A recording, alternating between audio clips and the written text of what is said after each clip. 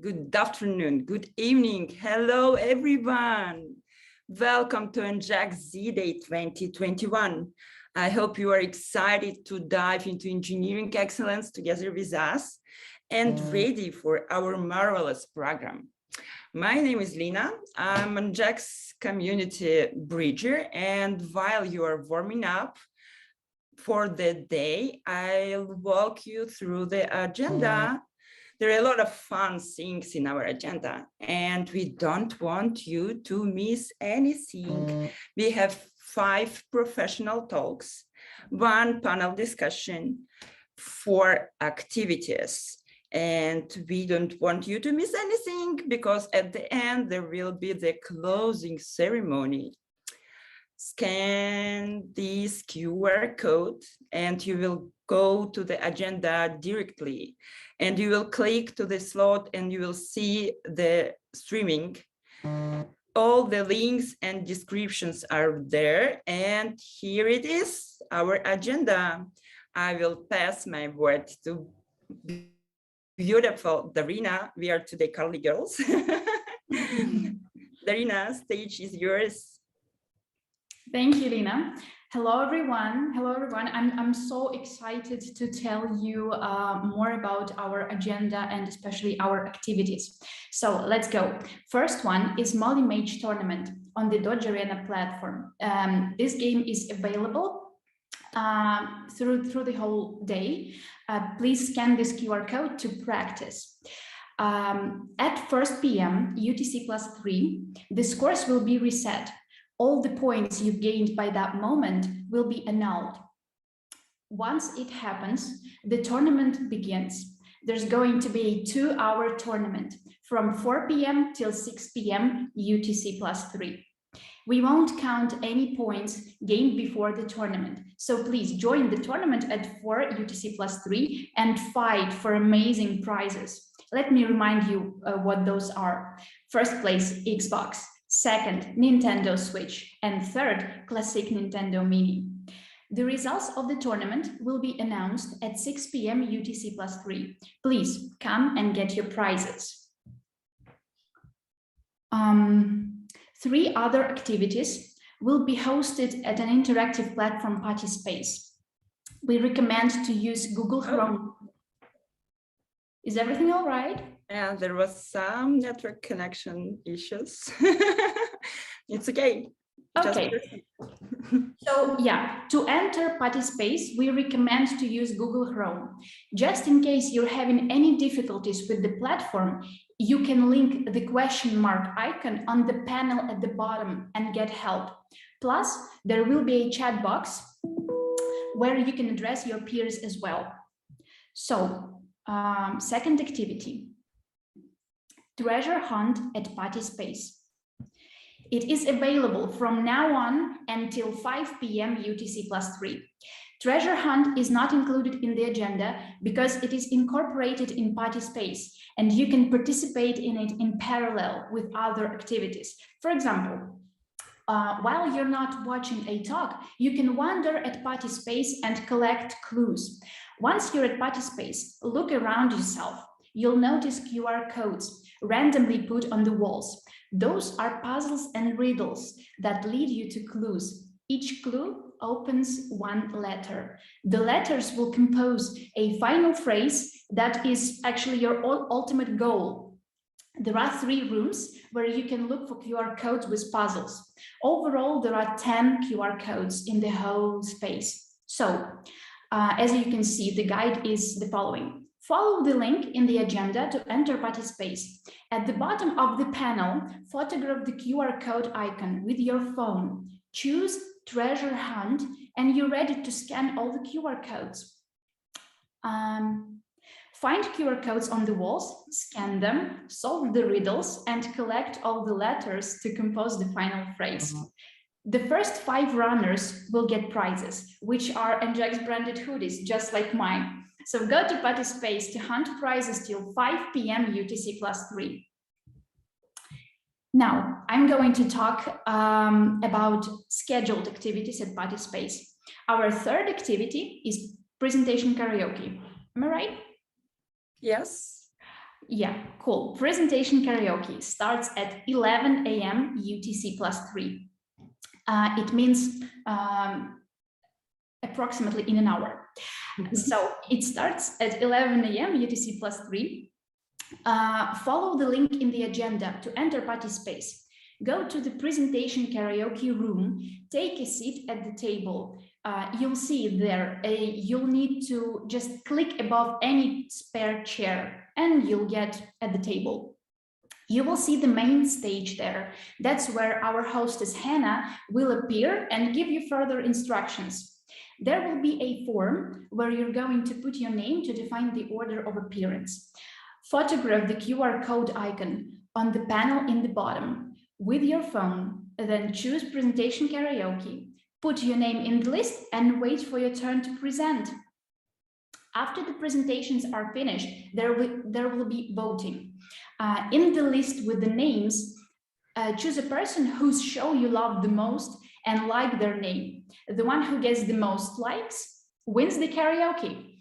Join at 11 a.m. UTC +3 and show us what you're made of.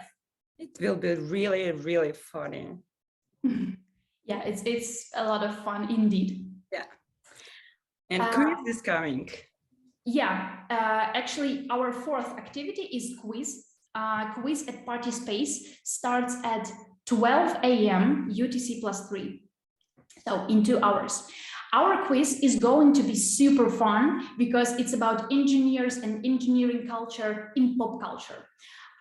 So it's about everything really fun, what we really love. The mechanics are quite similar as with karaoke.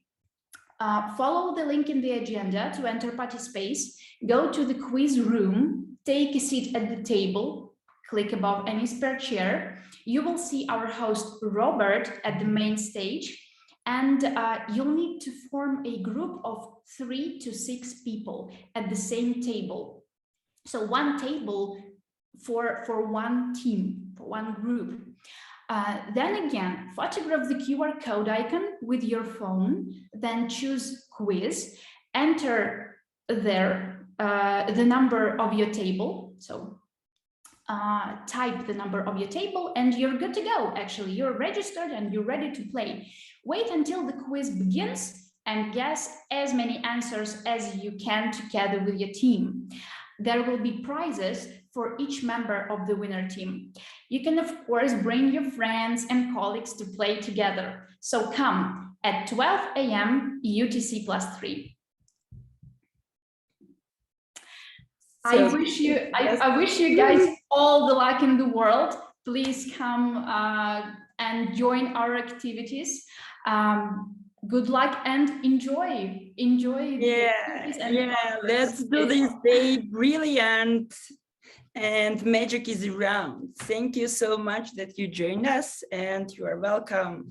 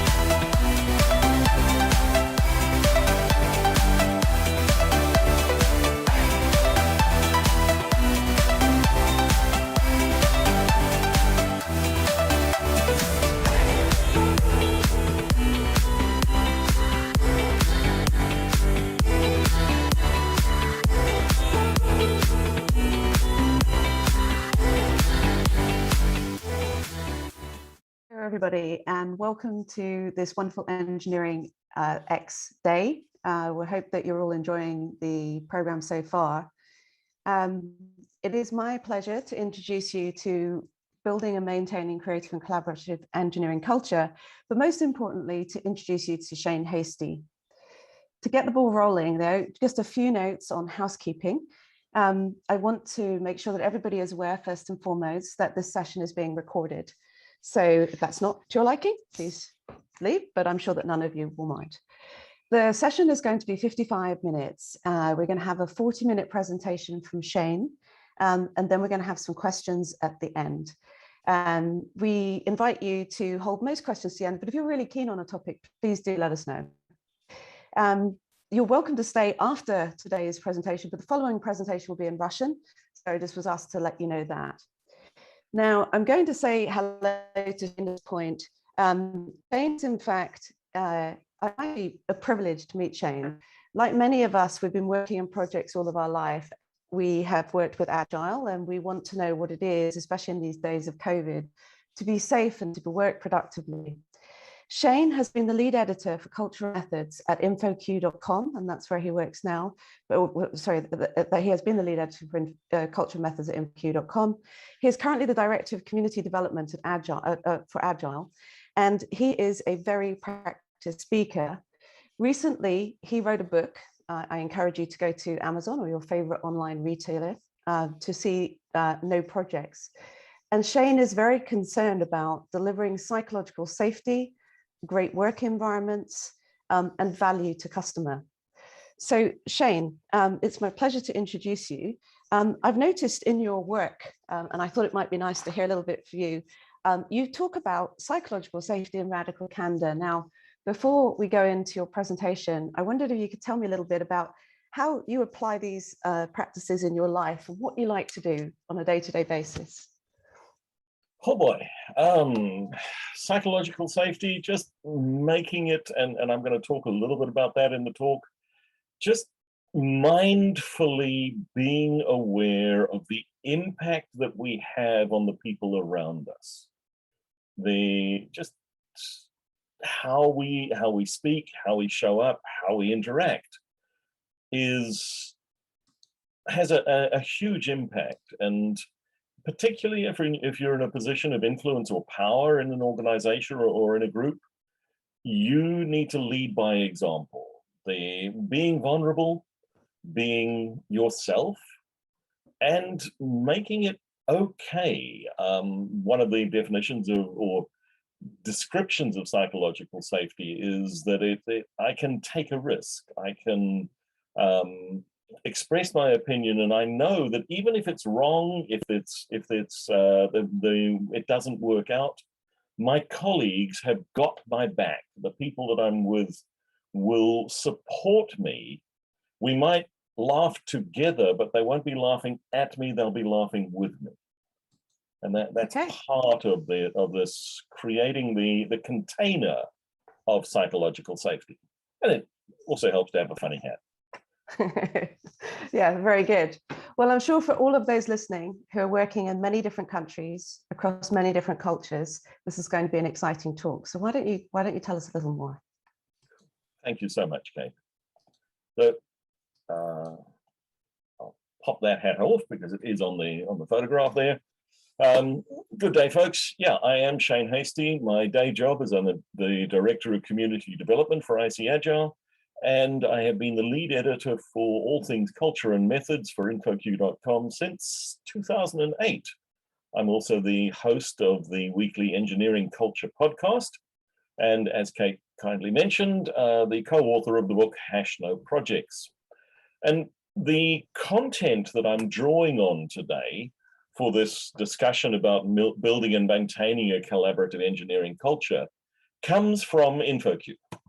So once a year, we do a thing we call the trend report, and this is the current one for 2021.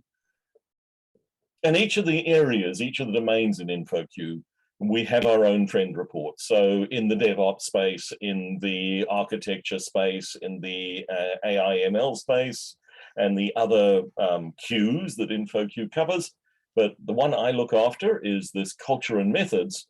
And here's what we looked at. So we present this across the technology adoption curve.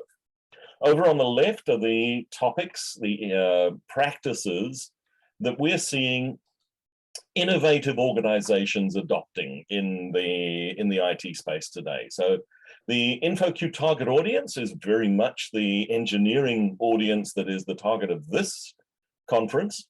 And we get about 1 million unique visitors a month to the InfoQ website. I'm going to encourage people to come there.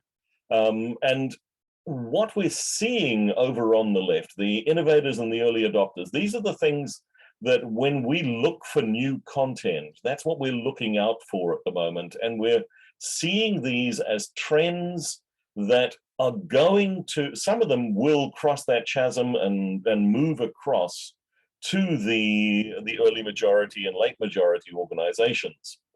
Topics that are over on the right are ones that we know we've already got a lot of content about on InfoQ. So we're explicitly focusing, and my talk today is looking at a lot of the stuff that we're seeing coming out of that left-hand side here. Things like developer experience, employee experience, team self-selection, good remote work versus bad remote work. We've all been thrown into remote work over the last 2 years, but there's a big difference between the organizations who are getting this right and the ones for whom it's still not really happening particularly well.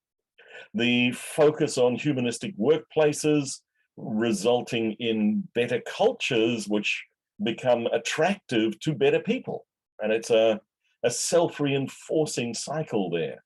The shift into leaders as coaches, topics such as host leadership, going beyond servant leadership, and some of the things I'm not going to talk about in this talk, but that are on the InfoQ site, things like the AI ML tooling, but even going so far as AI systems as teammates in technology teams, in development teams.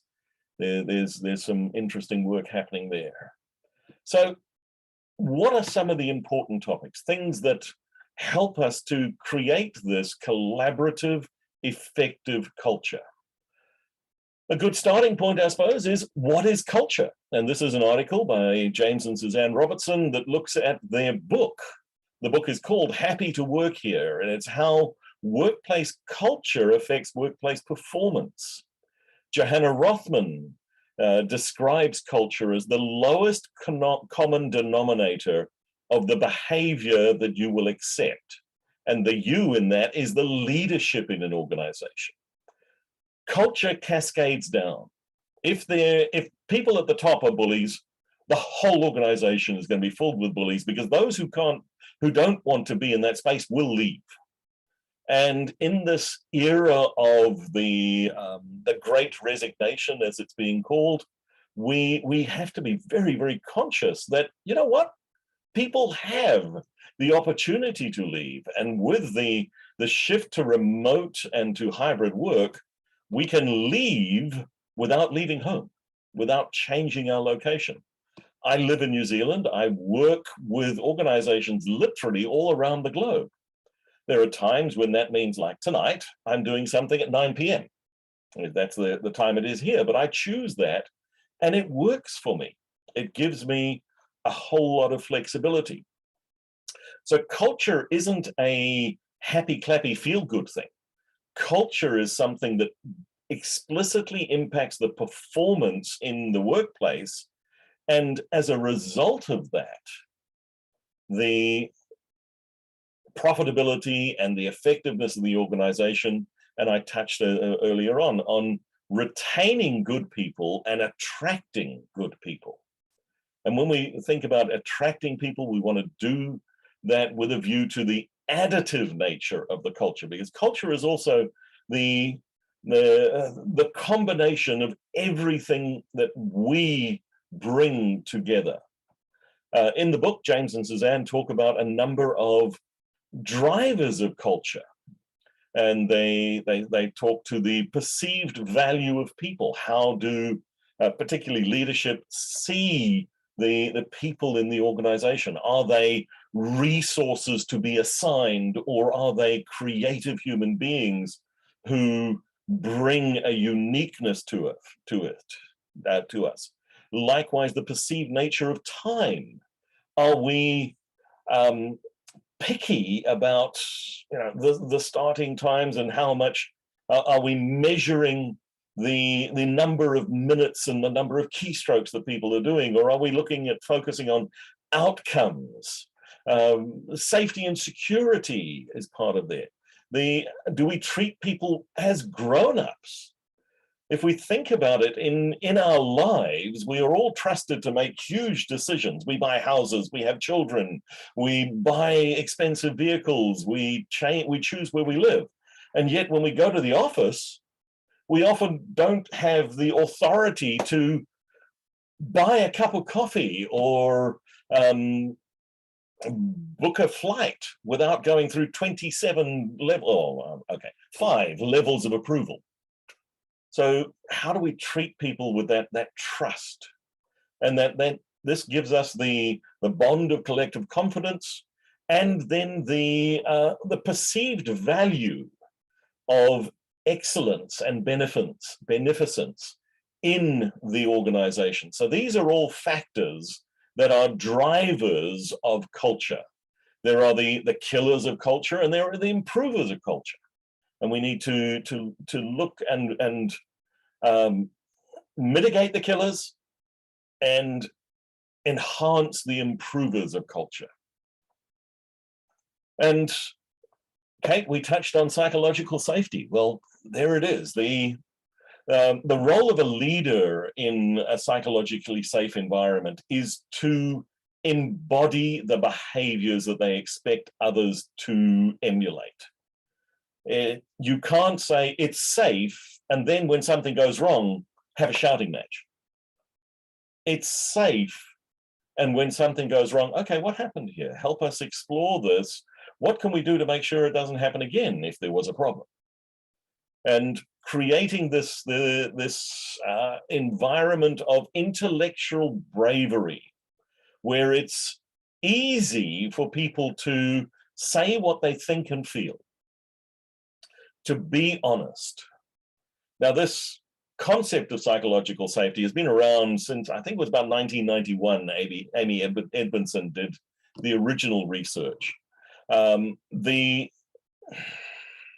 fashionable approach, or the fashionable recognition of it in the workplace, came with Google's Project Aristotle, which was 2015, 2016, I believe. So it's, and in Google's case, they found that psychological safety accounted for more than half of the difference between high-performing and low-performing teams in the Google context. It's linked to many aspects of performance and to innovation in organizations. And the leader's role to create that safe space and then allow people to experiment, because initially they're not going to trust. We're going to be very, very nervous unless there is already safety. If I'm a new leader and I'm trying to create this space of safety, I've got to give it time to distill through the organization and make it explicit, make it a very clear statement that we're aiming for this, and okay, we might make mistakes. When we do, it's okay to call us out. And then the leader's response is going to immediately show what the impact of that is. Do we really mean it? Or is it just lip service? And as with many of the organizational improvements and new ways of working and new ways of being in organizations, there is a lot of places where it's lip service, where it is lipstick on the pig, so to speak, where we change the language, but we do nothing about changing the behavior. And we're dealing with highly intelligent people. They know when it's not really safe. So if you are a leader looking to create this collaborative culture, you have to lead truly by example. And it's about the changes you make within yourself. And that's about mindfulness. That's about being conscious and aware of yourself as a complex system and as a part of this organizational complex system. And it's not much more than just keeping calm. It's a habit of deep reflection that leads you into a state of flow and gives you the emotional strength to hold that space of safety for your team. And I would encourage team members to think about, okay, how do I mindfully show up?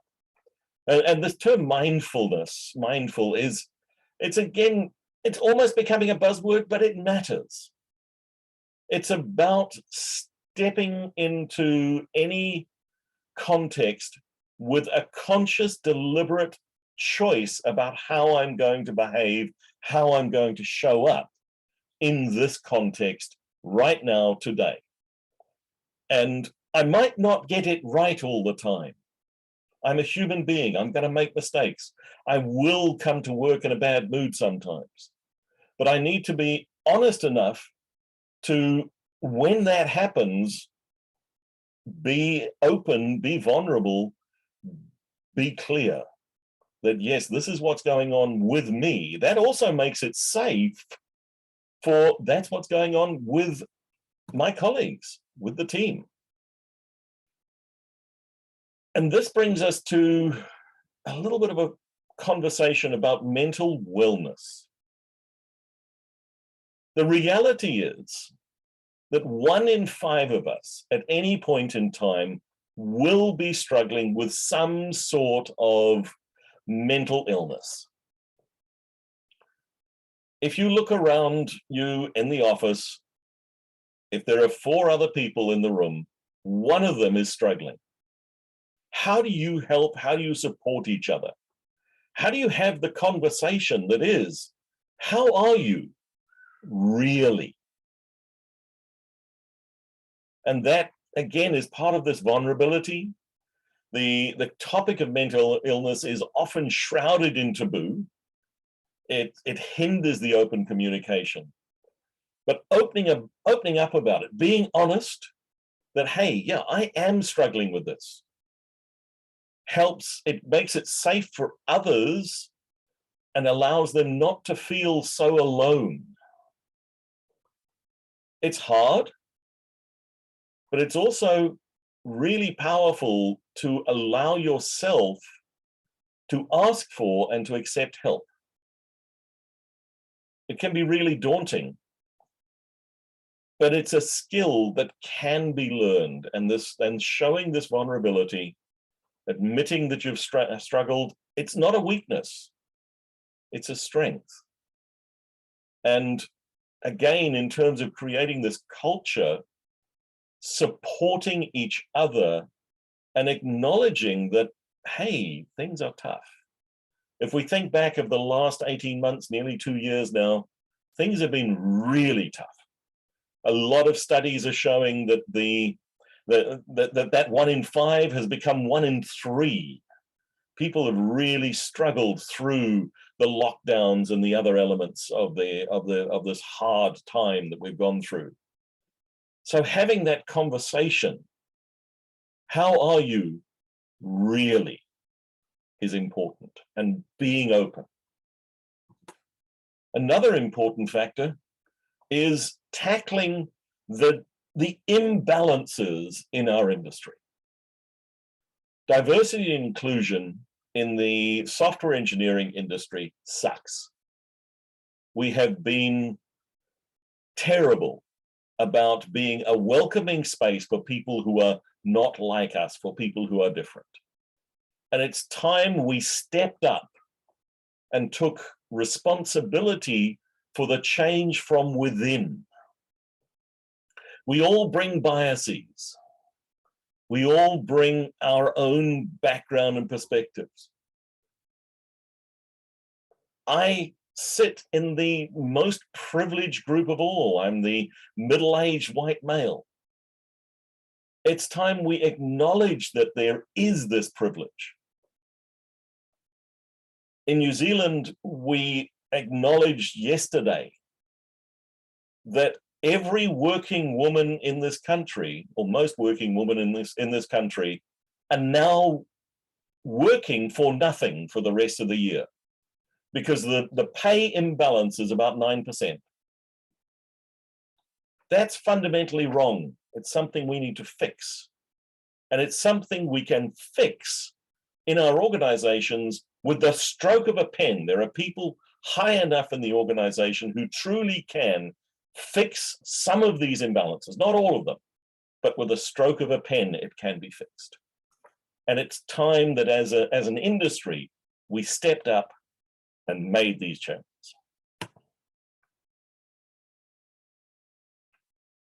And this brings me to, how do we make sure that we are welcoming? If we want to build this great collaborative culture, the onboarding process, when we bring people into our organization and into our teams, is one of the first places, and it starts before they walk in the door. It starts with the first interaction with our organization. How do we show that this is a great place to be, and we invite people in when they arrive? I don't know about you, but I have been in a situation where I've arrived in an organization ready for my first day of work, excited, gone up to the reception desk and said, "Hey, I'm Shane. I'm here to start my new job." Let me, who you supposed to be meeting? Yeah, no, they're not there yet. Can I find the, and you spend the first morning sitting in reception feeling like unwelcome and just disregarded. But then maybe you get into the office and they've got a desk, but there's no computer, and you haven't got a login ID, and you haven't got access to all of the production tools that you need, and so on and so on and so forth. How do we change that? How do we make that onboarding experience one that shows that not only are you welcome here, we're glad that you're here because of the additive nature of what you are bringing to our culture? And it's not difficult. How do we then expand that to the overall employee experience all the way across and through the organization? The developer experience, the employee experience. How do we remove the friction? Why do we need those 5 layers of approval to make a small change to a, I saw one space, one company where to spin up a new test server took 3 months of procurement, authorizations, and permissions. It was ridiculous. And it wasn't, they weren't going to buy a new server. They were just opening up another instance of an existing cloud infrastructure. And it took 3 months. That sort of friction in the developer experience is ridiculous and shouldn't happen today. The cognitive load in the processes get in the way.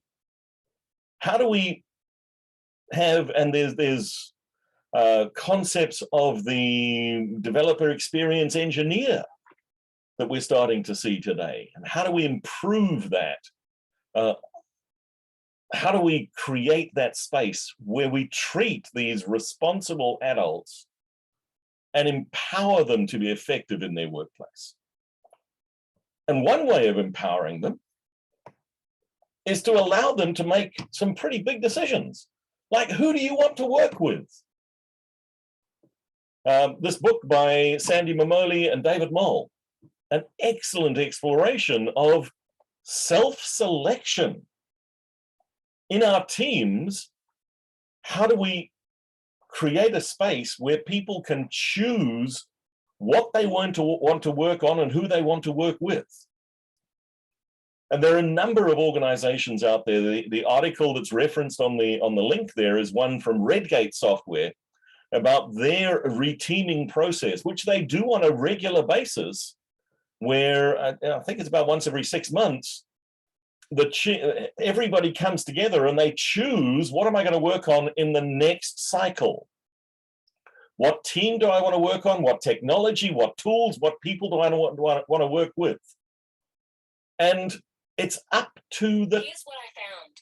It's up to the teams to make those decisions. And yes, we put some sensible guidelines in that you can't have a team that doesn't have all of the skills needed. And you have to have the skills in the technology, or you've got somebody who in the team who can teach you the technology stack that you're going to work with. And there's some guide rails we put around it. But again, this is about treating the people in our organization like responsible adults. They make these kinds of decisions for themselves at home on a regular basis. We choose who we want to hang out with, who we want to work with, in volunteer organizations and so forth. Well, why can't we do it more in the workplace? And this needs a huge shift in the skill of the leaders. We need to shift from being the directive manager to the supportive leader. We've heard the term servant leader. There's another term that I'm finding much more attractive, the host leader. If you think of the host at an event, they are facilitating and making sure that everyone is productive and has a good time. That's the responsibility of leadership, to remove the obstacles, to create that space where the people in the team, these highly skilled, excellent professionals that we have employed because they're amazing problem solvers and really good at the job that they do, because that's why we employ them, that these people are able to be as effective as possible. And as a leader, I need to show up with empathy. I need to show up with facilitation skills. And the image here is some of the tools from Liberating Structures. As a leader, go and learn to be a good facilitator. Go and learn to be a good coach. And a coach is about supporting people. And think of that concept of host leadership. And if we have that space, we can get to an environment of radical candor. And Kim Scott wrote the book literally called Radical Candor that this comes from. And she says there are two dimensions: the care personally and challenge directly. How much as a colleague or as a leader do you care about this person? And can you challenge? Is it safe to challenge? On the bottom left, where we don't trust, we don't care, and we don't want to challenge, you see manipulative insincerity. Oh, that's nice. On the bottom right, where I can challenge, but I don't particularly care, you see obnoxious aggression. You fool. How could you do that? On the top left, where you care, but it's unsafe to challenge, you get the ruinous empathy. Oh, you poor person. And in the top right, where you genuinely care, about that person you're working with. And where it is safe to have these challenging conversations, you get to a space of radical candor where you can say, this happened, this was the impact. What are we going to do about it? How do we overcome this? And we can create that space where people grow and we experience and we see profound change. It's hard to get to that space, but it's incredibly valuable for the people and for the organization when we can. And I would point you to the wonderful conversation I had with Kim on the podcast, and also to the book, Radical Candor. Think about our organization structures, the approaches that we take. The image on the left there is from my book, the #No Projects, where the approach of working in value streams, thinking about products, not projects, and changing all of the way that we tackle the delivery of value to our organizations. But we also want to look at other structural differences. How do we bring in ideas like sociocracy, like holocracy, Jutta Eckstein's work, and Jutta and John, on beyond budgeting, open space, sociocracy, and agile, all woven together, and the book is called Bossa Nova. On InfoQ, we have a whole EMAG, a whole, it's a mini book that looks at how organizations brought this in. And the whole idea here is moving to flatter organizations with more empowerment of the people in the teams doing the work. Another thing I would point you to, and this is a wall of text, so don't try and read it, but the work of Manuel Pias, and I can mark, and I've, to my chagrin, I've forgotten their name, his name, but the book is Team Topologies. And it looks at the structure of team. It taps into things like Conway's law and makes suggestions and gives you guidance on team and organizational structures that are going to be effective in different contexts and at different levels of maturity in your organization. The book, there it is, Matthew Skelton and Manuel Pias. Talks about the different types of teams, and that's what's in the images here, and it gives you the context for where each is most appropriate, and also pointers for when you should not use it. So there's some very powerful stuff in there. Again, we've got articles about it, and I would point you to that book to think about deliberately focusing on shifting the structures of our organization in order to facilitate the engagement of people and the flow of creativity. And another book that I would point you to is the work of Richard Sheridan. How do you create joyous workplaces? And I was privileged a few years back to spend a week with Menlo Innovations. And Menlo is an amazing organization. They build life and safety critical software, and they've embodied the philosophy, the principles of extreme programming and of all of the agile approaches, and they've taken it, they've turned the dial up to 11. What you see here is a photograph I took of the daily stand-up. Now, the daily stand-up can be micromanagement from hell. But in this organization, it's a collaborative event where people let each other know what help they need in the work that they are doing right now. And there were 75 people in the room. The daily stand-up finished in less than 15 minutes.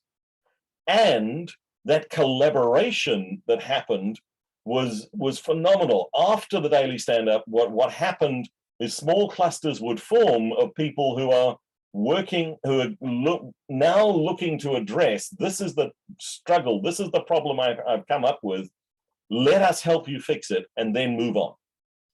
And that's just one example of the great collaboration. I would point you to two Richard's books, the first one, Joy Incorporated, and the second one, Chief Joy Officer. And again, we have a number of articles there on InfoQ about them. Ethics and tech for good. Our industry has an ethical problem. We need to tackle this, and it's time we stood up. There are a number of codes of ethical conduct for software engineering. I'm going to say that not 1 in 100 software engineers has read a code of ethical conduct, never mind committed to one. The one I would point you to is the Association of Computing Machinery Code of Ethics and Professional Conduct. It helps us reflect on the impact of our work. And at InfoQ, we've tackled this. We've deliberately made it uncomfortable because we call it out. What are the ethical impacts of things like the blockchain? What are the ethical impacts of AI? What does it mean to be an ethical software engineer? Why should we care about technology ethics? What is the impact of the work that we do? And aligned with ethics is a conversation about climate change. Our industry consumes around about 7 to 8% of the energy produced in the world today. We have a bigger carbon footprint than the airline industry. There's a lot we can do, but there's also a lot we can do to put pressure on the providers who can really make a difference. The big consumers of that energy are the cloud providers, the Amazons, the Googles, the Microsofts. Well, we can start talking to them about, hey, I want to make sure that where I'm hosting my services, the energy is clean and green.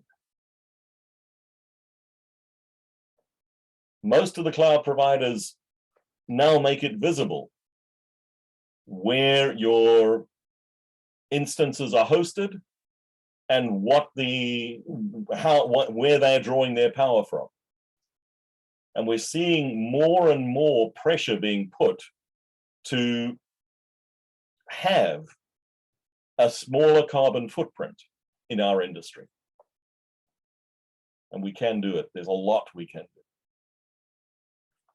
So I hope I've given you some food for thought.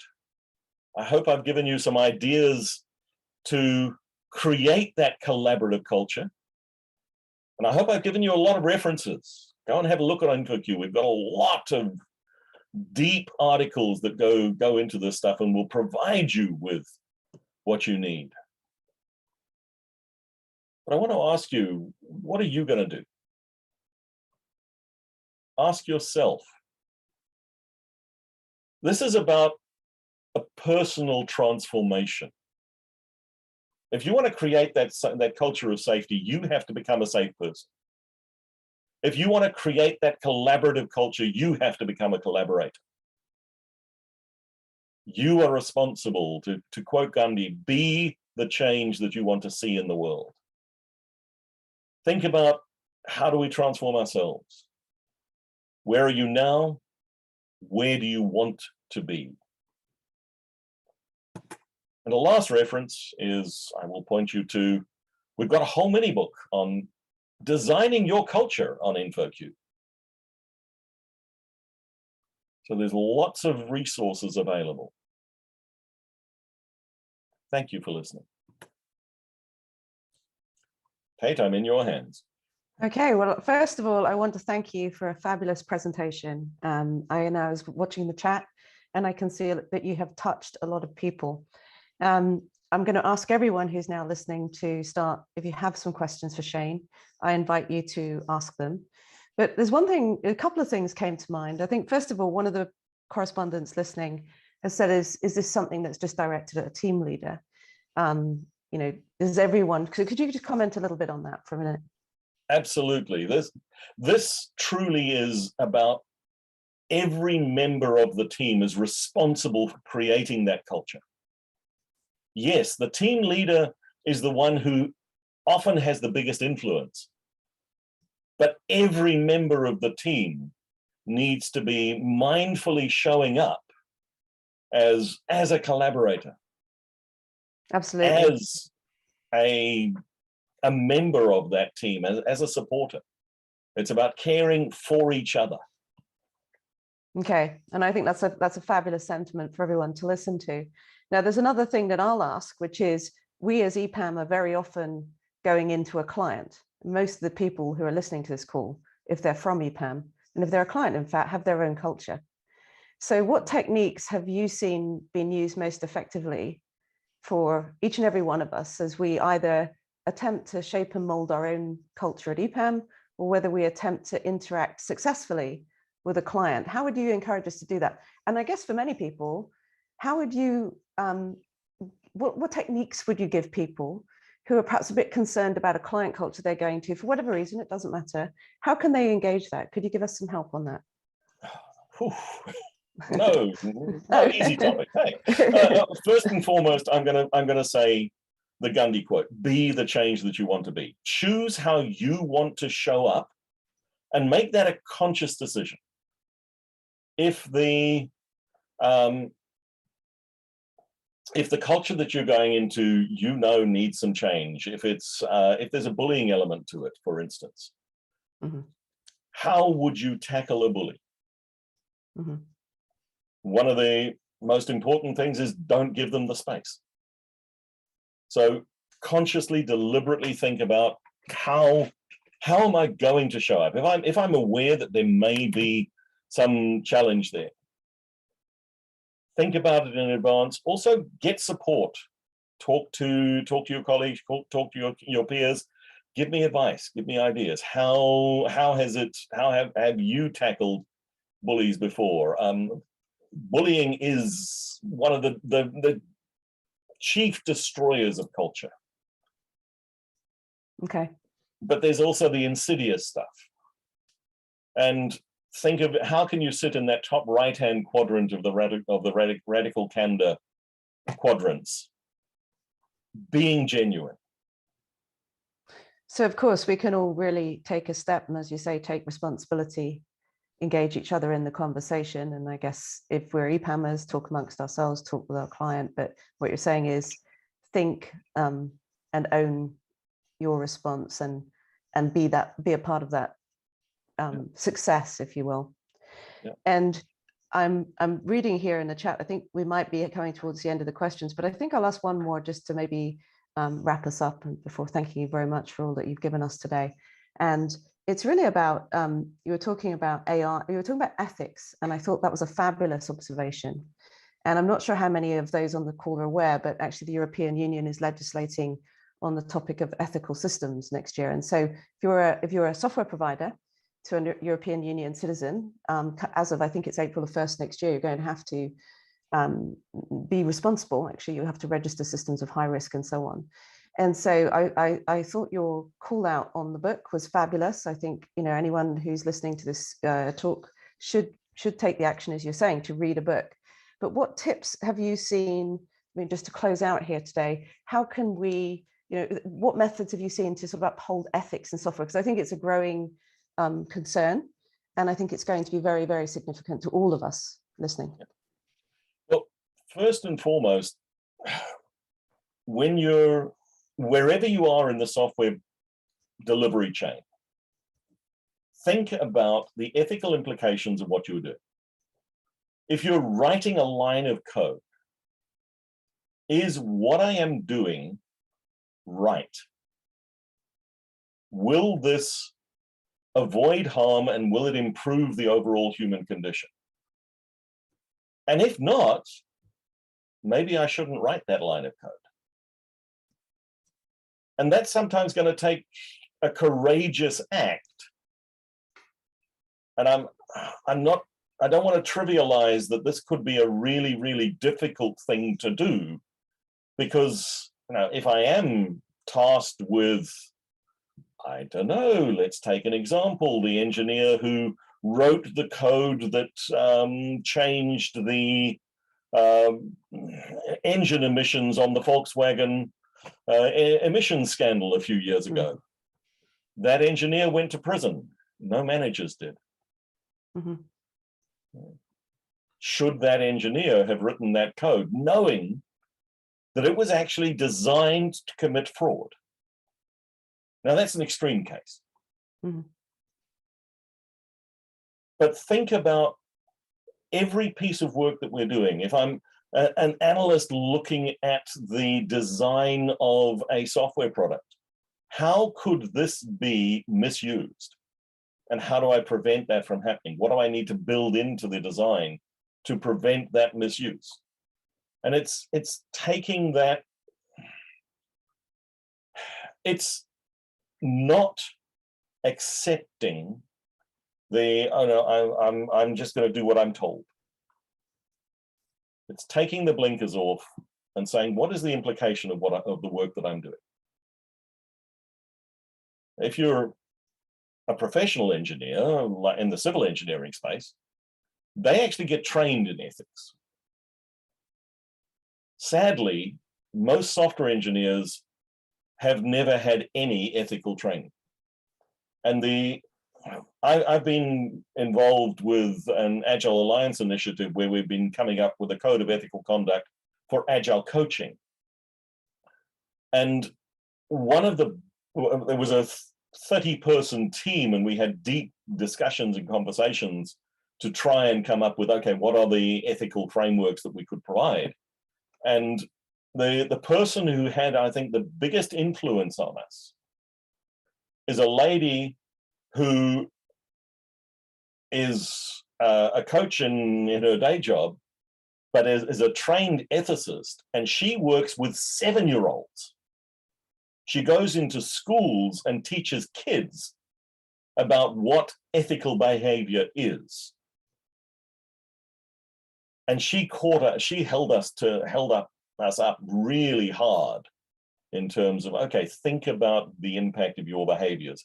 If a 7-year-old can do this, why can't you? And it's thinking about the scenarios and the implications and the what ifs. So I think you've made fabulous points. And I think that's a really, really significant one for us to all think about as we leave the call today and think about our role in ethics. So I just want to take a moment to say thank you so much, by the way, for being here today, for opening our minds, I think, to the side of software development that, frankly, I think is the most important part. And I've worked as an engineer myself and written code myself, but I think through my life, I've understood that it is about the people. It is about, as you said, psychological safety, radical candor, and productive collaboration. And I think making that real is super important. And I think, you know, for those on this call, if you want to read more, here's Shane. You know, contact me, we can contact him. And also do remember that he has a book, and I think it would be great for us to take a moment to read that. So thank you again, Shane. I know it's getting late over there. Thank you so much for your time. We really enjoyed it. Thank you. Bye-bye.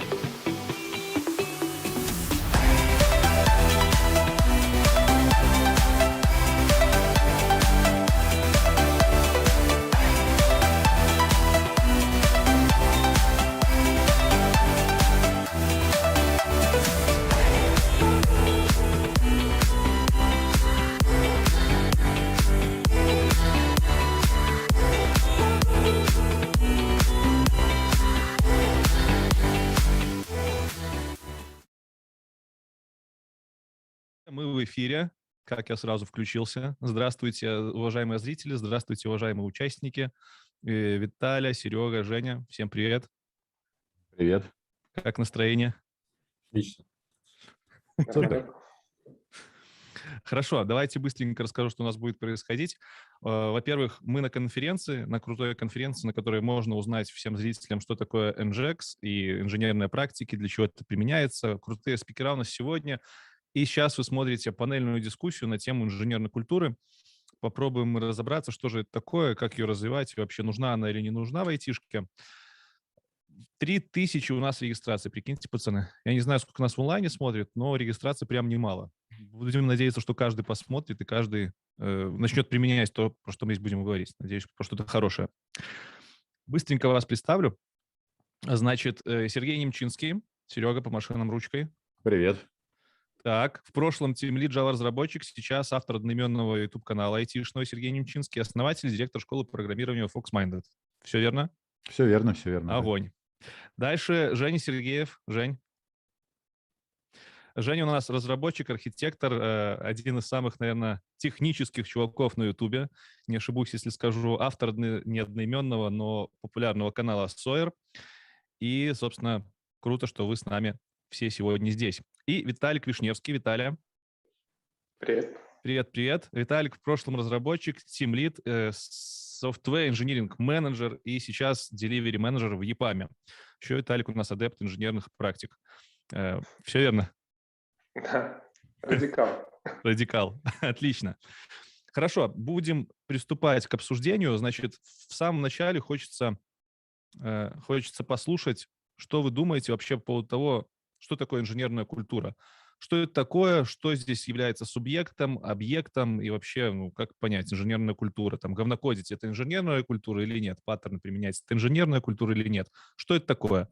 Давайте, наверное, пойдем по порядку, начиная с конца. Виталик, тебе слово. Да, спасибо. Я скажу так, что инженерная культура это точно так же, как и обычная культура. Да? То есть отношение людей к людям, к делу, к работе, к повседневной жизни. И, соответственно, для меня культура это всегда начинается с уважения прежде всего к себе, уважение к своим коллегам, ну, к ближнему окружению и, в принципе, к дальнему окружению тоже.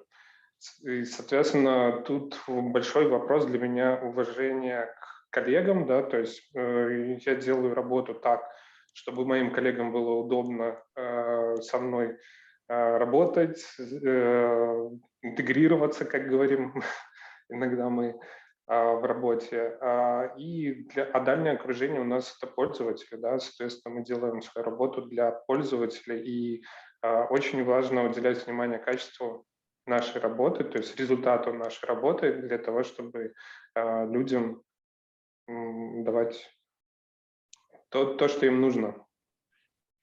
И для меня вот как бы культура про это, про качество и про взаимодействие со всеми окружающими людьми. Блин, ну так звучит как будто бы про все на самом деле. Да. Парни, не стесняемся встревать с вопросами, если что, у нас формат дискуссии панельной, поэтому можно добивать друг друга, дополнять друг друга. Да, следующим я предлагаю высказаться Сергею. Хорошо, давай я выскажусь. Ну, я совершенно согласен с Виталием, на самом деле, и, безусловно, культура – это про уважение, и в том числе про уважение через код, про уважение через другие артефакты, которые мы создаем. Документация, например.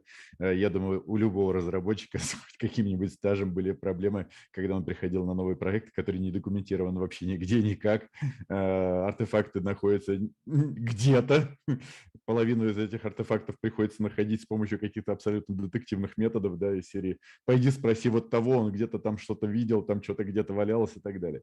И, безусловно, все это укладывается в культуру проекта и как часть в культуру всей компании. И я бы сказал, что Ну, тут явно просматривается необходимость всей компании как бы устанавливать какую-то культуру общую для компании и, соответственно, каждому проектному менеджеру, каждому тимлиду, техлиду следить за своей частичкой этой культуры для того, чтобы облегчить работу и новоприбывшим онбордящимся ребятам, и, в общем-то, любым коллегам, любым смежникам, кому угодно, с кодом, с другими артефактами, с тестами, с документацией, с CI/CD-инфраструктурой, со всем остальным. Вот. Если она плюс-минус стандартизована в рамках всей компании, ну, безусловно, любым людям будет проще переходить из проекта в проект, потому что он будет находить, ну, плюс-минус на тех же местах то, что он ожидал, и код будет плюс-минус в том же стиле, да. Если же компания работает в таком режиме, сори, меня что-то замьютило. Если компания работает в таком режиме, когда каждая команда там как нравится, так и пишет, то, конечно, переход из команды в команду это будет больно, прям очень. Но в любом случае ответственность за поддержание именно базовой структуры, культуры и именно самый низовой руководитель. Ну, то есть я считаю примерно либо тимлид, либо техлид, кто отвечает именно за эту часть. Так, про распространение этих культур мы еще дальше поговорим. Спасибо, Серега. Жень, есть что добавить? Да, в моем понимании инженерная культура – это вот совокупность достижений компании, людей, инженеров, которые в ней работают, направленная на комфортное, такое целеустремленное движение к результату. И, собственно говоря, основной для меня критерий культуры инженерной – это не мешать друг другу, а наоборот с помощью культуры доносить стандартные и распространенные методики, документация, как Сергей сказал, тестирование и, в общем-то, создавать комфортную среду для существования каждого инженера. Ну, как-то так. А бывает ли так, что культура вообще отсутствует? Потому что пока что кажется, будто бы культура всегда есть. Условно, без культуры как бы и нормально разрабатывать, наверное, не получается, если ты не один разработчик. Условно, можем ли мы назвать какие-то яркие примеры отсутствия вот этой вот самой инженерной культуры, самые яркие косяки, которые с ней могут происходить, чтобы от противного понять, а что же такое эта культура?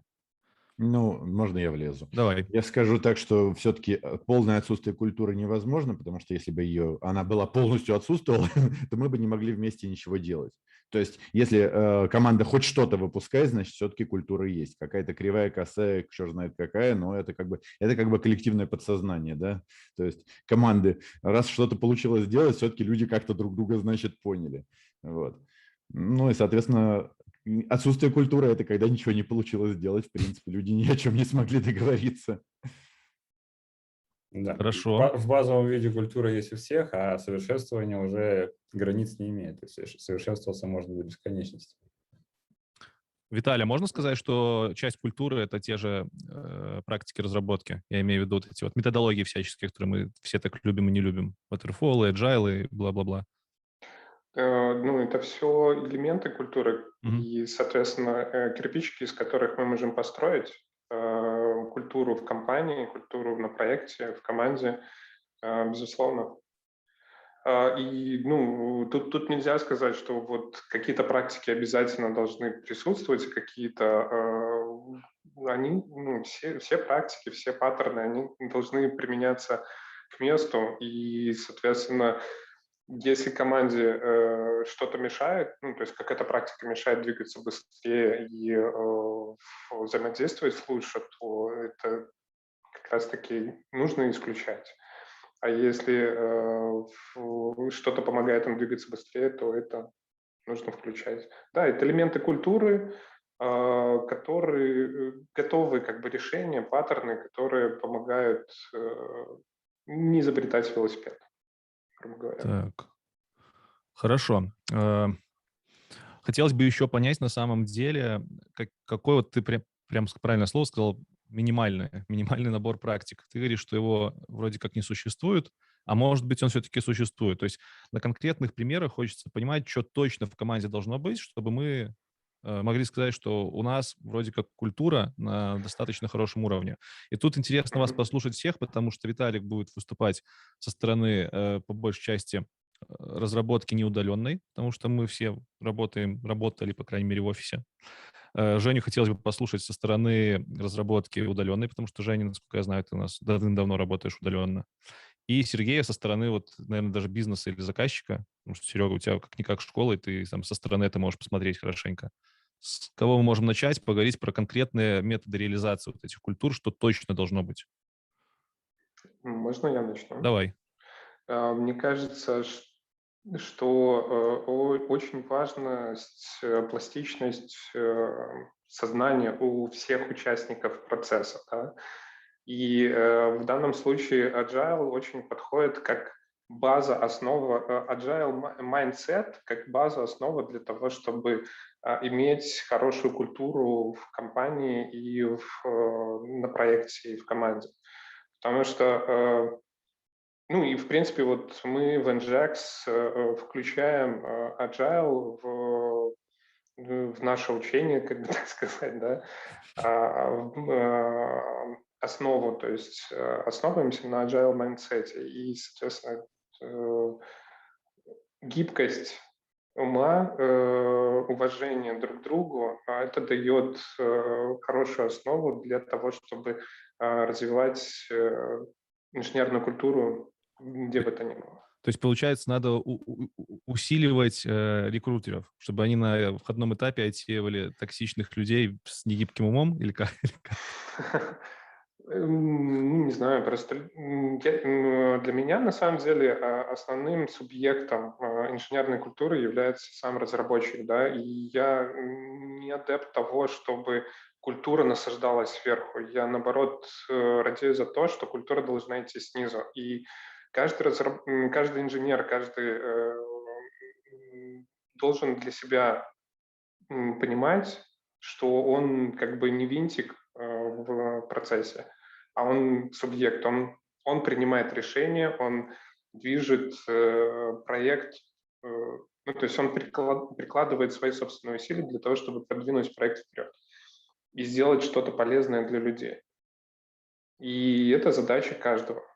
Ну, мое личное мнение, что культура должна идти снизу вверх, прежде всего. Так, хорошо. Забавное замечание, наблюдение, что про культуру, идущую снизу, говорит человек, который работает в одной из самых больших сервисных компаний. И, в принципе, это логично, когда в сервисной Но компании я сам возникает пришел какая-то... снизу. Да, хорошо. Знаю, о чем говорю. Женя, Сергей, есть что добавить с Я ваших вот, позиций? знаете, по поводу культуры, я тут сижу, мы начали как бы, что это такое, как не прийти, но мне кажется, важно сказать, вот неважно, удаленно ты работаешь или нет, все начинают обычно с вопроса «зачем?». Вот зачем конкретно обычному разработчику нужна культура, зачем компании нужна культура, зачем клиенту нужна культура, то есть что они от этого реально выигрывают. Может быть, если вообще ничего не делать, окажется, что ничего не изменится, да? И вот когда я начал работать удаленно, у меня как раз возникла эта проблема, потому что надо понимать, что удаленное общение, то есть культура, она на самом деле продвигается в значительной степени через общение. Если ты сидишь один перед мониторами и ни с кем не общаешься, то как бы очень сложно понять свое место в компании, очень сложно понять именно, ну, даже въехать в методологии и в идеи компании очень сложно.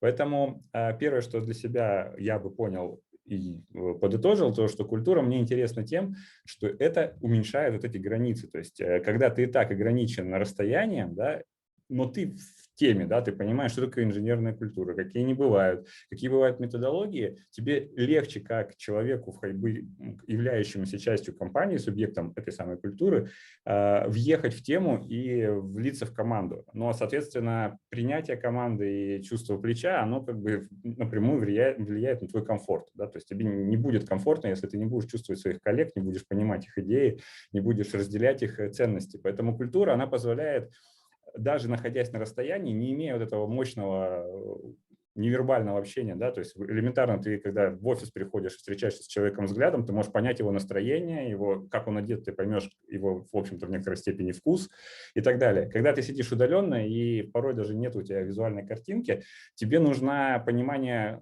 того, что вообще бывает в компании, да, какие культуры внедряются, какие методологии. Это тебе дает, это становится твоим референсом на позицию того, чтобы быть частью коллектива, быть частью команды и въехать в это. Вот это становится начинает играть большую роль, сильнее начинает играть. Поэтому вот методологии, это документирование, это все это техническая часть, но есть еще и не техническая часть. Да? То есть любая культура компании строится не только на работе и на целях компании, но и на нерабочем общении. И вот как бы его приходится компенсировать уже самому, общаясь с людьми, там, по чату. Бывают командировки, это, конечно, вообще здорово и так далее. И вот в совокупности ориентир получаешь ты именно из того, как вообще в лидирующих компаниях, в нормальных компаниях принято выстраивать культуру, инженерную культуру внутри компании. Без этого было бы просто, даже, мне кажется, сложно понять, как вообще себя найти, свое место и как комфортно взаимодействовать с коллегами. Правильно ли я понимаю, что в случае удаленной работы тут нужно быть более проактивным, чтобы все вот эти невербальные штуки закрывать?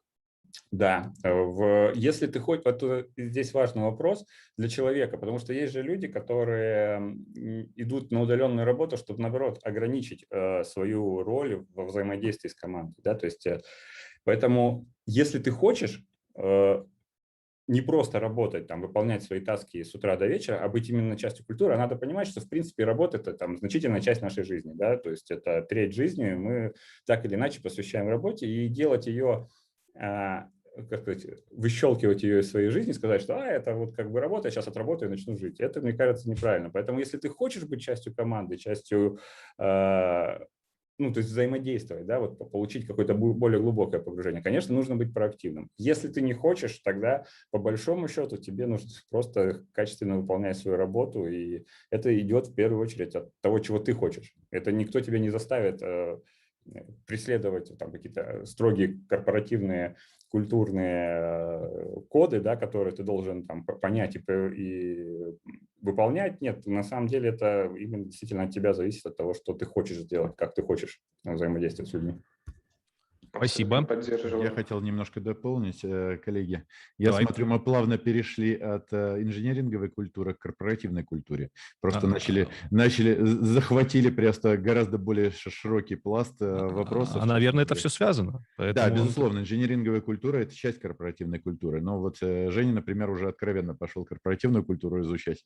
То есть там взаимоотношения коллег, там умение там коммуницировать и так далее. Не-не-не, но я абсолютно с ним согласен. И все, безусловно, без корпоративной культуры на самом деле компания просто не может существовать. То есть фактически это не компания, это просто, ну не знаю, там группа людей в лифте, да, или там в автобусе. Вот они как бы вроде бы как заняты одним и тем же делом, едут в ту же сторону, но у них нет общей культуры, и они ничего не делают по большому счету вместе, да.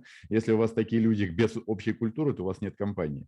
Вот. Поэтому, безусловно, конечно. Просто инженеринговая как более узкая вещь, да, то есть вопрос именно скорее не о коммуникации конкретных людей вербально, да, а скорее коммуникации через код, через другие артефакты, через способы решения и так далее. Он, как любая другая часть корпоративной культуры, позволяет как подсознание принимать решения гораздо быстрее. И всей команде как единому целому, просто очень быстро принимать решения. Но если у нас так принято, мы всегда вот так делаем, да, вместо того, чтобы постоянно друг друга дергать вопросами, а куда это положить, а что тут дописать, а что тут надо, а вот это надо, не надо, а вот куда там и так далее. Если мы, каждый член команды четко знает, как у нас все это принято, он просто это делает. И другой член команды его не спрашивает, где это лежит, потому что он там это находит.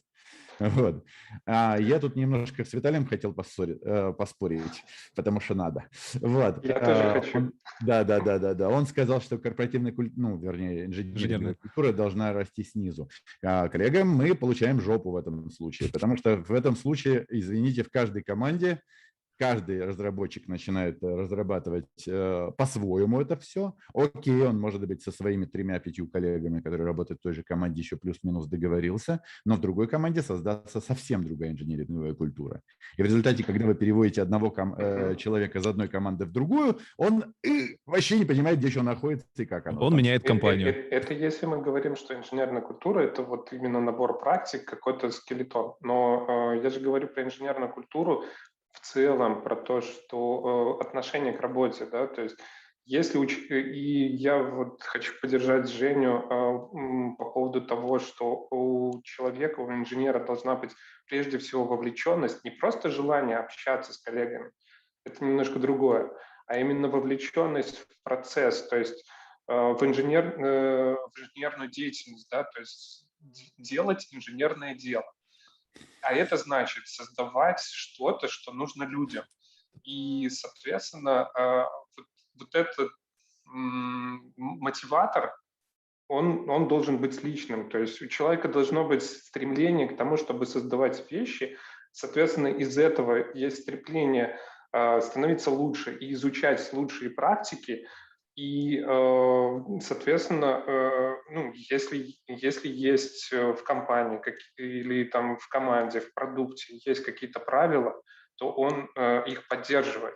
То есть Если эти правила есть, а вот этого внутреннего желания, стремления делать свою работу хорошо нету, то практики ничего не решат. То есть Виталик говорит больше о том, что человек должен быть готов применять эти практики Да. и не противиться этому. Но, типа, спускать их, наверное, конечно, удобнее откуда-то из другого места, про которое надо сейчас тоже поговорить. Движение сверху вниз и снизу вверх должно быть одновременно. Так, коллеги, А у меня- я все-таки хотел договорить, извините.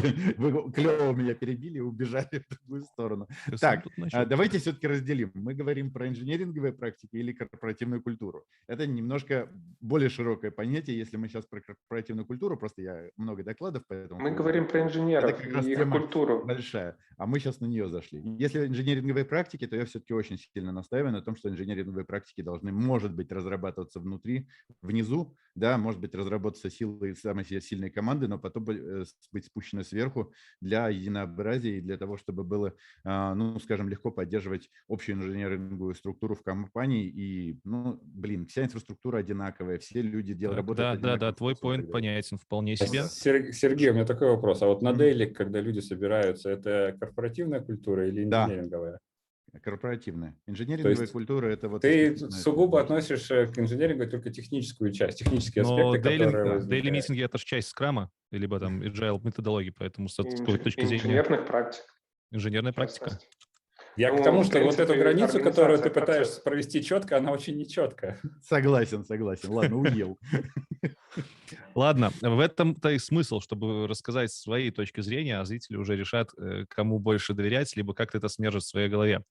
Но коль уж мы заговорили про то, откуда это спускаться, должно либо не должно, давайте поговорим, собственно, ну, а кто это должен делать в команде? Там условный инженер, либо тимлид, либо вообще там директор должен сесть и такой, все, я решил, будет так. Я не знаю, что вы там делаете, программисты, но я почитал. Вот как вы думаете, кто в команде может стать ответственным за вот внедрение этих практик? Один это человек, вся эта команда. Как это происходит?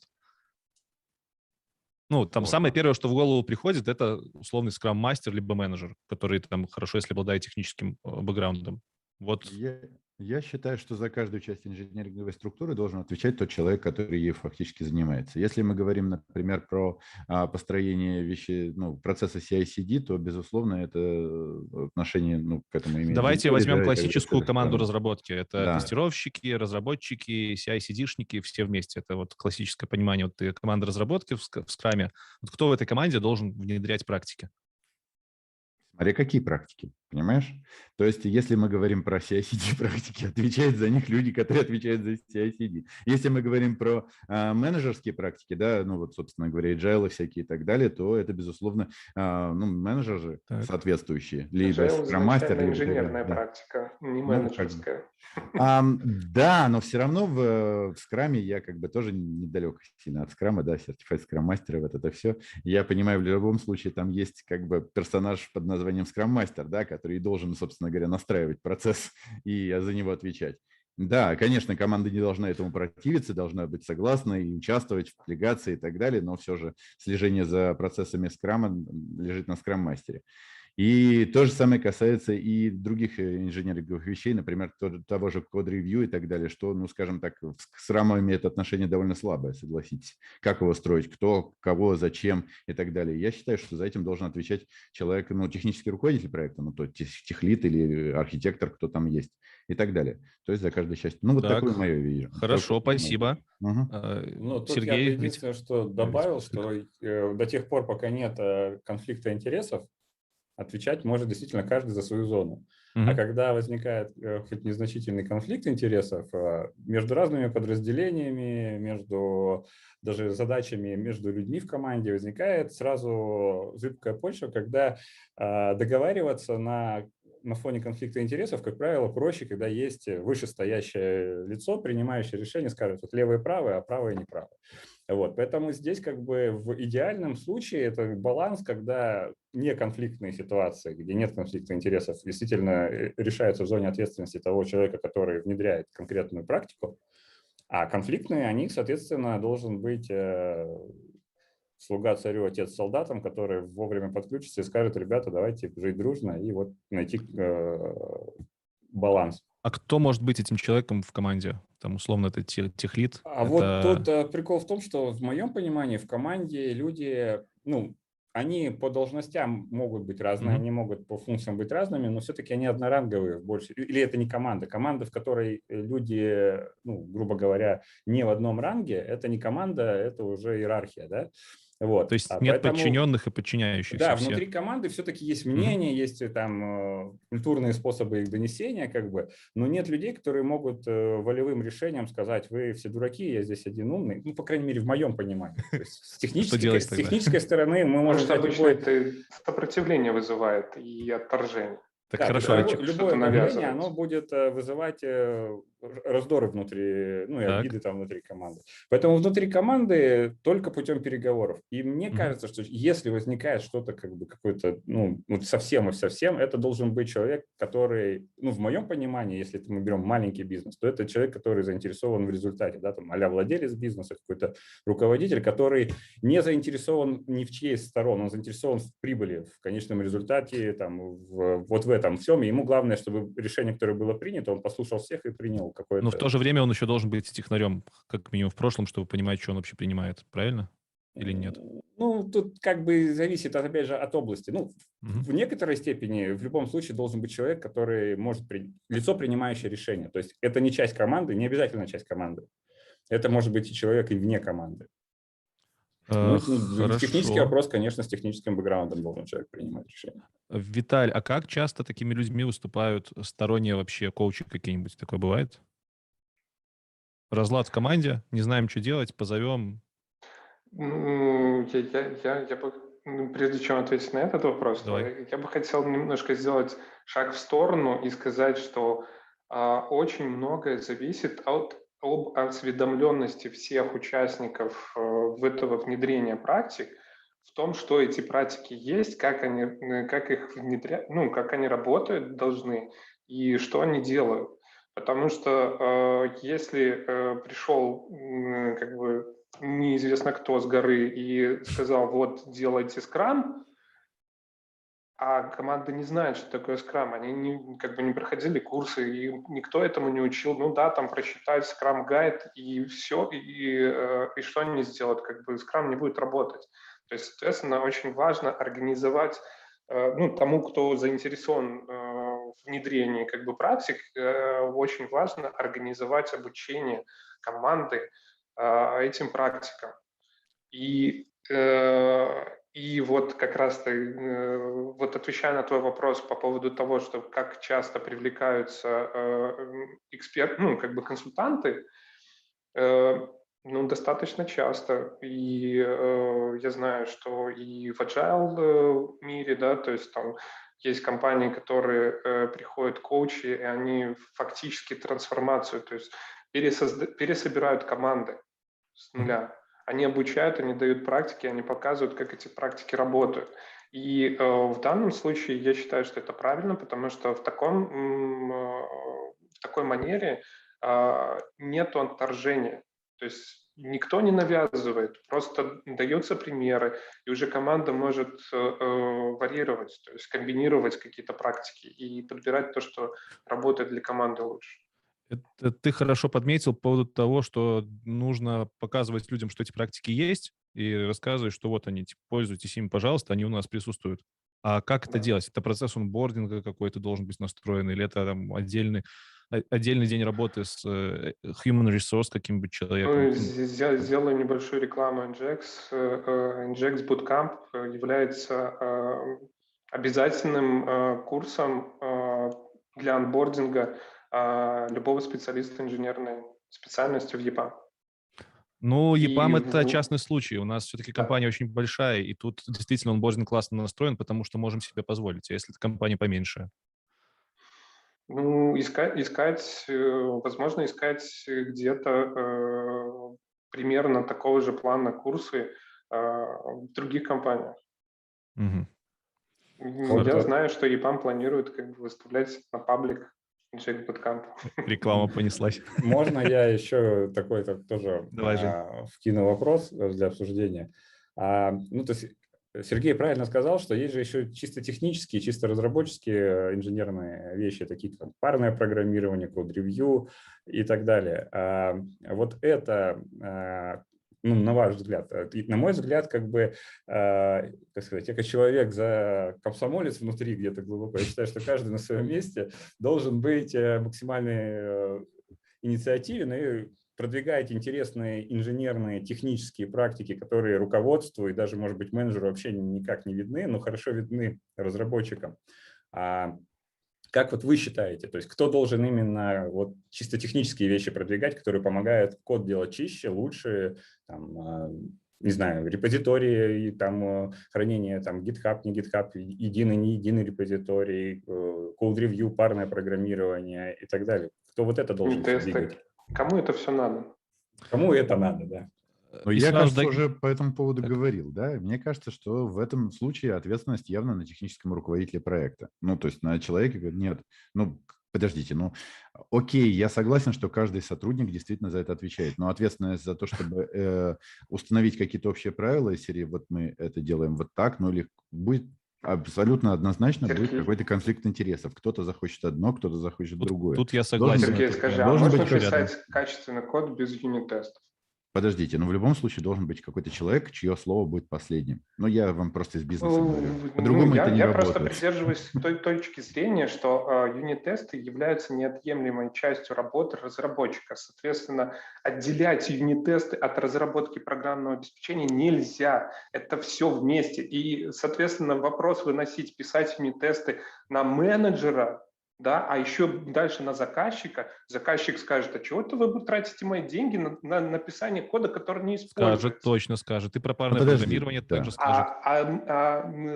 Поэтому в данном случае в юнит-тестах основной интерес у инженера. Его интерес в том, чтобы в дальнейшем, когда он будет вносить изменения, чтобы он их мог внести легче и проще. Соответственно, быстрее сделать свою задачу и быстрее заказчику выдать Так, функционал. хорошо, твоя позиция понятна.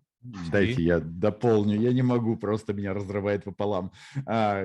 Все это прекрасно. Мы все в душе комсомольцы, все уверены, что каждый разработчик в душе хочет написать очень хороший код. Но давайте будем честны, я не знаю, я просто тем лидом проработал, наверное, лет 15, и постоянно попадались мне программисты, которые считали, например, что те самые юнит-тесты ему не уперлись никуда.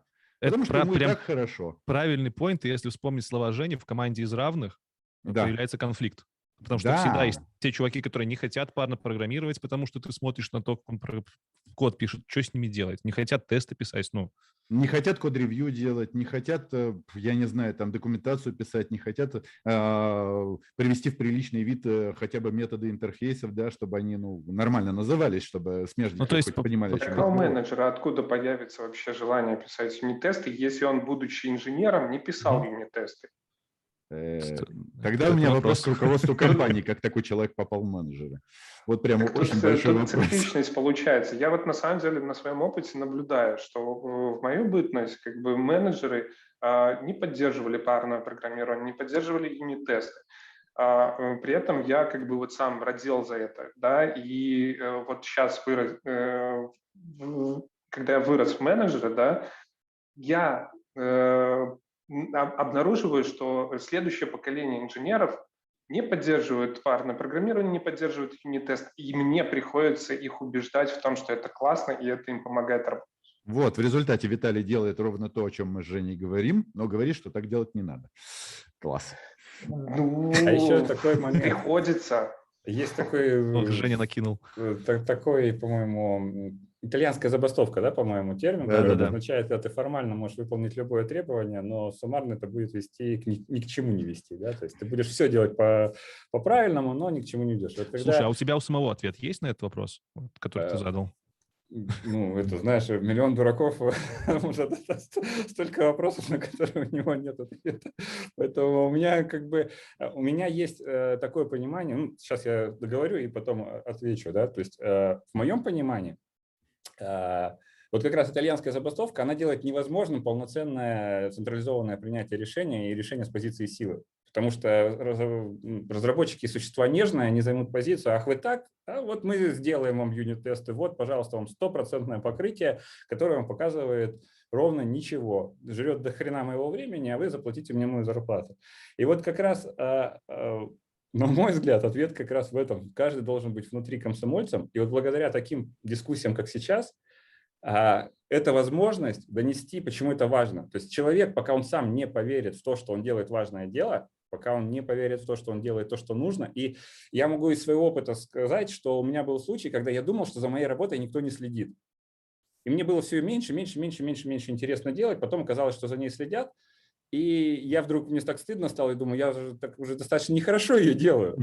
Вот. Поэтому единственное и важное, мне кажется, что должно быть, это открытость, вот парное программирование. Да? Когда ты точно знаешь, что твою работу видят, она видима и заметна. И если ты сделаешь что-то формально для галочки, это заметят. И тебе, ну, как минимум, будет просто неудобно, потому что кто-то будет знать, что ты халтуришь. Да? Вот. Поэтому, на мой взгляд, как раз вот в данном случае инженерная культура должна охватывать, с одной стороны, насаждаться, да, позволять людям открывать их код, да, то есть, ну, то есть парное программирование элементарно, да, то есть сложно в паре делать, ну, если только пара не договорится, пара, конечно, всегда может договориться, но неважно.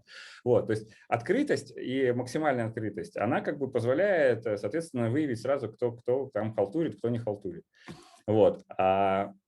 Это первое. А второе, все-таки это вот такие конференции, где объяснять и еще раз объяснять, что это важно. Не просто, как Сергей говорит, вот там тебе менеджер сказал, что ты то и делай, будет все хорошо. А именно нет, что и ты в поле воин, и ты тоже имеешь значение. Вот мой поинт. Ну, тут есть проблема, Жень. Ты же понимаешь, что те люди, которые считают, что юнит-тесты нахер не нужны, они такие конференции не посещают. Все Это, проблема. кстати, да. И мы расскажем это исключительно своим единомышленникам. Но, тем не менее, если вдруг какой-то менеджер здесь записался, вот, чтобы вы ему привели там 3 топ-довода, почему нужно инженерные практики применять. Вот, менеджер, который вообще не понимает, зачем это надо, что... Или ему не надо понимать, может, скажите, вообще не лезь в команду и пусть сами делают. Вот как ему объяснить, что тесты нужны, парное программирование нужно? Какие доводы использовать? Ну, там классический набор доводов, там совершенно все четко. Собственно говоря, покрытие тестами обеспечивает стабильность в изменениях кода. Да? То есть основная проблема, в принципе, проект-менеджеров – это то, что очень большие риски. Ты даешь заказ на какую-то таску, и она с непредсказуемой скоростью выполняется. Если код покрыт тестами, хорошо покрыт, то эта скорость становится более-менее предсказуемой. Ну, просто из-за того, что там не может уже вылезти что-то уж совсем, ну, по крайней мере, с существенно меньшей вероятностью вылезет что-то уже вообще невозможно, когда все разваливается. Просто, ну, если код хотя бы покрыт тестами, то значит, он написан так, что он хотя бы как-то модульный, да, то есть там полный спагетти, его покрыть юнит-тестами в принципе невозможно.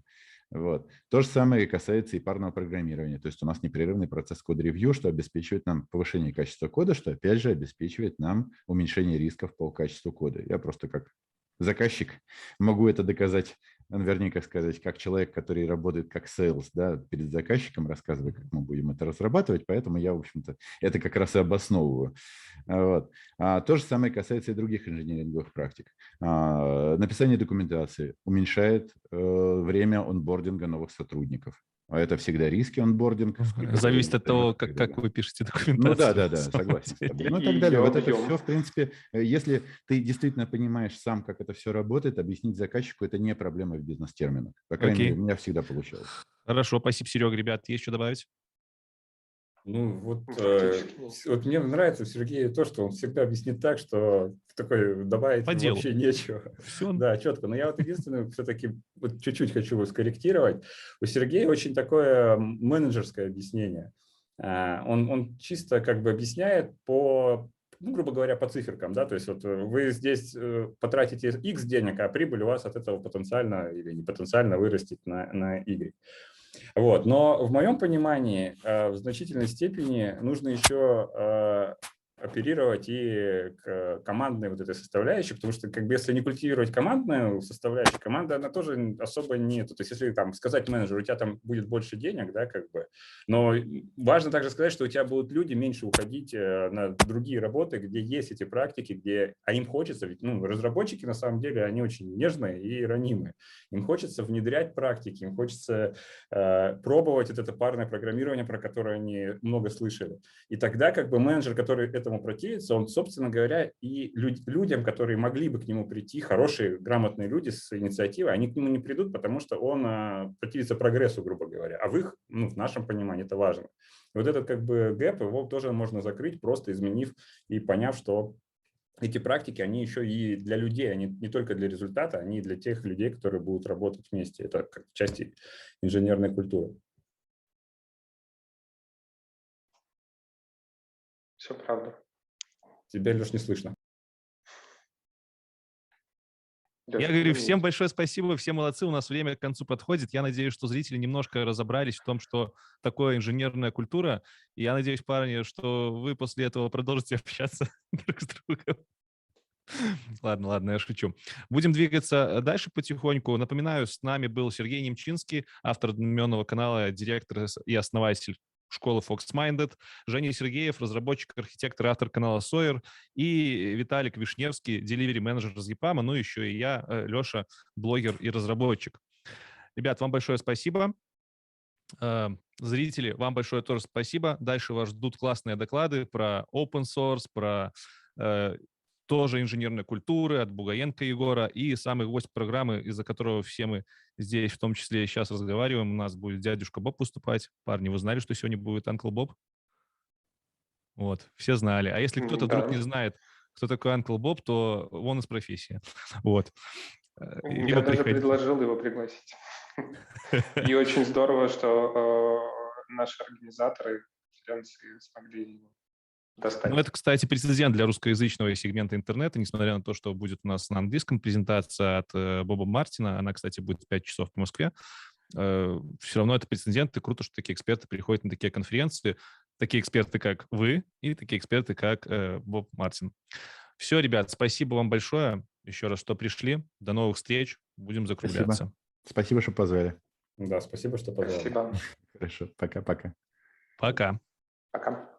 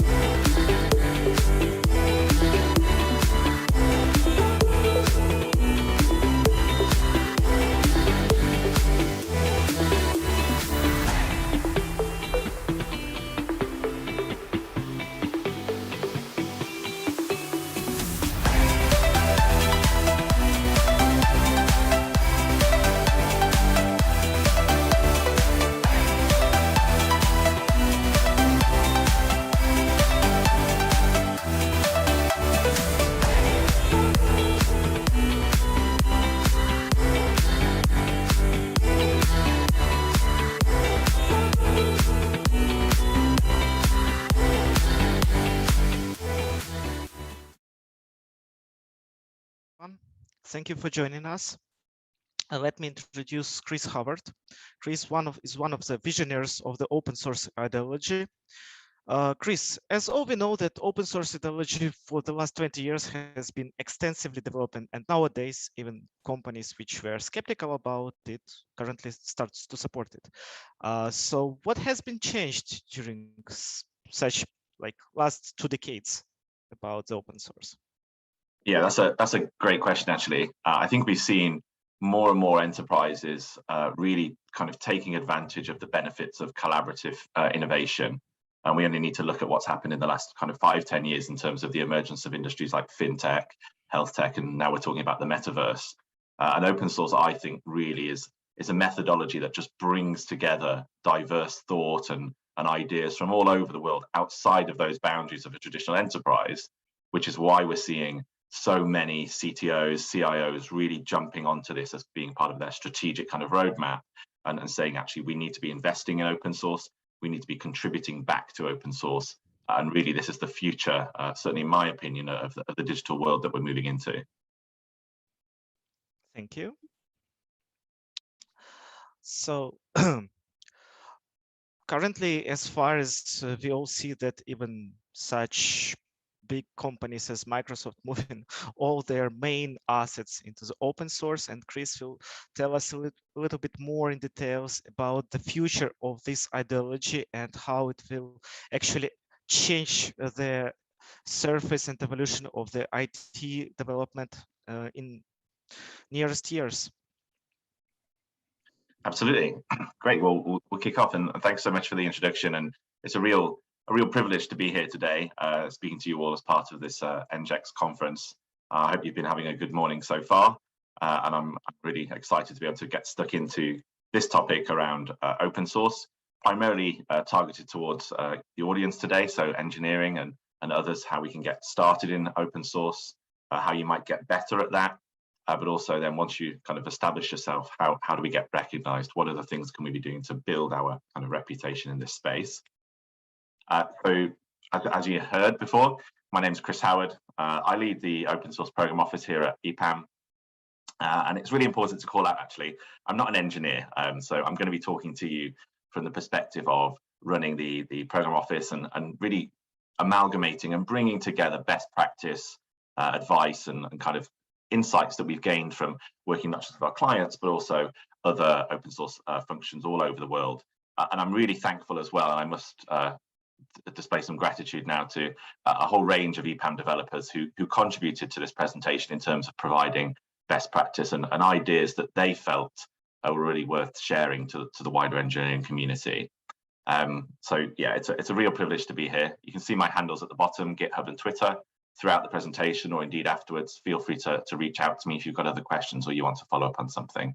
And on the left there, you can see that picture. This was a few weeks ago. I was actually talking at the Open Source Strategy Forum, and we were actually, just to go back to what we were saying at the beginning, talking about how can we get more and more banks and financial services companies to really embrace what is a regulated industry, to really embrace open source and take inside those organizations the benefits that we can see from open collaboration. So it's something we're really excited about. EPAM is really committed to this, and we'll hear a bit more about that in a few minutes. But yeah, it's a real privilege to be here. So it's always useful, and I'm sure many of you know, but it's always useful to set the scene. So what is open source? Some of you might be totally unaware of this. I'm sure the majority of you, given the extent that it reaches out to our engineering lives, are aware of it. But open source really is kind of publicly accessible code, tools, solutions, frameworks, accelerators, models that's available for individuals and organizations to modify, distribute, even sell. They can even take that code and decide to sell that out as a commercial entity or a revenue stream. But what's important here is that that's all subject to license conditions. And I know that sounds scary and many people think, oh gosh, open source, legal, governance, etc. And it really shouldn't be the case. We're not going to talk about the scope of licensing and benefits necessarily today, but open source really relies upon, as I said before, this collaborative way of working and this kind of decentralized approach to software development. And it really has become a movement that goes beyond kind of traditional software engineering. It's about reaching outside of our perhaps siloed teams and bringing in expertise, not just from perhaps within the business, but also all over the world and leveraging people's capabilities. And it really enables us to find, both as enterprises, but also as individuals, also as developers yourselves, to kind of find new and innovative ways to solve problems, leveraging the community, but also working with industries, non-profits, suppliers, clients. And we've got some slides later on talking about the industry and some of the bodies that exist to help with open source being championed. And it's therefore probably no surprise that 97% of businesses are using some form of open source all over the world. And there's loads of reports out there that provide a lot more context on this and more data. So if that's something you're interested in, feel free to reach out and I can definitely provide you some kind of collateral around that. And of course, open source has some real key benefits. And again, we won't go into those, but I think 20 years ago, to go back to that question, we might have been talking about open source being kind of free software, cost beneficial, etc. I think that's shifted now, and organizations are instead talking about the innovation, the battle testing of software, the ability to get external eyes on code and security enhancements as a result of that. So there's been a real shift in terms of the motivations behind embracing open source. So you're probably wondering, okay, this all sounds great, and Chris is here talking to us from EPAM. So how does this all fit into EPAM? Well, EPAM is absolutely committed to open source, both in supporting our clients in their consumption, upstream contribution and maturity of open source, but also ensuring, most importantly, that our engineers and colleagues within the business are empowered to engage with open source on a daily basis in the work that they're delivering, or indeed perhaps the learning and development that they're engaged in. And we have over 150,000 commits in the public domain in the open source space. And we've got nearly 100 solutions that we've built and born within EPAM. So development teams have been working on with clients, or perhaps in our garage and our lab. And we've decided that these are more beneficial for the world. So we've released these solutions out to our kind of GitHub, as well as many other repositories and contributions to other non-profits. And really, we've got thousands of open source contributors across the organization pushing forward, not just our own reputation, but also giving back to the world. So we really are behind this. And in the last few months, we've been engaged in things like the Global Open Source Strategy Forum, the OSPO conference, Open Source Summit, and indeed a few weeks ago we were at COP26 as well, listening to the future of open source in the context of sustainability and how perhaps there's some benefits through kind of carbon offsetting and good kind of software engineering being responsible for the environment. So we really do believe that open source is a driver for the digital world and is moving forward as an enabler of innovation and collaboration, something we're very passionate about. And so much so, we built something called the Open Source Contributors Index. We maintain this project going forward, and we're always looking for further collaborators on this. But it's an index that measures global contributions from corporations all over the world. And at the top, we've got some big names like Microsoft, Google. EPAM has very proudly always been in the top 20. And then we also measure 300 plus organizations on their kind of community size and contributions. And we've got some great new release coming up for that in the new year. So hopefully that kind of reinforces why I'm speaking to you today and why EPAM really is committed to open source. This is a real driver for us, and we're really excited to have this opportunity to share. You might be saying, great, well, this all sounds good, but typically, and I'm exactly the same as you, what's in it for me? What do I get out of this as an individual? So I've borrowed a quote here. Contributing to open source for you as an individual can be a rewarding way to learn, teach, and build experience in just about any skill you can imagine. So the next 4 slides, before we get stuck into the getting started, really just call out, which I think is important, what you can potentially expect to receive as a result of engaging in open source. And the first one, probably no surprise, is the opportunity to improve that software that you're perhaps working with on a daily basis. And I'm absolutely certain that the majority of us listening today will come across code bases or source code that we're working with, and we think, oh, it'd be great if we could refactor that, or perhaps there's a defect here that I've seen, or I'm not quite sure how this works this way. What about trying it another way? And really being wishful that you could perhaps make those changes. Well, open source enables that. It enables you to say, okay, this isn't quite right, or I think we could do this better, because we've got some excellent engineers amongst us. It gives you that opportunity to post that code back upstream and say to those maintainers of that source code, perhaps this might be a better way to do it. Or I've noticed that every time I run this query, I get this error. So perhaps we could debug it in this manner. So the benefit immediately from you is that you're not just helping yourself, your day-to-day work by improving the software that you're engaging with, but you're also helping your peers, you're helping the people that will come after you, and indeed you're giving back to the community, which is a key element of open source. But secondly, there's a real opportunity here to improve skills. And I always call this out because I think this is really important. Open source doesn't just provide you the opportunity to kind of harness and really improve your coding quality and software development practices, but it actually makes you apply your thinking, your theory, your logic to real world problems. This is not a case of doing an onboarding module or trying to complete some kind of certification with examples or case studies. Open source is making you work on real life tasks, real problems that people are facing, and actually asking you, much like when you work for clients or do delivery work, can you solve this problem because there's a real need for it? And people are going to benefit directly as a result of that. You're being tasked, you're being tested, your perhaps capabilities being stretched to solve these problems. But we all know that the more times we fail, the better we get at this. So it's great to see open source as an enabler of skills. And I know that many of our contributors really also have their own personal kind of sandboxes or repos that they use to try and test out things in the open source space, taking on board real life issues that have been raised. And then by virtue of doing that, we then come on to our third point around improving network. So it's going to be obvious, isn't it, that if we're engaging with products and solutions all over the world, then we're obviously going to be engaging and collaborating with engineers from all walks of life. And I've seen some fantastic relationships, some amazing communities be built off the back of open source solutions. And you only need to look at communities such as DrupalCon, Kubernetes, stuff that's happening in those spaces. And particularly the fun, for example, they have at the annual DrupalCon when we're in a bit more normal times, that the friendships that have been built out of that shared interest, that shared motivation to improve a piece of software. So there's a real benefit, not just in extending your personal network here, but also your professional one in terms of engaging with those collaborators and business leaders from all over the world. And that certainly allows you to build your own reputation as well and get your name out there. And then perhaps finally, if we think about what's in it for you, what are you going to get out of this? There is a real opportunity here, I believe, to improve your leadership capabilities.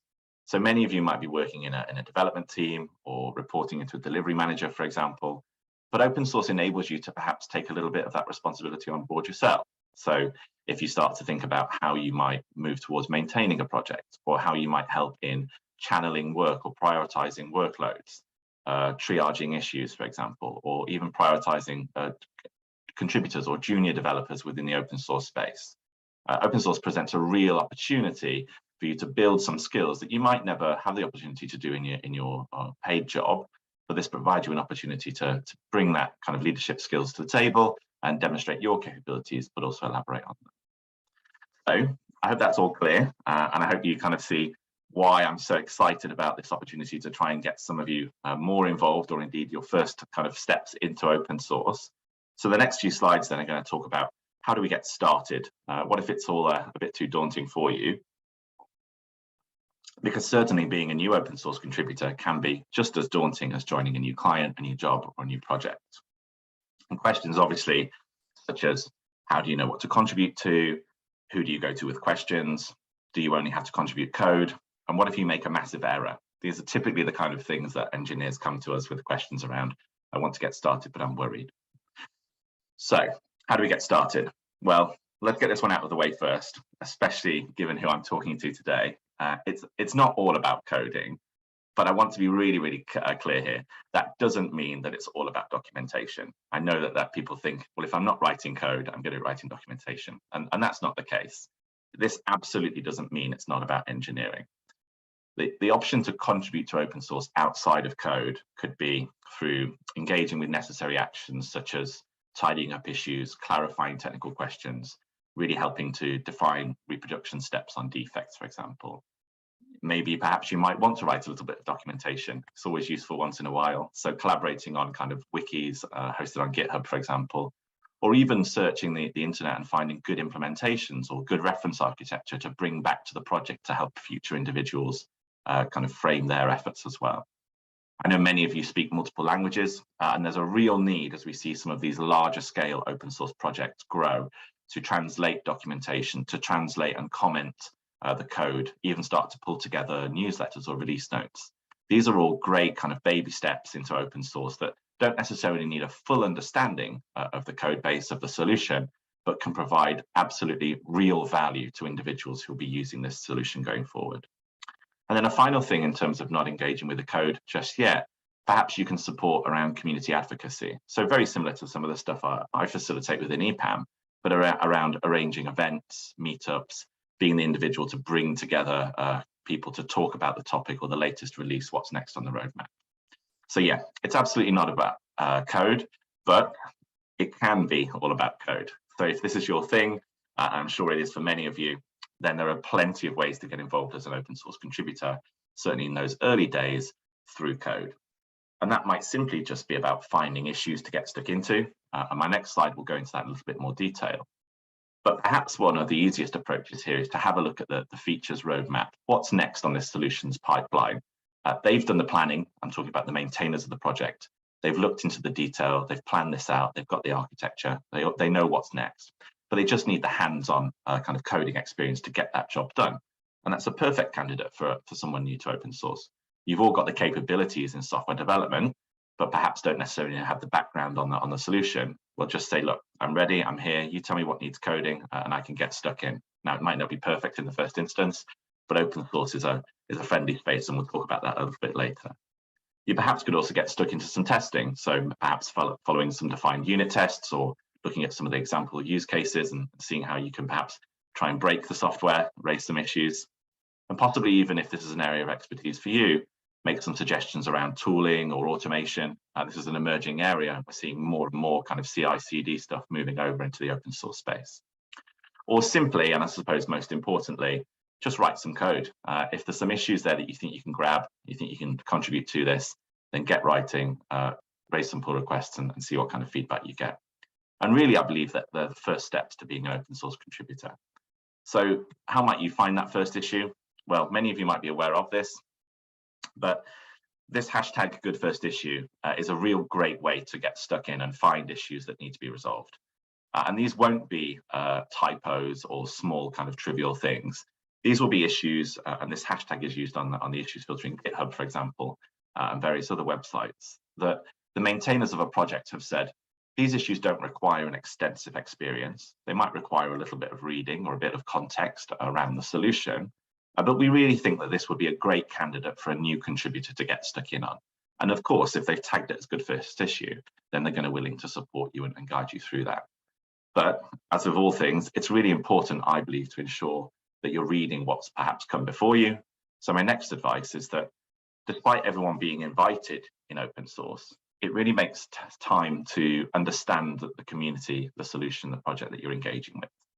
So this is about making some small steps to read a little bit about the history, to know a bit about the community and the solution that you're getting stuck into.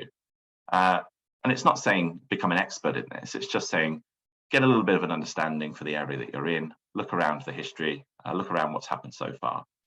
And a good example of this is it's never great to jump into a solution. And I'm sure you've all had this experience, perhaps with new testers and QAs coming on board who suddenly raise a defect that you perhaps were talking about 2-3 months ago. Perhaps there's a whole trail of discussion around this. And actually, it might not be a defect. It might just be something that has been considered and decided on a priority. Doing that, jumping in, as great as it might sound, is going to really frustrate the maintainers. So have a look at what's going on in the space, get some context around the solution, do a bit of pre-reading, and then go for it. But similarly as well, it also doesn't look great to run into a conversation, perhaps as a discussion thread ongoing, and start contributing about something totally unrelated. And I'm sure we've all seen this. You're reading a thread or a discussion board somewhere, and about 2 pages in, someone pops up with something totally unrelated or discussing a totally different issue. After all, first impressions really count. But what is important is open source communities are really forgiving. So on the basis of that, you'll find this file, particularly in GitHub, you'll find contributing.markdown. And this is a really easy way to get involved in a project. Now, all projects don't have this file, but it really couldn't be easier to get involved if you see this. So the file will be presented to you perhaps whenever you try and raise an issue or a pull request, or indeed you can read it in your own time. And what the contributing file outlines really are guidelines that will confirm that you're submitting well-formed pull requests, opening useful issues, and sticking to the kind of prescribed approach that the maintainers would like you to follow. Now, that's not to say that they're going to prescribe a set of rules and you must do A, B, C, D. They're just going to make some recommendations and perhaps even provide some templates around how you might make an issue submission, etc. And typically these contributing files include coding conventions, steps to follow to submit an issue, and indeed templates like I just mentioned. And if the file is there, then my strongest recommendation, particularly for those of you new to open source, is use it. I mean, they've taken some time to really invest in defining this file, the scope of this. So if it is there, then have a look at it, because it's going to give you all you need and all of the guidance in terms of getting stuck into open source. And after all, open source relies upon getting so many contributors to support the life and long-term direction of solutions. And making this engagement easier is key to that success. So that's why so many project maintainers really put so much effort into what really is a tiny file. So what if you knew all of this already? Well, the next few slides then are perhaps for those of you who've already got started into open source. So maybe you've got a few contributions under your belt, maybe you're engaged in 1 or 2 projects, but you want to perhaps expand your contribution, be that through code or other opportunities.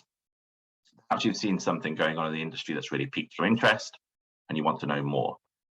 So the next slides that follow will ultimately mean you contribute more, which is fantastic. The open source world is about contributions. It's about relying upon contributions as well as community and collaboration. Let's have a look at how we can get better at open source. Now, let's start with coding this time round. This is absolutely about coding. So for those experienced engineers amongst us who've got to grips with perhaps a project or the community, now is the time to really shine and demonstrate your coding potential and skills. And a key way to get engaged whilst improving your own engagement is through code reviews, not just pull requests. And I'm sure you see this on your project. There's lots of people that write code, but perhaps when it comes to code reviews or approvals, there's perhaps less excitement about this. So as an experienced individual working on a project, the onus really is on you to help support in code reviewing and pushing through changes and really providing constructive feedback back to those contributors. Additionally, and I think this is really important, particularly in the open source world, is don't be afraid to review up. So if you're perhaps seeing someone who's been engaged a little bit more, or maybe as a project maintainer, don't be afraid to provide comments or a discussion around their own suggestions, to go back to those benefits at the beginning. They're too learning. They're also improving their skills. Perhaps you've seen something, a use case, for example, that they haven't quite seen, or something wrong in their code. This idea of reviewing up is something I'm really passionate about, and I think we should all be kind of in a safe space when we're developing and working together on open source solutions. So yeah, contribute and really push up your comments as well. And if you're perhaps someone, as I'm sure many of you are, who has experience in supporting and training other developers, then why not offer to mentor or guide some of those getting started contributors we just spoke about in the first section? Where you identify issues, for example, or features that might be broken, or perhaps you think they could be tackled by multiple engineers, why not provide a structured approach or a development approach that could be used? Perhaps breaking down an issue to say, there's quite clearly 3 areas here we could focus on, 1, 2, and 3. And I think a developer could take each of these as kind of features that they could work on. And most importantly as well, and I know many of you are doing this already, be a role model and a champion for the project in demonstrating good engineering excellence. So this is about not being lazy in your coding practices. This is about making sure you comment the code accordingly. Because if we go back to thinking about those first newcomers, those new contributors to your project, if they open a source file and the code makes no sense, they can't understand why your functions are nested here and various other things going on, they're going to walk away and you're going to lose that potential contributor. So engineering excellence in the fashion of what we're talking about today is really important. And I know you're probably thinking, well, what if I'm looking for my own good first issue? Well, I really want to share this website. Triage.com is really one of my favorites, and even I use it as a non-engineer because for those of us that are really pressed for time, which is probably the majority of us, it's a really fantastic website that asks you a few simple questions about interests and favorite languages. And then it can send you a daily email, a weekly email, even a fortnightly email of a list of issues really that are related to projects that you are either interested in, perhaps you've starred those, or just languages. So Python, Java, whatever happens to be, Go, Rust. And each day, for example, it will email you a list of issues, 20, 30, 50, whatever you prescribe, and just encourage you to click on those and have a quick read. If we think of some of those larger projects out there, and this is the reason this website was built, that perhaps have got 700 or so issues in their backlog, but only 8 or 10 maintainers. Just the idea of triaging those and providing clarifications, perhaps giving clarity around things, closing down duplicates, is a full-time job for those maintainers. So Code Triage invites you to become a contributor to these projects through purely triaging, commenting, clarifying issues, and perhaps even doing a little bit of coding as well. And it really is a surefire way, I believe, to get you engaged in more projects that are relevant to your interest, but also challenge you to think a little bit. Take 20 minutes in the morning, perhaps every Friday, or an hour on a Monday once a week to look at your Code Triage email and make some suggestions. And that's great for you, because talking about that increasing engagement and sharing that engineering know-how provides a real kind of fresh outlook for yourself in terms of something challenging to wake you up and invigorate your kind of passion for engineering, but also provide some of your expert kind of guidance and skills to people who perhaps are just starting their journeys. So, of course, now it doesn't all have to be code related. This is becoming a theme. So knowledge sharing. This is super important, particularly as someone who is contributing to open source already. So you're most certainly aware of websites like Stack Overflow, and perhaps you even use this daily yourself.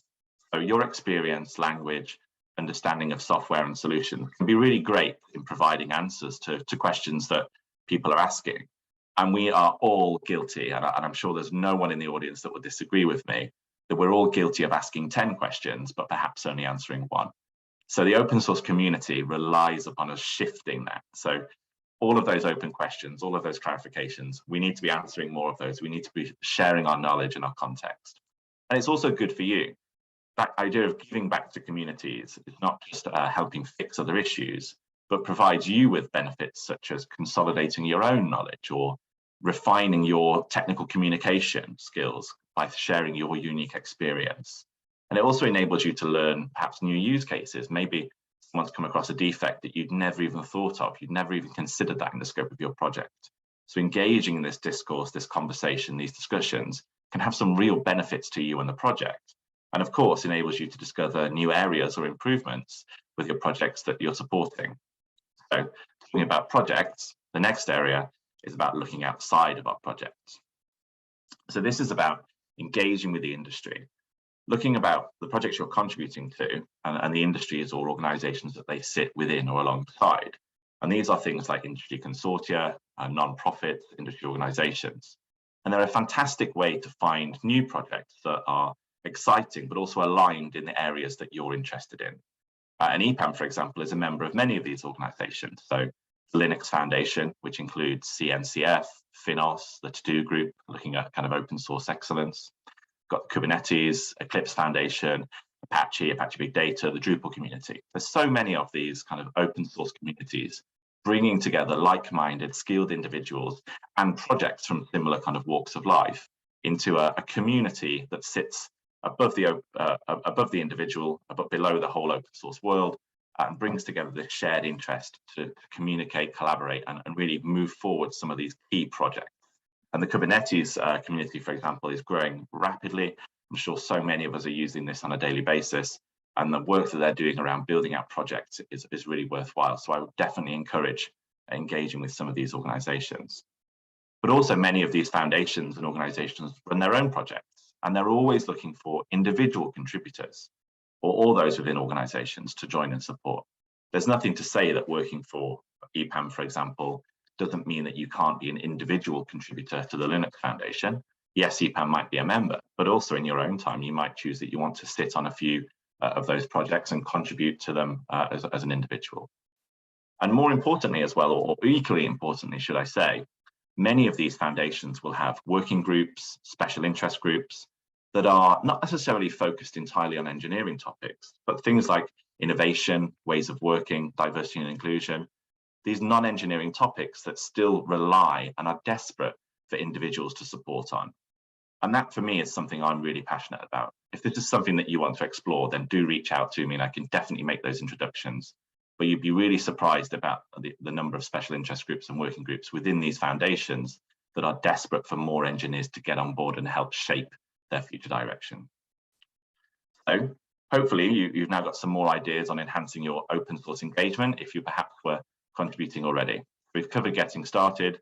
We've touched on some areas around getting better. Well, what's next? How do you get recognized? And this is really important. But unfortunately, there's a bit more work that you need to do. So the open source world is a hectic one, and you're going to have to do a little bit more work yourself. So shouting about it. This is about, in my opinion, and something that perhaps developers aren't as strong as, and I really encourage this particularly here at EPAM, this is about showing off your contributions and building your open source portfolio. So asking yourself perhaps the question, why wouldn't I want to include my open source engagement contributions on my professional profile or my social media posts? Why am I not sharing that? Well, there's no obvious answer why you wouldn't do that. We're seeing more and more recruiters, we're seeing more and more talent acquisition teams looking for people's profiles, asking for their GitHub repos so that they can have a look at their code quality, their capabilities in this space.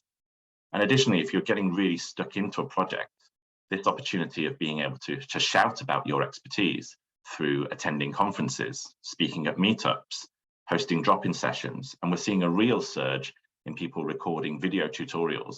And there's a massive environment around students getting stuck into open source and some fantastic kind of student YouTubers building coding tutorials off the back of projects they're engaged in. These are all fantastic opportunities to get your reputation out there, to build your reputation, and to start being recognized for that. Things like GitHub sponsorship, things like YouTube accreditation, etc.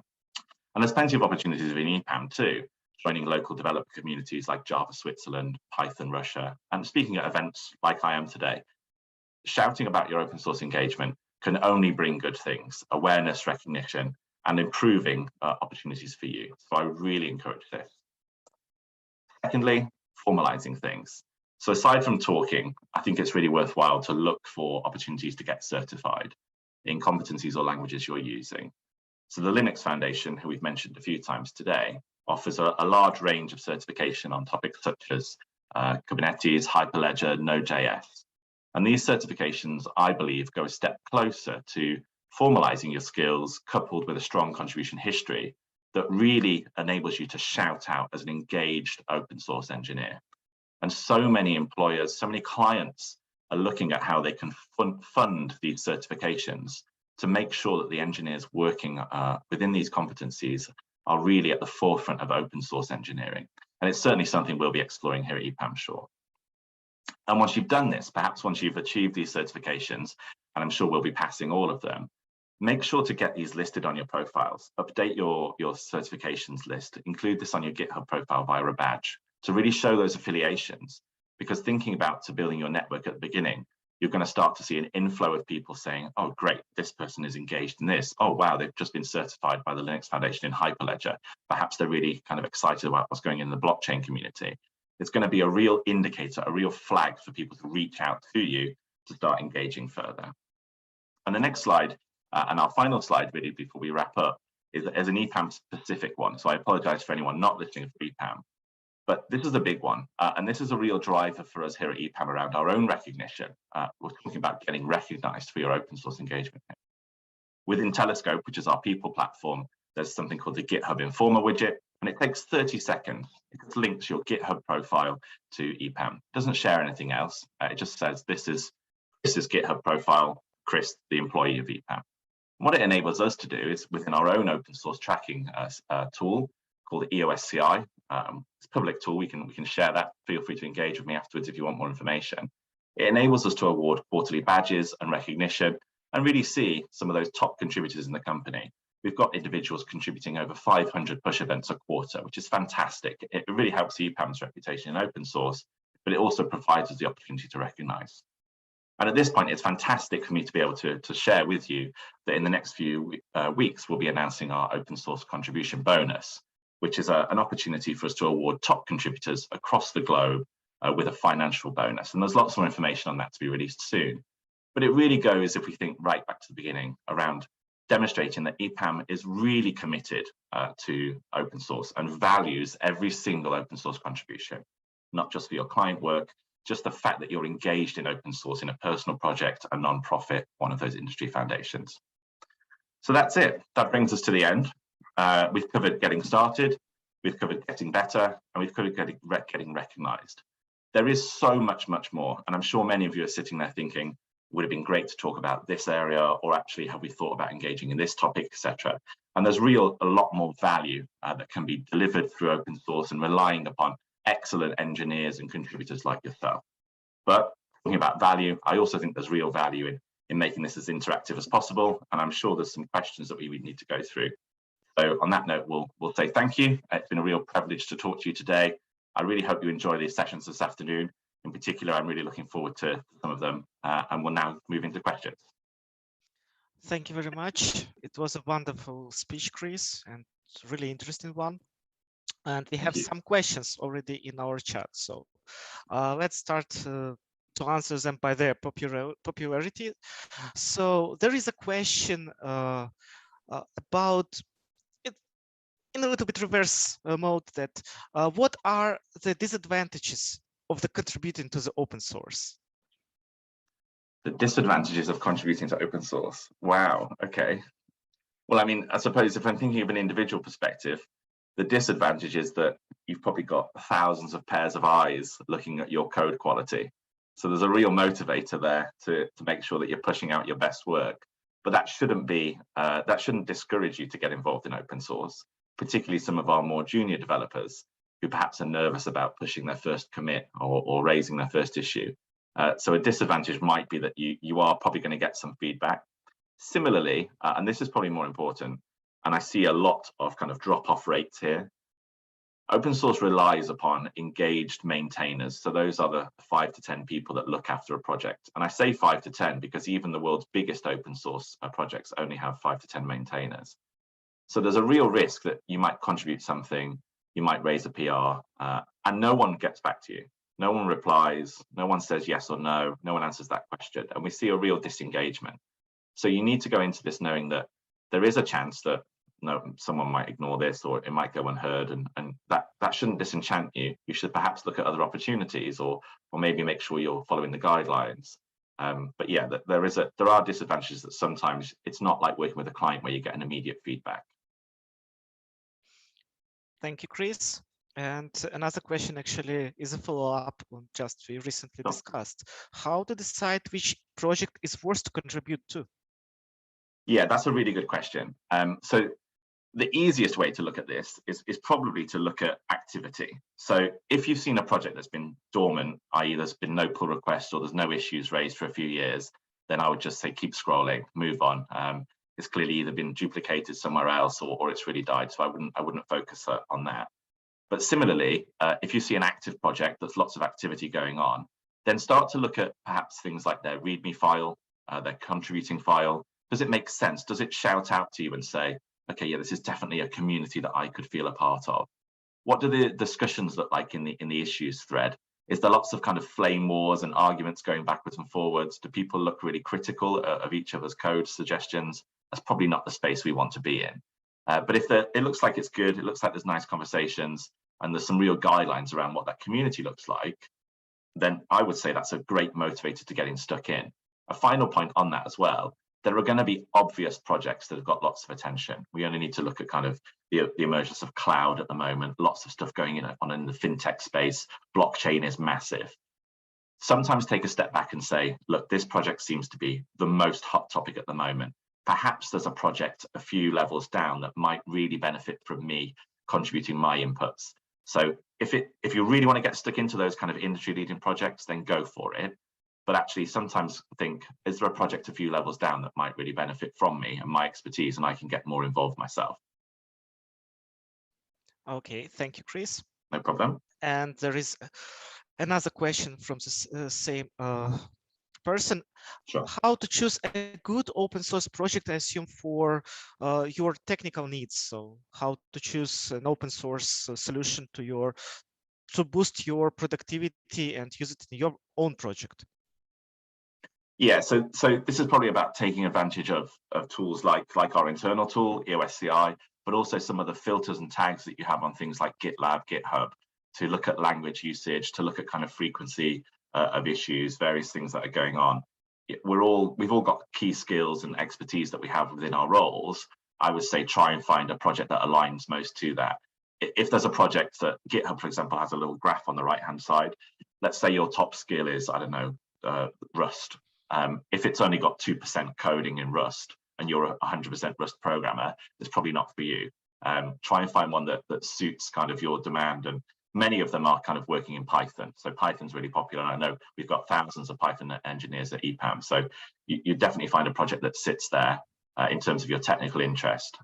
And also look for projects that are going to push you. So going back to the beginning when we talked about skills, look for ones that perhaps are using a new kind of function or a new feature perhaps that you haven't used in your own language or had the opportunity to explore on your client delivery, but maybe this open source opportunity will enable you to kind of sandbox and battle test some of that. So that could be a really exciting opportunity as well.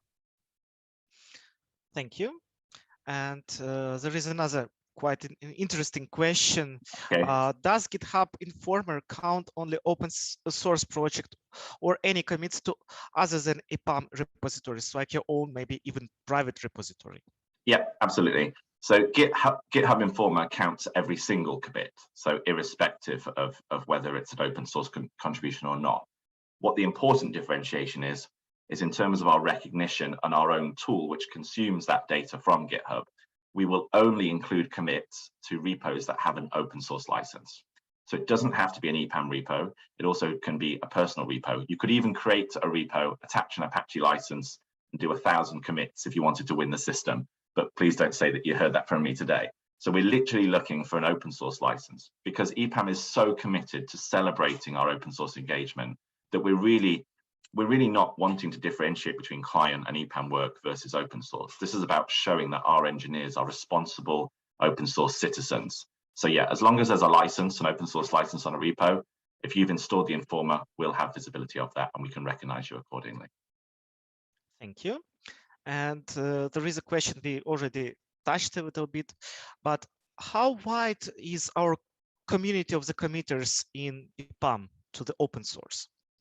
Yeah, that's a good question. So if you look at various metrics that we have, and I mean, across the organization, we can make generalizations on the headcount of engineers we have and knowing the rough percentage of individuals who contribute to open source. The most accurate figure is those who've installed the GitHub Informer, because that's a direct representation. And at the moment, we've got over 5,000 people who've installed that we know. But we also know that we've got tens of thousands of engineers who haven't installed it. So the more people who can install that, the better, gives us a better representation. Our open source contributor index, though, available at opensourceindex.io, shows our active community. And that's about 1,600 contributors. So these are people who are contributing to open source using their EPAM domain on GitHub and are contributing more than 10 commits a month. So if you like, they're the real kind of lifeblood of open source contribution under the EPAM name. So there's about 1,600 of them really engaged in open source. It can get quite confusing talking about all of these metrics, and there's lots of kind of analysis that we can do on this. And we will be publishing in the next few weeks a report that kind of gives an indication of the community. But if you want to explore that more, like I say, the tools are public and available. So just reach out to me, we can go through the detail. Thank you. And as you already told us that Python is one of the most popular language in the open source project. But besides the Python, what are other technologies and programming languages are popular?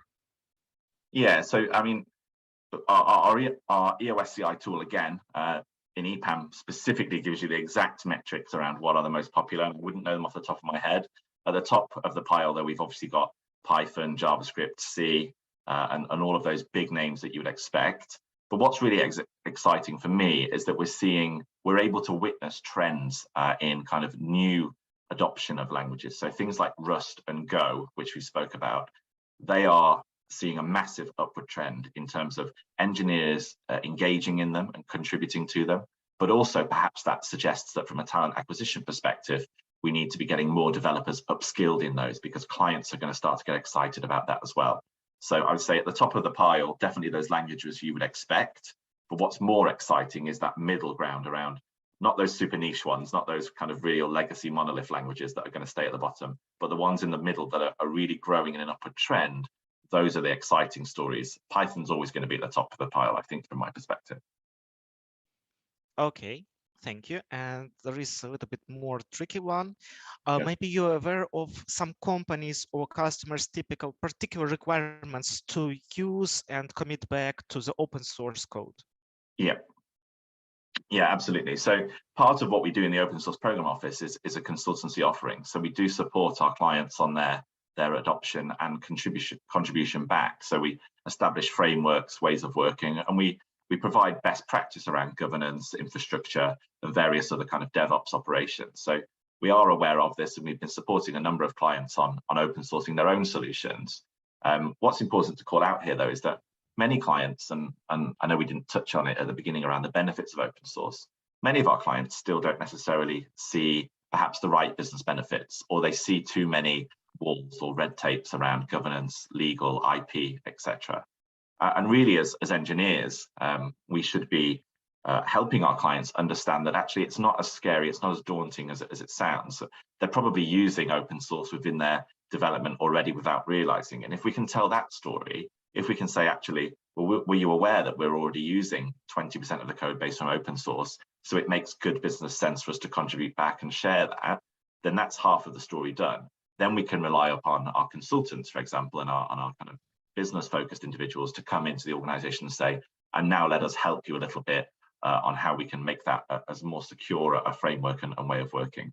But if you want to pick up that conversation, please reach out, and we've got some really good collateral on how we can facilitate those conversations and just help our clients really engage with open source. It's really exciting for us. Thank you.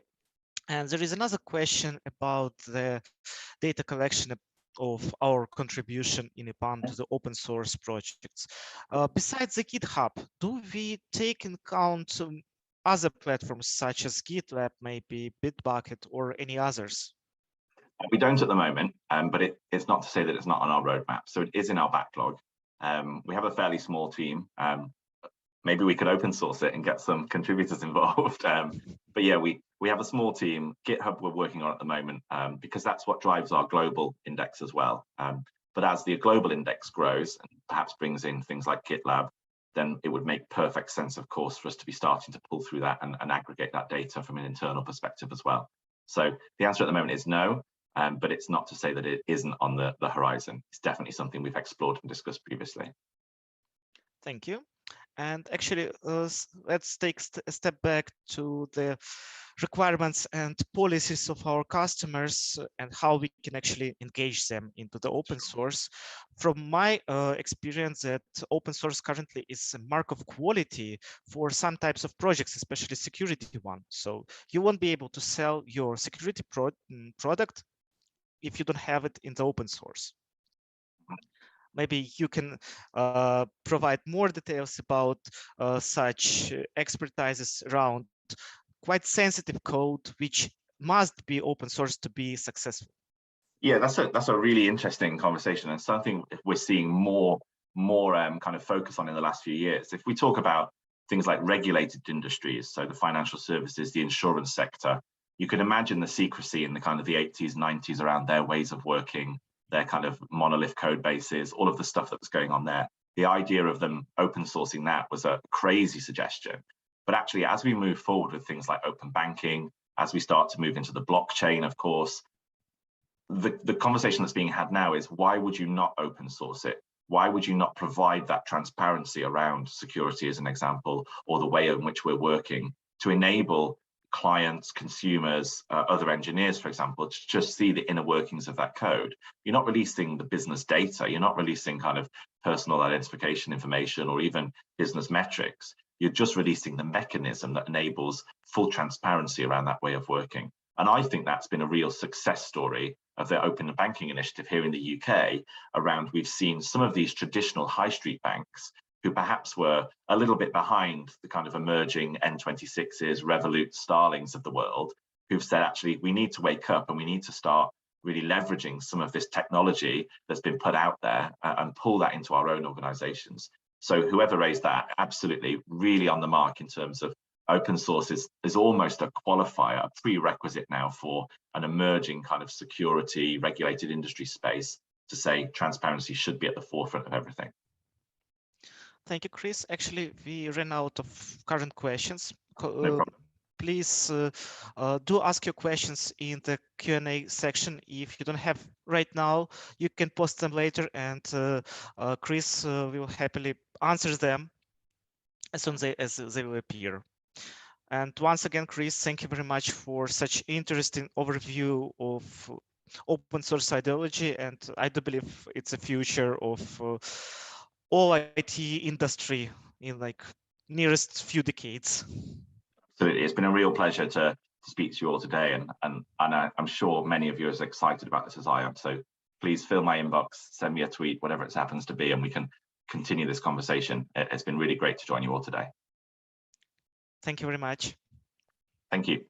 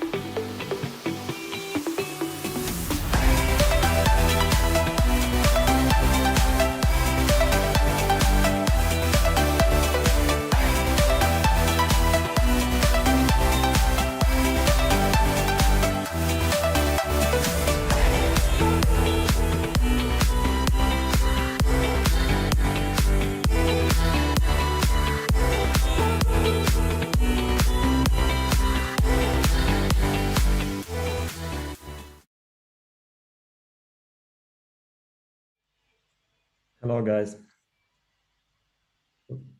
Okay, hi guys. Let me introduce Ihor. He's our guest on this session, and I'm very glad to help to organize this session. And Ihor is lab director at Huawei Technologies. And while all of us are connecting and joining this call, Ihor, hi to you. Hi. So we have about 1 or 2 minutes before your speech will be started, and we will record all this demonstration, and later you will find it at EngX Z-Day website. And meanwhile, we can chat a bit, waiting for people. So I see you have a lot of experience in building software, in writing books, conferences.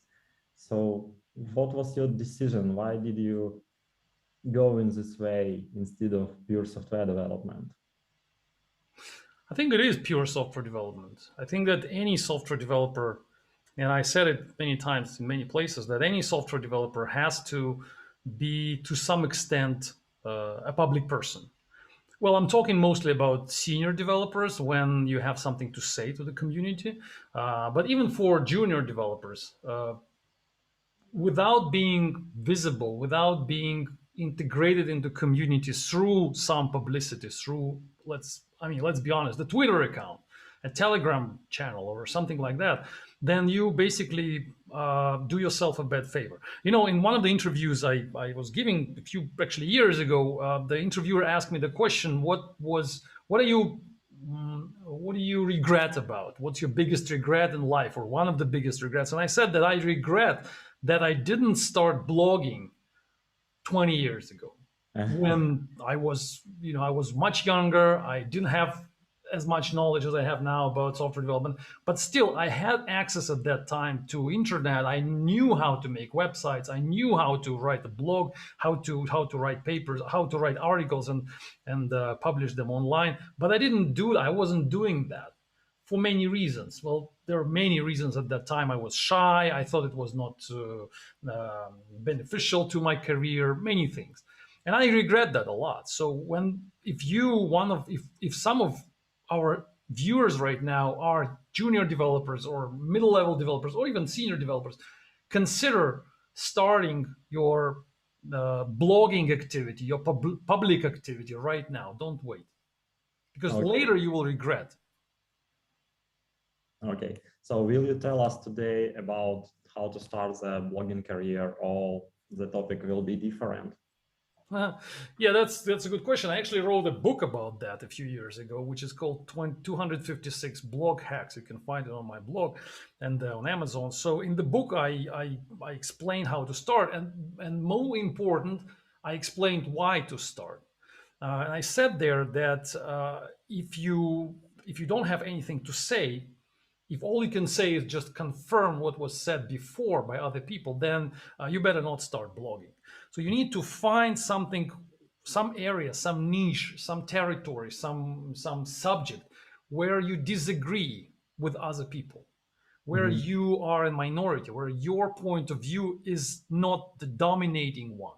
And there you start writing something. And how you will start writing and where you will publish your stuff, that doesn't really matter. I mean, I gave many examples in the book that you can go on Twitter, you can make your own blog, you can publish books, now there are many channels, and all of these channels are accessible. It's not like 20 years ago. So now you can go to TikTok. I mean, it doesn't matter where you go. What matters is that you say something that is not the same as other people are saying. In that case, you will get your audience. And it's not really important to be right. It's not very important to be 100% right. What's important is to be confident about what you're saying. I mean, I'm wrong about many things, and our viewers who are watching us right now, they can confirm that. So I'm wrong sometimes, and very, boldly wrong, and I make mistakes. But the more I'm trying to be confident about what I'm saying, and that helps me to attract readers who sometimes agree with me, sometimes don't, but they come and they read. I mean, they stay with me. They listen to what I'm saying. Yeah, and you share your thoughts finally, so people can receive feedback on the thoughts. That's right. Yeah. Yeah, I look forward to your presentation. Let's start it. And we have a live Q&A session in our chat. So guys, if you have any questions, just write them down, and after the presentation, we will answer to them. Oh, actually, Ihor will answer, and I will help to find the most interesting. And good luck. All right, let's go. So I will tell you, well, I was thinking for quite a while how to name this presentation, so I decided to call it line number 0. This is something which each project has to start with, and they don't, so that's why they fail. So let's go step by step, and I will give you some practical advice about how to do it. So first slide is about my background. So I am coming from Huawei. So I work in Huawei for the last 2 years. I'm a head of a small research and development lab. We create tools for developers. So we make instruments which help other programmers to write better code, like static analyzers. We even make a experimental programming language. We make automated refactoring tools. So many things which are for other developers. For example, just giving you 2 examples so you know what we're busy with. For example, polystat.org, that's the static analyzer, rtpy.com, it's the binary artifact manager. These are 2 open source projects which we work with. We have about 30 people in the house, in the laboratory, and we have about 40 people external. And that's what my presentation will be about working with the people who are external and actually observing their mistakes, and I will try to suggest a method to correcting these mistakes. But now you see the picture, so the lab inside is even smaller than the outside teams which work with us. So we run right now 9 projects. 9 projects are going forward right now, software development projects. And I do both. So I do coding in a few of these projects. I write code. You can check my GitHub account. You will see, the code I write every day. And I do management. So I observe the situation in these 9 projects. And every week I talk to people who are there, to architects and developers, and we together decide what's wrong, what's right. So final line, if you want to join any of these projects, by the way, if you want to be there, they're all open source. So if you want to, it's a small portion of advertisement now. So if you want to join any of these projects, then find me on Telegram and we can talk. And we're looking for open source, first of all, programmers, and we are actually paying them. So what's going on usually? How things start, how they follow, how we see problems in the project. So usually it works like this. First, when we start a new project with an external team, they tell us, what do you want us to create? So imagine there's 5 programmers somewhere in another city. We contract them, we ask them, we sign a contract, we have some budget, some time. Okay, they come to us, technical meeting, they say, okay, what do you want us to create? And we tell them, this is the scope, this is the technical scope.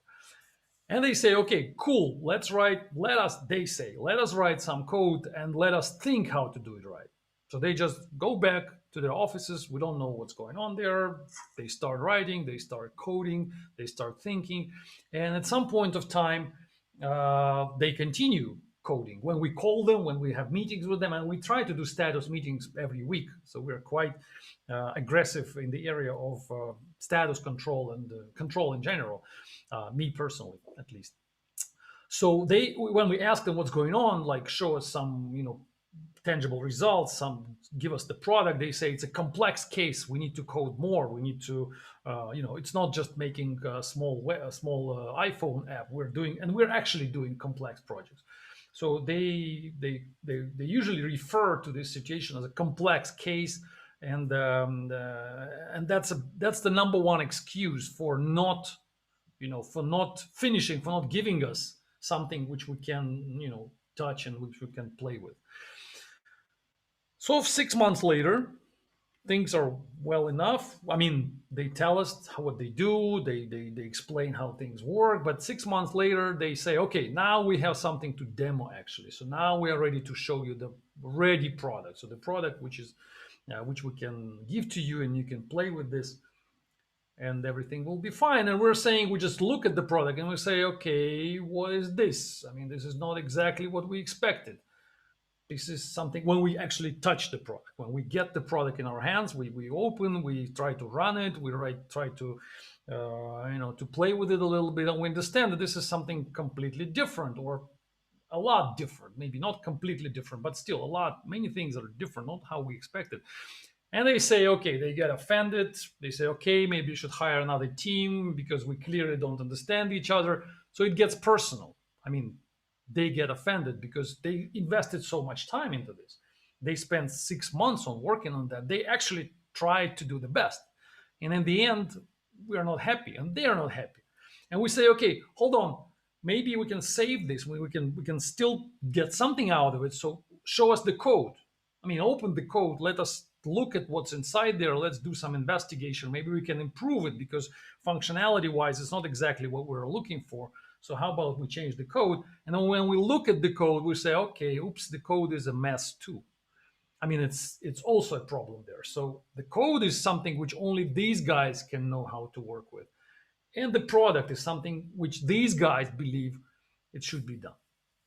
So you probably understand that this is not really agile way. This is not very iterative development, incremental. So people were just waiting for too long and delivered the result too late. And even though the books are saying that this is not how things should be done, in all situations, in all projects, which we do right now in 2021, Agile was born, I don't know how many years ago, 20 years ago. So in 2021, all software teams which I meet today, these days, they all do the same.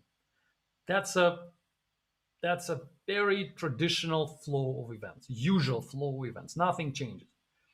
They think that they need to work for 6 months, create the product, and deliver the product, and then get it, celebrate the success.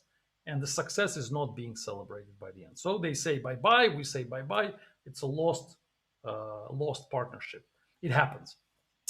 So how I would see the flow of events differently, what I would love to see instead, I would love to see it this way. The first, we sit together in the beginning and they say, okay, what do you want us to create? They ask this question. And we explain what they want to create. And then 1 week later, they come to us and say, here's what we've done, check it. 1 week. They deliver something to us. They show us the product in 1 week. It's small, it's broken, it's not doing what it has to do. It's not complete, absolutely not. It may be is even written on the wrong programming language, but it's a product. So we have it in 1 week. It's delivered to us and they say, okay, check it, what do you think? That's what we've done. We've been coding for 5 days. We assembled something which looks like a product. Take a look. We take a look and say, look, cool, but this is not what we meant. I mean, we meant something different. That's going to be the reaction, which is in 99% cases will definitely happen. But that's okay because it's just 1 week. And then they say, okay, no worries, we'll redo it. They will answer this. Because for them, it's really not a problem. It's just 1 week of time wasted. It's not half a year wasted. In this case, there will be no offense. There will be no disappointment. There will be only just pretty normal routine work situation. Okay, you don't like it? Let me work another 5 days. Let us work another 5 days. So we do it differently, we improve it, and you like it more. So they go back, they redo it, and they come to us again, and we will be able to say, let us review the code too.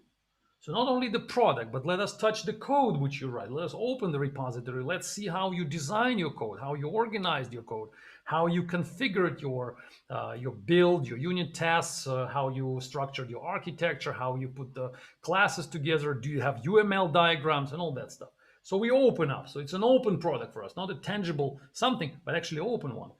And they say, no problem, it's in GitHub, it's in Maven Central already. So it's released, it's already published, it's open source, because most of our projects, actually all our projects we do open source.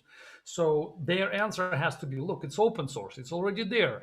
We already packaged it, we already released it. It's in case it's in Java package, then it's in Maven Central. So everything is like done by the end of the week. So it was just 1 week time, but everything is like complete. It's like micro project is completed, like 1 week long. Micro project is completed, and they have it demonstrated to us. And in the end, we say, no problem, that's great, come back to us next week, love you. So that's the proper flow of, that's the end of the line. Yeah. So that's the proper flow of events, how it should happen. And it should happen every week. So that's the discussion, that's the conversation I would love to have every week. But I don't. It doesn't happen. Why it doesn't happen, hard to say. I don't really have an answer for that. I mean, I have a number of answers, which I will give you right now, but the bottom line is that people are not doing incremental development at all. They read books about that. They listen to agile trainers, coaches, whatever, and they still do incremental development. Why it happens?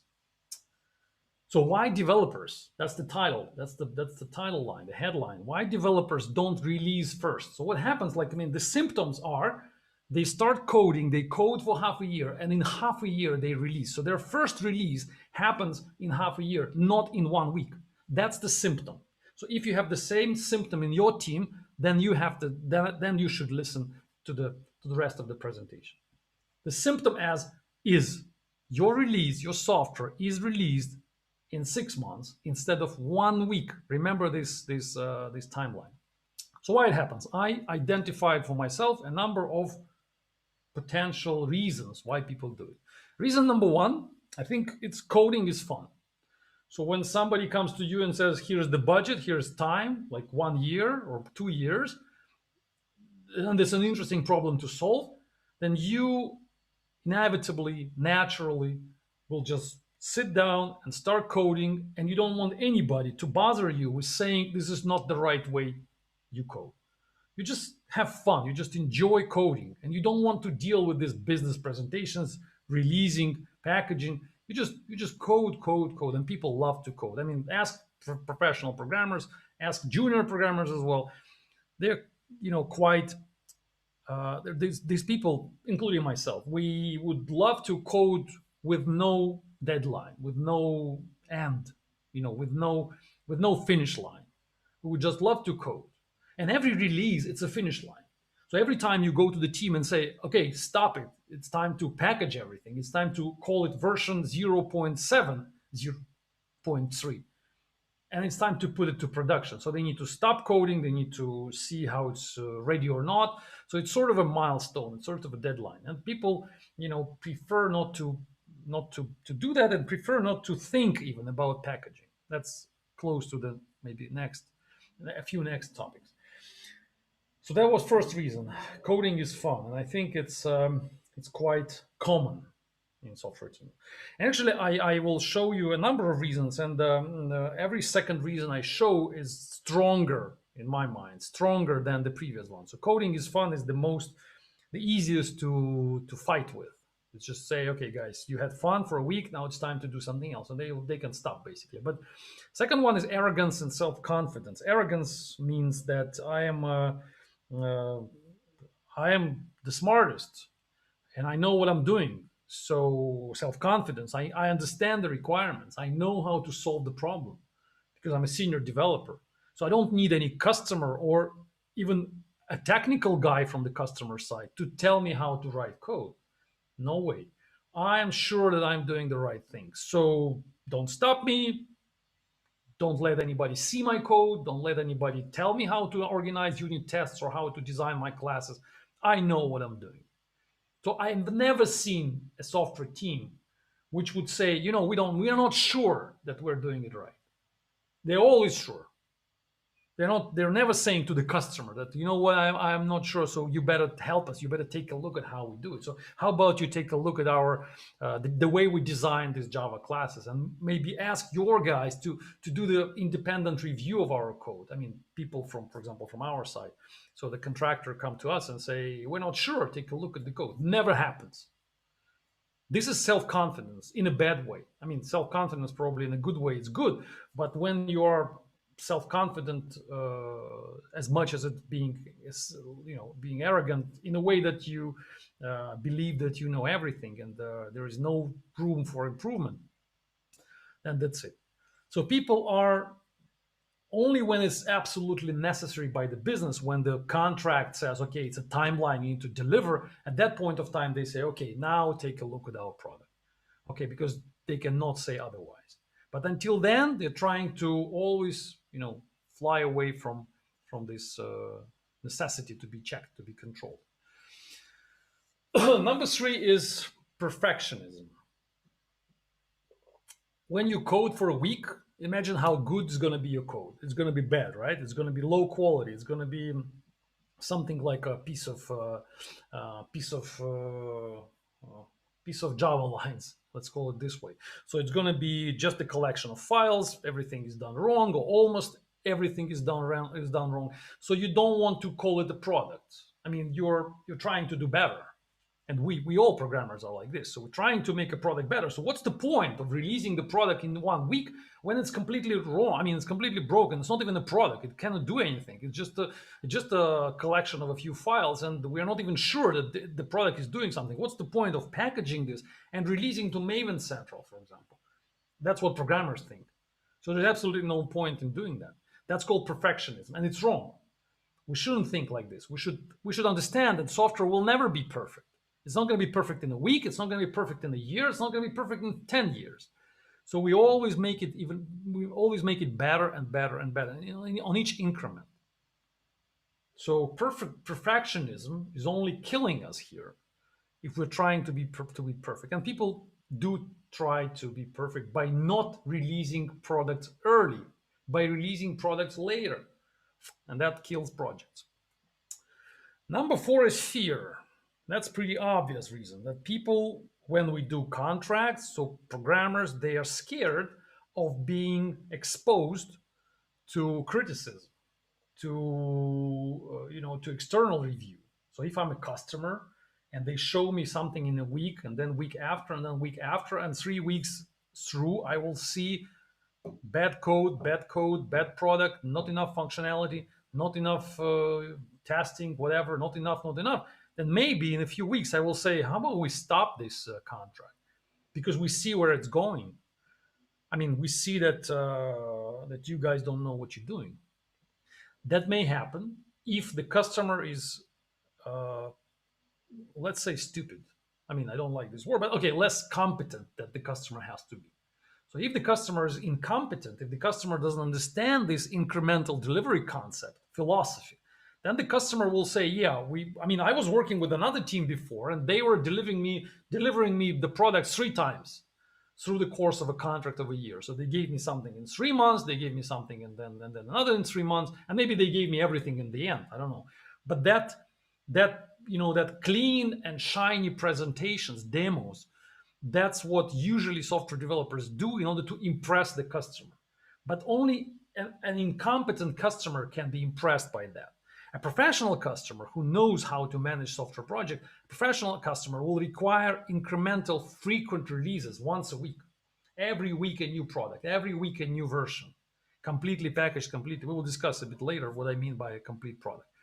So if you meet the customer which is incompetent, which expects you to bring everything, shiny and everything great, then yes, probably your fear is right. So in this case, don't try to deliver incrementally. But in my case, I'm also a programmer. I understand how to write, how to code on my side. So I expect them to not be afraid of me, but they are.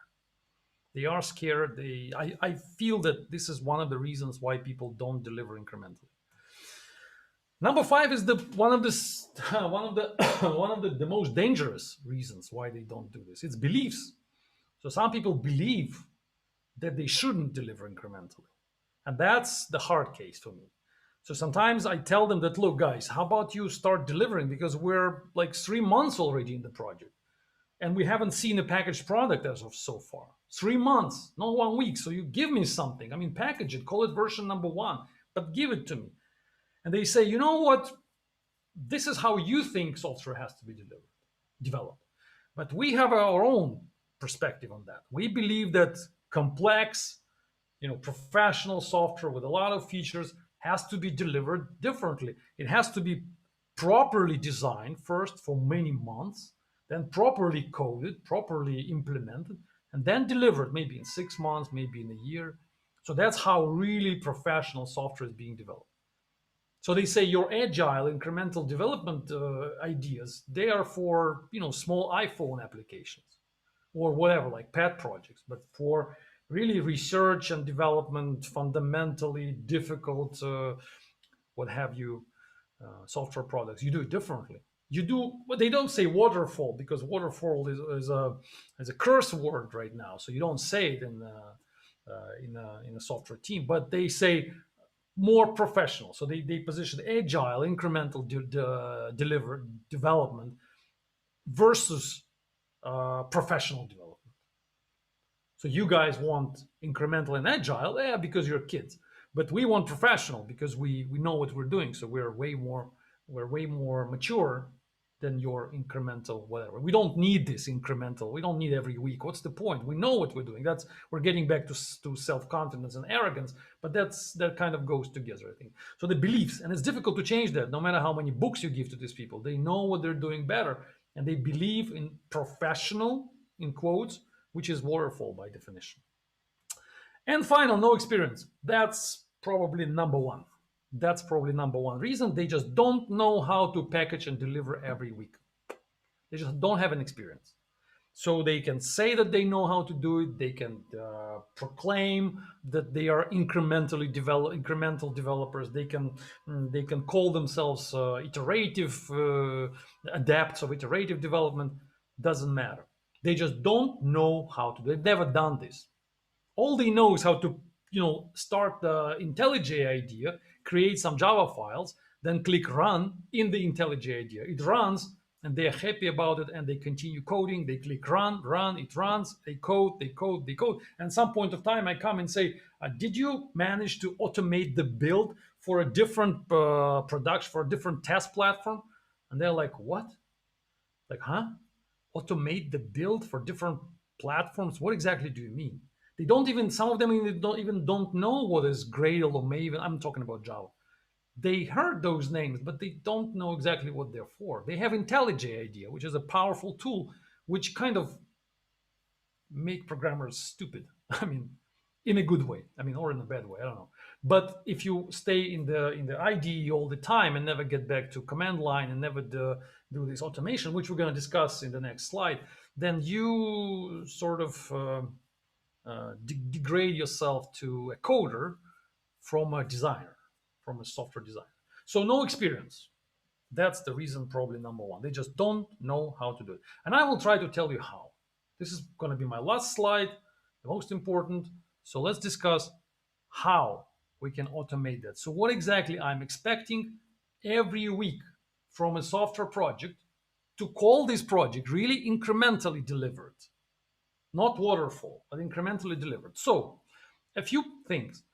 Thing number one, you start a project, 1 week is gone, you have to have a README file. I mean, I'm talking about GitHub development. I don't know who is developing not in GitHub or GitLab right now. So I hope everybody is staying there. So let's say it's a GitHub README file. In the README file, you explain what you're doing. You explain the requirements to your product. You explain the functionality of your product. You explain how I, as a user, can install this product and use. You explain how I, as a developer, can contribute to your product.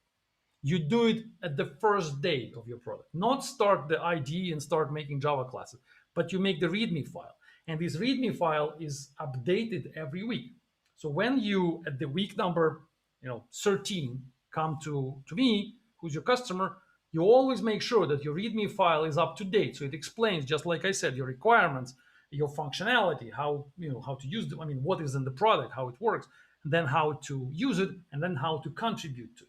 These are the things which have to be there. Most people don't do. Thing number one, you have to automate your build. I mean, maybe for somebody it sounds like just fancy words, but build automation means that I can take your product, take your source code from GitHub, do git clone, and then I just type one line, one command in command line, and I click enter, and your product is built. Built means one, depends on your programming language. Let's say it's Java. So in Java, it means all the Java sources are compiled, and then all of them get together, including unit tests. Then all unit tests are executed. Then some extra checks are being run, for example, static analysis, and then code coverage is controlled. So there's a long script, which is now automated by special tools like Gradle, for example, for Java World, or Maven for Java World, or for other languages. There are different tools. But the bottom line is that I have to be able in the command line just to say one command, and everything is built. It takes some time, maybe a few minutes, maybe a few hours, but it runs, and in the end it says build successful. So if you don't have that, you don't have a product. And that has to appear on the first week of the product. You don't wait for that for 2 months or 3 months. You start with that. If you don't have your build automated, then you don't have a product. You have just a collection of source code files, which only you know how to put together. Only you know how they work. So if you quit the project tomorrow, the project is gone. We'll lose everything. So build automation is extremely important, and it has to be automated in just one line. It's difficult for most people, just like I said on the previous slide. For most people, they don't have experience how to do it. It's hard. So do it first, and on top of that, you build everything else. Next line, next thing which you have to have is strict style checking.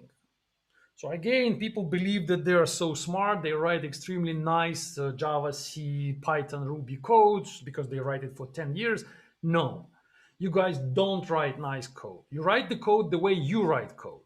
But style checking checkers are the tools which make sure that your code is unified. Make sure that the way you write code in this file and the way your friend writes code in another file, they look exactly the same or very close.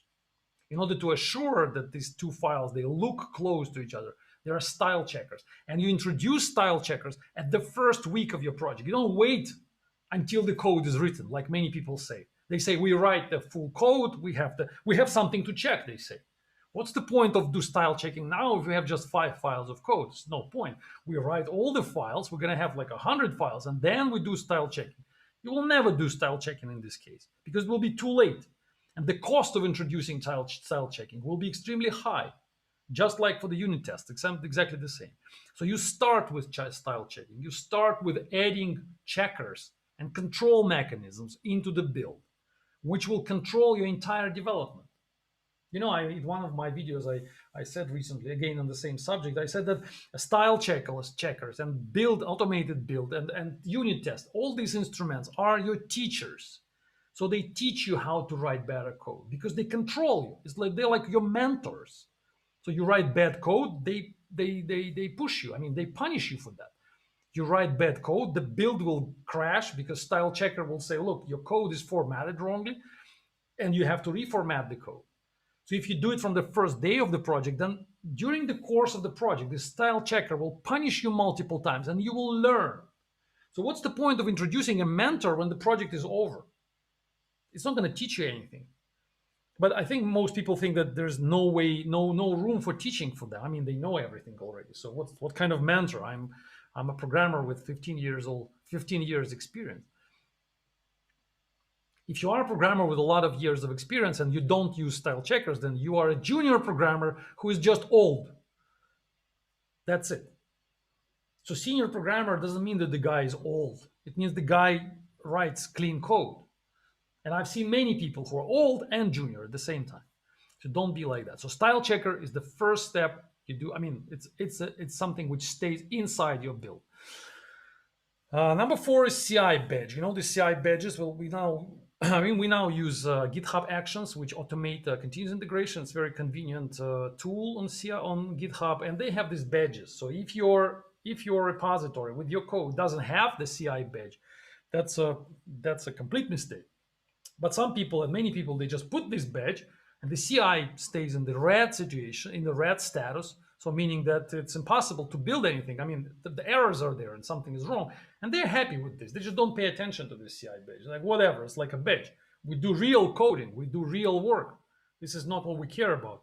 We care about writing code. We don't care about some badge. No, the color of this badge is the indicator of the health of your team. So if you have this badge turning red frequently, it's a symptom of a low quality of your team. Senior programmers, when they develop the code, they have this badge green always. That's the indicator of seniority of yours.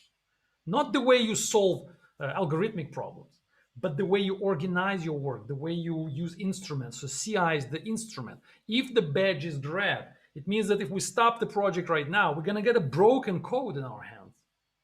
And if you allow that to happen, then it's just bad. So make sure you have the CI badge in the first day of the project, and make sure it stays green all the time. If it's red, fix it as soon as possible. But think why it's red, because it shouldn't become red. I mean, you have to configure all other instruments to prevent this from happening. And we can discuss that separately. It's a separate topic, how to make sure that the badge doesn't go red ever.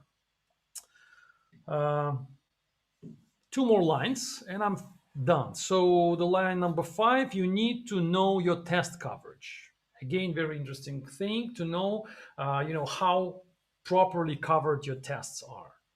Most people say that we're going to test it when we have code, when we have tests. Like, what's the point of checking test coverage now if it's so low? It is a point. You have to check it, no matter how low or high it is. It's 0%, it's 1%. Show it to us. So you need to configure test code coverage inside your build. And the final 2 more lines, the line which is about latest binary.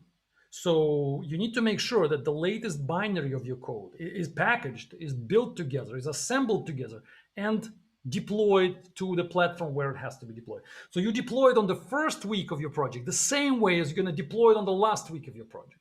It's exactly deployment mechanism, which will stay with you during the course of the project. So you're going to, if the project is going to take 50 weeks, then you're going to deploy 50 times during the course of the project.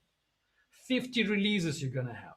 Not 5 releases in the end of the project when everything is ready, like most people think, but you're going to do it 50 times. The same routine, the same script, the same mechanism will do it. So show it to me on the first week. If you don't show, then it's bad. And finally, deliver to the customer, just like we discussed. So when it's done, deliver it to the customer every week. Let the customer touch the binaries and the code openly. But in order to do that, in order to have this, to not have the fear, to not have the bad feeling about the customer touching something which you don't love, see the previous items I mentioned. The build is automated, style checkers are there, continuous integration is complete, test coverage is checked, so meaning that you have tests. That will guarantee you that your customer will not blame you for being unattentive to your code and for negligence or whatever. So that's it. That's what I wanted to say. Thanks for listening. Hopefully I gave you something new so you can use it in your coding daily and daily. Hey, Igor, thank you for your presentation. It was really interesting to see your thoughts, and I totally agree with you that some ENs should be established on the project from the very beginning. I like that idea about frequent and iterative releases, but people ask, and I also have the same question, how we can prove the customer that iterative delivery, incremental releases are better than expecting in three months or 6 months. So what we can tell them, maybe you have some magic words from your experience, how to teach, what advantage to show a customer? Yeah, that's a good question, actually. I think that teaching is not going to help, and explaining is not going to help, and convincing them is not going to help. I would just do it this way and just initially ignore the complaints they may have.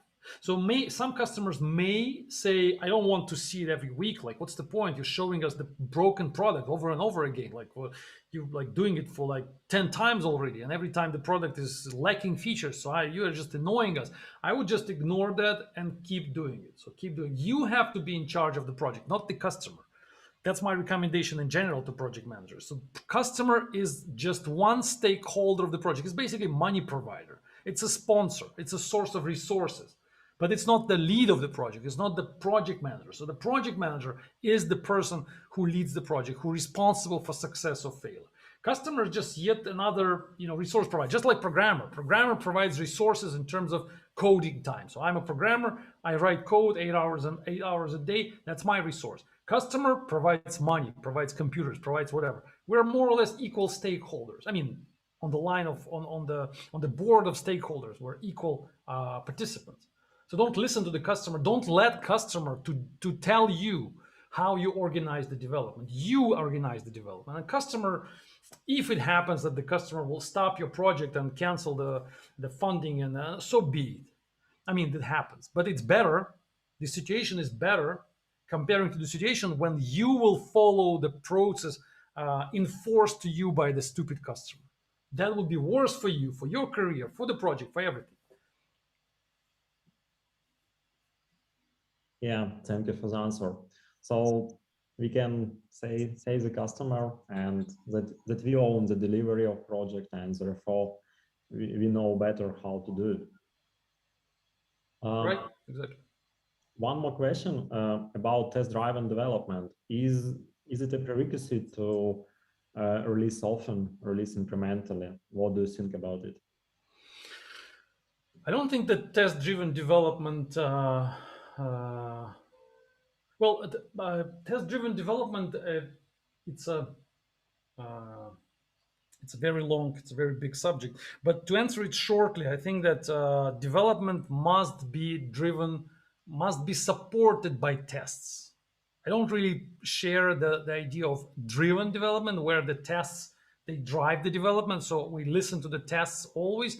It's kind of, it's hard to imagine how to do it in real production. I tried many times, it just doesn't work. So what works is that when you have tests, when you try to make as many tests as possible, to cover your code as much as possible with tests. So you have to be driven by, I would say, test coverage driven development.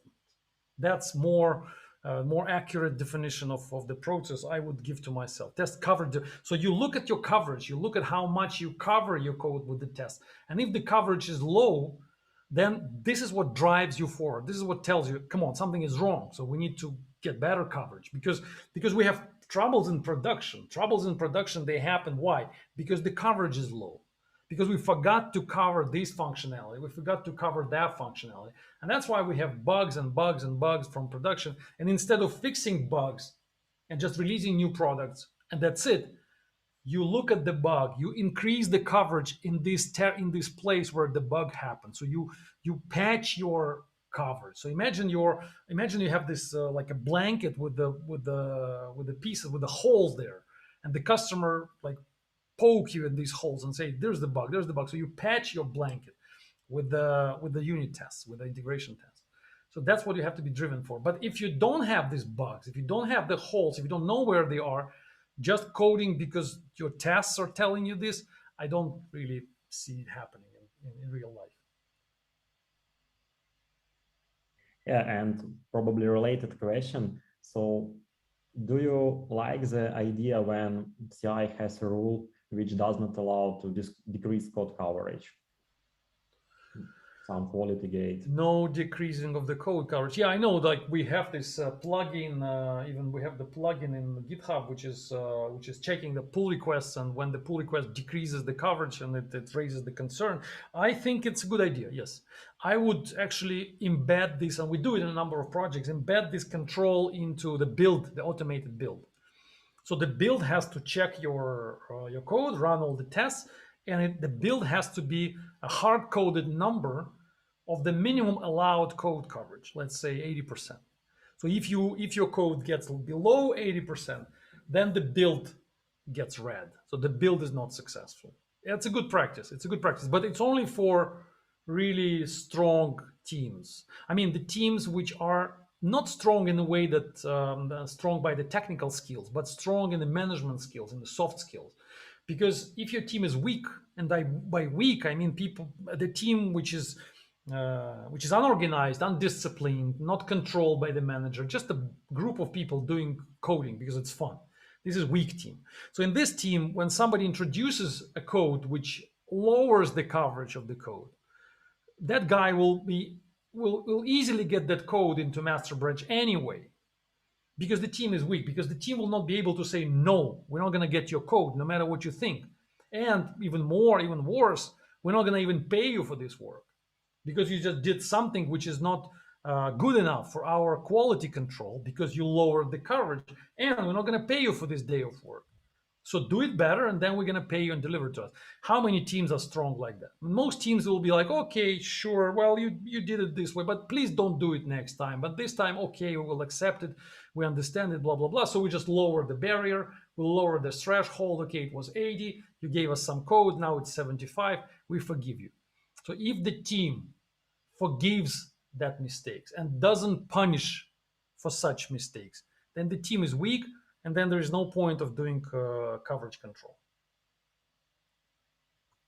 Yeah, thanks. It's very interesting about weak teams and their way to handle these quality gates.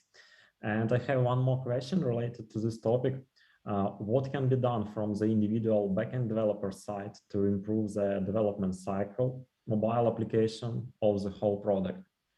Because a lot of these techniques require some DevOps skills. Yeah, well, I think that this, I don't really like, to be honest, I don't really like the separation between programming skills and DevOps skills. And I've seen, I see it many times. Very often when I ask people to do this automation, to configure the project properly, very often programmers say, I'm not a DevOps engineer. I know how to code. I don't want to automate the build. I don't know how to release the binary to the customer. Come on, it's not my job. I'm not a script writer. I don't know how to write all these scripts in Bash. We'll just package something, put it, I mean, come on, hire somebody else. I'm a programmer. I know, I'm IntelliJ IDEA. I know how algorithms work. That's just nonsense, if you ask me. I don't believe this is, it's like, you know, I'm a programmer. I don't know how to install Windows or install operating system on my computer. So I call a guy, he does everything for me, and then I can work.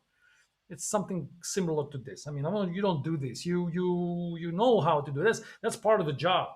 These are your instruments. So how good is a plumber who doesn't know how to fix the instruments? How good is a carpenter who doesn't know how to fix the instruments and how to make instruments good? This is your instruments. You need to configure that yourself because this is what you work with. This is like your hands. You cannot let somebody else do this and then blame them. Okay, the build is broken. I don't know how to fix it. We call somebody. No. So it has to be your job. You're a Java developer, know how to deliver your code, know how to automate everything in the Java world. You move to another world. Actually, I moved to, I can say that I am a developer in Java, Ruby, C++, JavaScript, a little bit of Python. So every time I move to a different language, I start from this. And I spend sometimes weeks, sometimes months to understand, not months, weeks, to understand how in the new language this stuff works. This is the first thing I learn before I even learn how to write code in the language. I learn how to automate everything. So this is the first skill. It's a line of code number 0. That's what you start with. This is not the tail of the job. It's a head of everything. So back-end development, front-end development, doesn't matter. Just don't, your language, the language you work with, learn how to automate everything and be the DevOps guy for your project. Yeah, thank you. So just learn your instruments, yeah, and get knowledge. Instruments, right. I have a couple of questions on unit tests. So the first is how to ensure the quality of unit tests. And second is how far unit tests alone can carry project on forward before introducing of the next level like integration or even end-to-end. The question is how many unit tests we need or how far we can test. I did get the question. Yes, how far unit tests can carry project, so, and how to ensure their quality, because it can be just a piece of a lot of logic.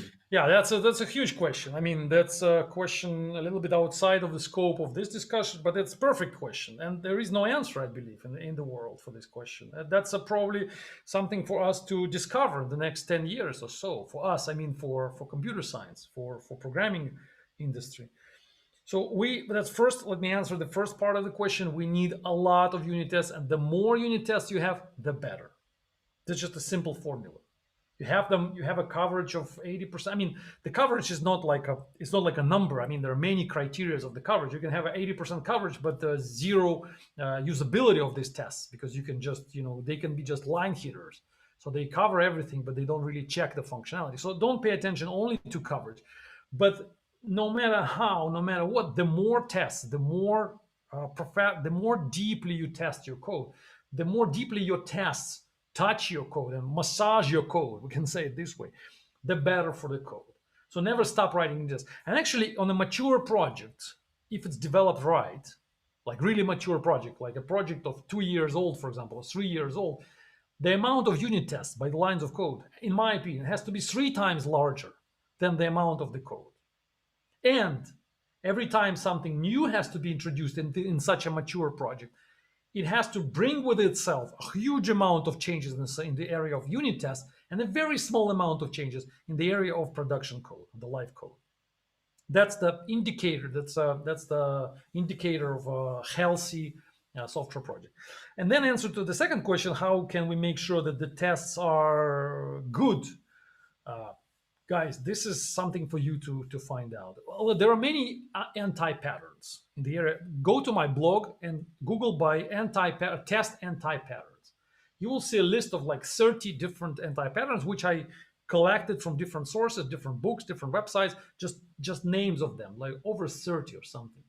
Anti-patterns, so how to make your test wrong. Even though it's going to be a test, it will work, it will test the code, it will introduce some coverage, but it's going to be a bad test, which will cause even problems in the future.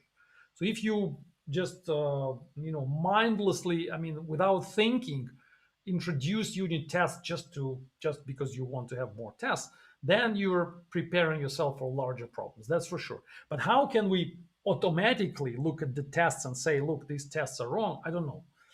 And that could be a very good tool if you design such a tool for Java, for example, which will look at your test suite, like all the 500 tests which you created, and say, look, 300 of them should be removed better or improved because they're wrong. That would be a really great tool for all developers. Yeah, let's look for it. Maybe it's already created. Probably the last question on this test topic is about Gherkin tools, which allows to write specifications in human readable way. Did you use it? Do you see any future for it in collaboration with customer? What is your opinion? I didn't use it. I think it may be an interesting tool. Maybe I have no experience of using that, but I think in general it's a good idea to integrate a natural language with a programming language. In general, so Gherkin, I even made my own language a few years ago, which allows you to write a specification in English, and then from this specification it generates you UML diagrams, it generates you maybe even the code. So it's a formal. It's called controlled natural language, CNL. Controlled natural. It's like natural language, like English, for example, but you cannot use it. You can say whatever you want in this language. You just format your thoughts in certain ways so that the computer understands you automatically. And I believe this is, in general, a future of programming. But the DSL is the same. DSL is the same topic, like domain-specific languages, which are more technical. So they're not exactly like English, but some of them are quite recognizable by humans. The DSL. So Ruby is a territory where many of these DSL languages are created. And for example, tools like Puppet and Chef, they're extensively using this kind of DSLs, which stay on top of Ruby, in order to let people explain what needs to be done without even knowing that they're writing Ruby code. So you write Ruby code, which looks like English, and then it just works because it automatically compiles to binaries. So I think that's strategically the right direction. Yeah, and the last question, we are almost out of time. It's about cost of ownership. So with these frequent releases or huge set of unit tests, integration tests, cost of ownership of your software is increasing.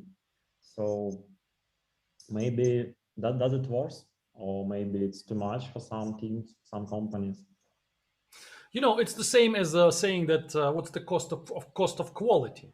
So okay, how about we instead of cleaning the floor in my apartment, I will stop doing that because it takes my time.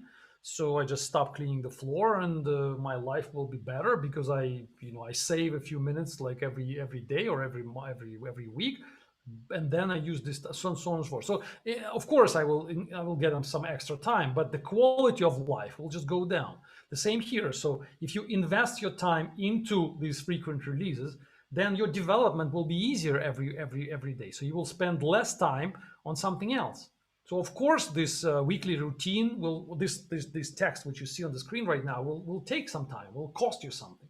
But it will cost you on the first week. It will cost you on the second week. It will cost you 0 on the week number 13. On the week number 13, it will give you a lot. It will start paying you back. So initially you invest into this infrastructure, then it starts paying you back.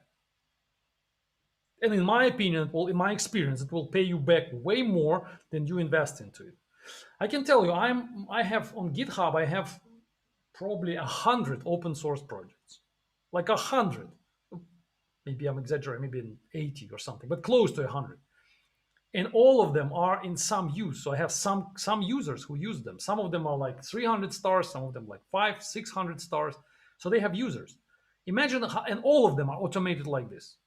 So all of them have everything that mentioned on this page, all of them. And that makes it possible for me to spend like 1 hour every 2 weeks to manage them all. I don't spend like every day because I have something else to do. So all the projects which are old, which stay in my portfolio for like 10 years, some of them are 10 years old. I don't touch them, but I know that they have this routine automated, and people make changes there. Contributors, volunteers, they submit pull requests. I just click one button and the whole thing just runs again, just like I ran it 10 years ago. The same cycle goes again. I accept their changes. Everything is being checked, tested, and the changes go in. I don't need to open that code anymore. I don't even need to remember what the code was about. This build pipeline, controls everything on behalf of me. Without this pipeline, you as developers have to control what's going on. But it's just okay for one project. But imagine you have 100 projects like me.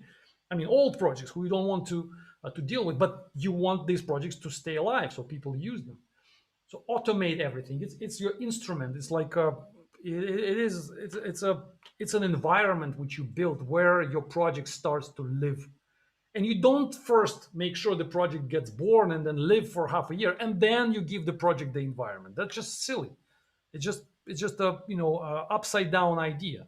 First you build the environment, then you let the project live and grow in this environment, not the other way around. Yeah. Thank you, Igor, for your answers and for this presentation. We will try to provide answers to questions what are not answered yet.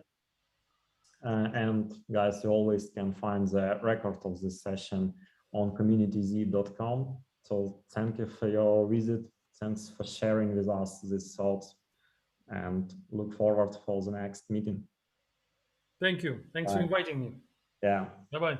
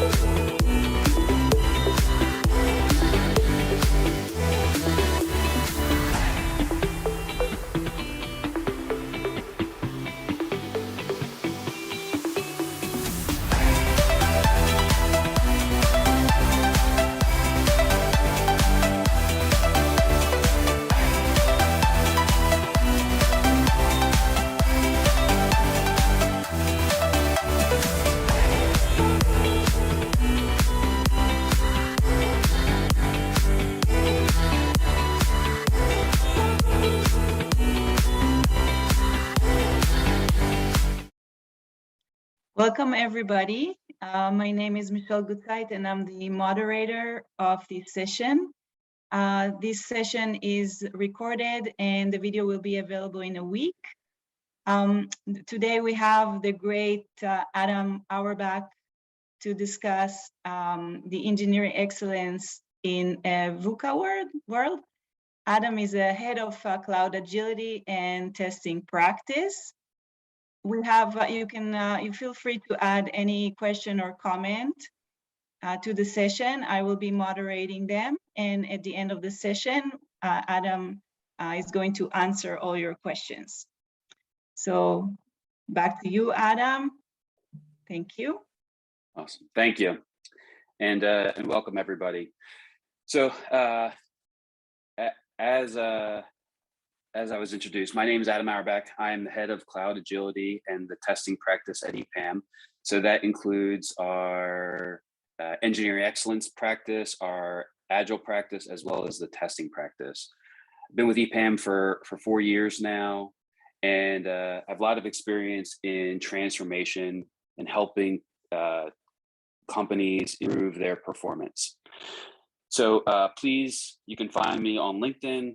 Please connect with me if you have questions. If you you're going through transformation with your company and you need some help, feel free to reach out. I'm always happy to answer questions. You can also follow me at Twitter at Bugman31.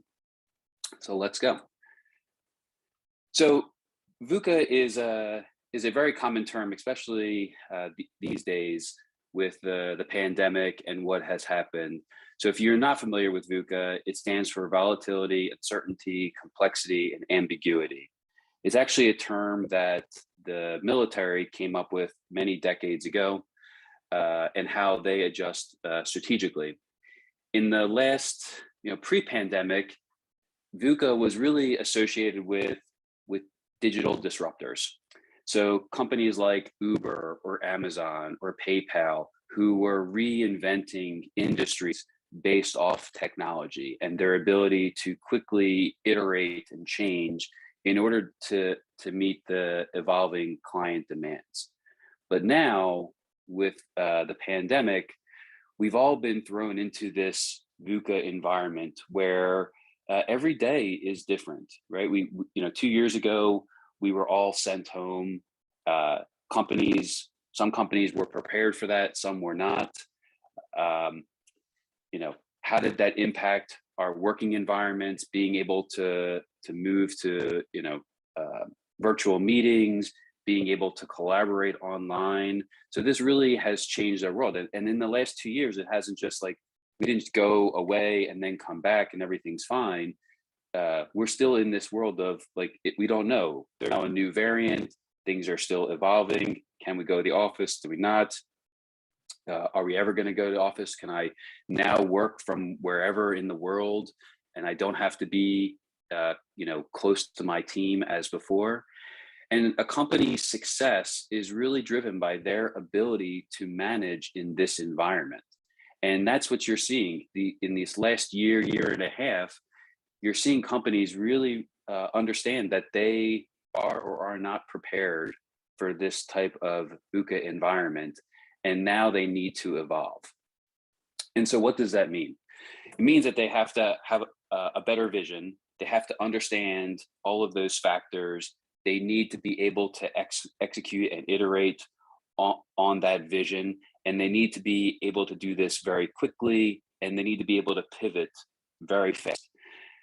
I think sometimes we get into this sense where we need to have a really clear understanding of how something works or the problem we're trying to solve before we invest our engineering talent. And then as we do that, we're really trying to get everything right before we put it into the client's hands.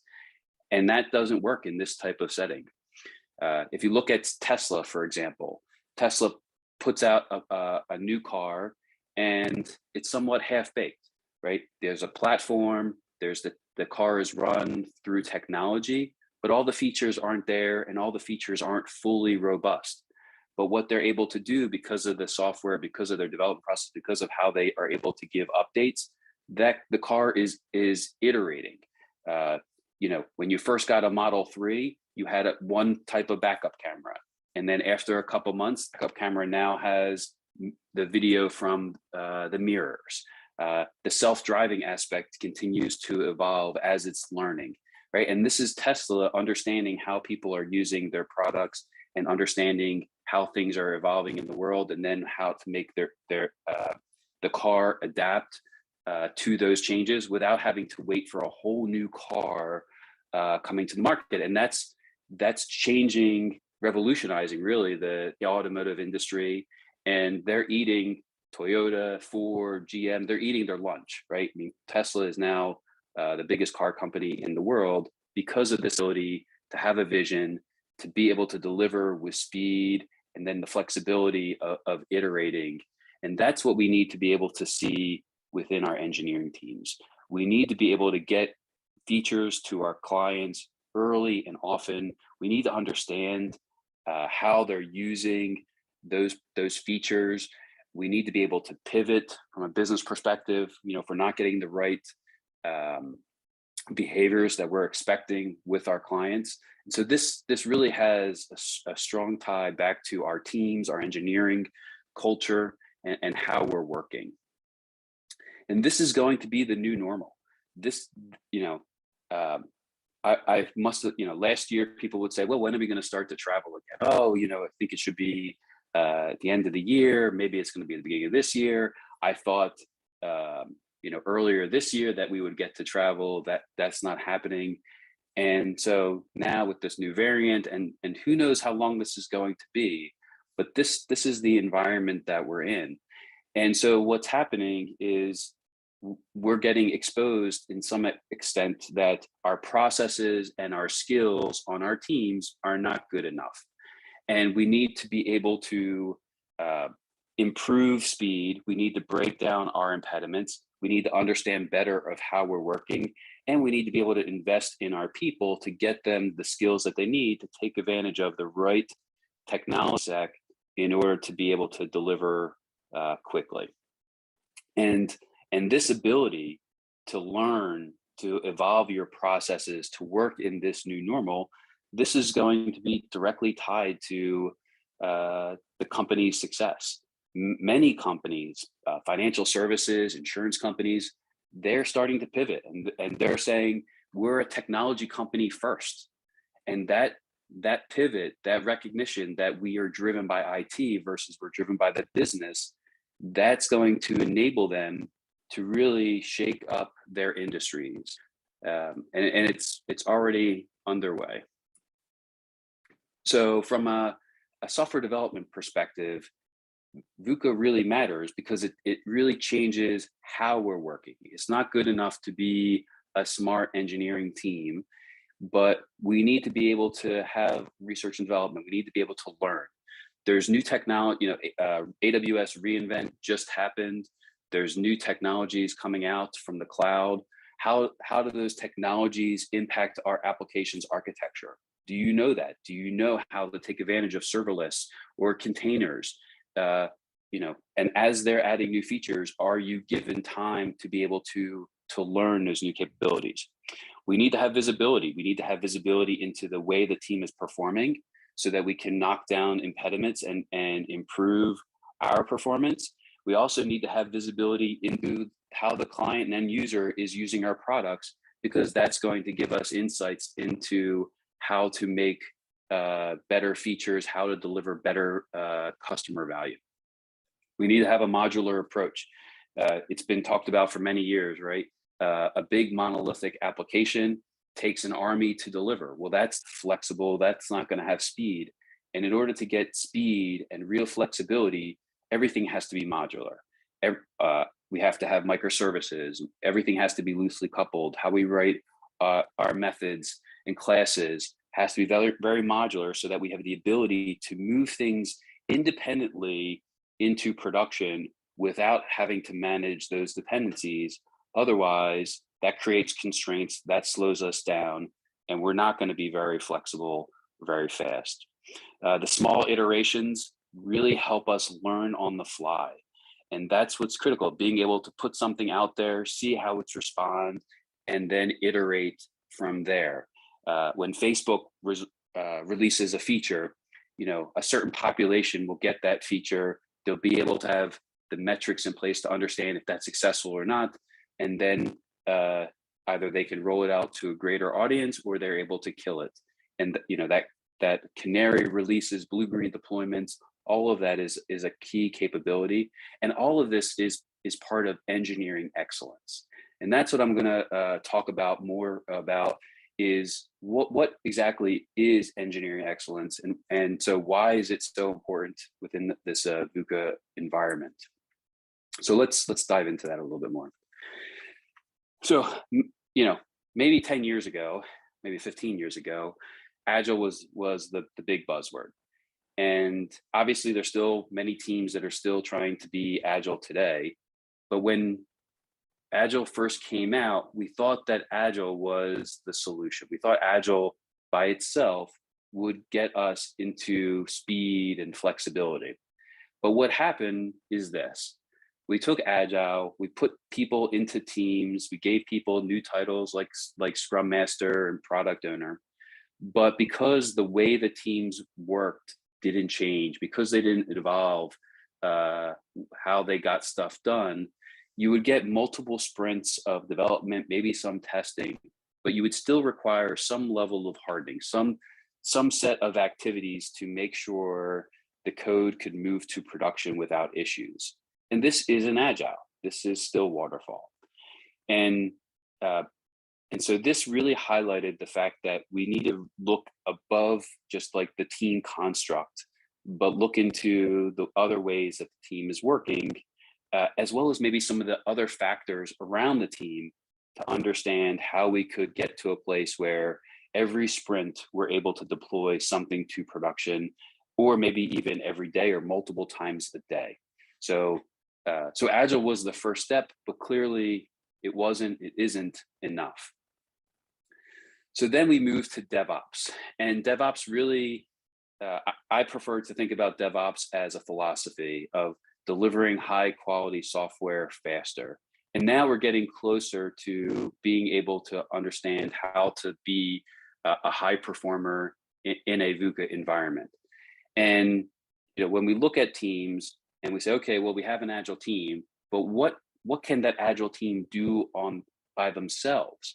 And what DevOps has talked to us about is that Agile team needs to be able to own it. They need to be able to be in control of development, testing, and getting their features all the way deployed into production. They need to have accountability for the quality and the environments, and maybe even some level of the production support. And so DevOps really, if we're doing DevOps correctly, we're not just talking about a run organization, or we're not just talking about CI/CD, but we're talking about how do we enable teams to do everything on their own, but safely, right? We're not just saying, hey, here's all of the keys to Azure, go create your own environments and good luck with that. No, we're asking our shared service teams to create playbooks or containers, templates, developer portals, automation frameworks. We're asking our shared service teams to create capabilities and provide support when the Agile teams need help. But the Agile teams are now able to take advantage of those best practices, so that way they can own their features all the way through to production, but they can do it very safely. So this now gets our Agile teams more accountable. It gets them working much faster, but there's still more to this picture. And that's really where engineering excellence comes into play. And at EPAM, we call this EngX for short. But basically, there are, I got two number sevens. There are 8 core principles of engineering excellence. And I'm going to go through these in a little bit more in detail. Obviously, shit in, shit out, as we say in America. So it starts with writing clean code. And I'll talk a little bit more about that. The cloud is a key capability of engineering excellence that allows us to have that modular approach. Now, it doesn't matter if it's public cloud or private cloud, but being able to have containers and take advantage of serverless capabilities, that is a key component to being able to move very quickly. The tooling matters. So having an integrated tool set that allows that continuous flow is critical. Being able to have visibility into the performance of the team or the set of teams and then into production, that's going to allow us to understand where we can improve. Quality gates are critical. We need to be able to have testing baked into this process. Testing should not be a separate team. It should not be a separate function. It should be embedded into the Agile teams. And we should have gates that are baked in so that code cannot move past an environment without meeting certain requirements. Security and compliance and performance has to be part of this process as well. Obviously, as you move to the cloud, there's greater concerns about denial of service, attacks, and other types of security risks. So we need to make sure that security and performance are all baked into this process. Continuous delivery, so everything's to that CI pipeline, and it really operates as an automated factory as we move code through our different environments into production. And then being able to manage that infrastructure, that cloud environment as code so that it has its own pipelines, its own security and testing checks before the teams are using it.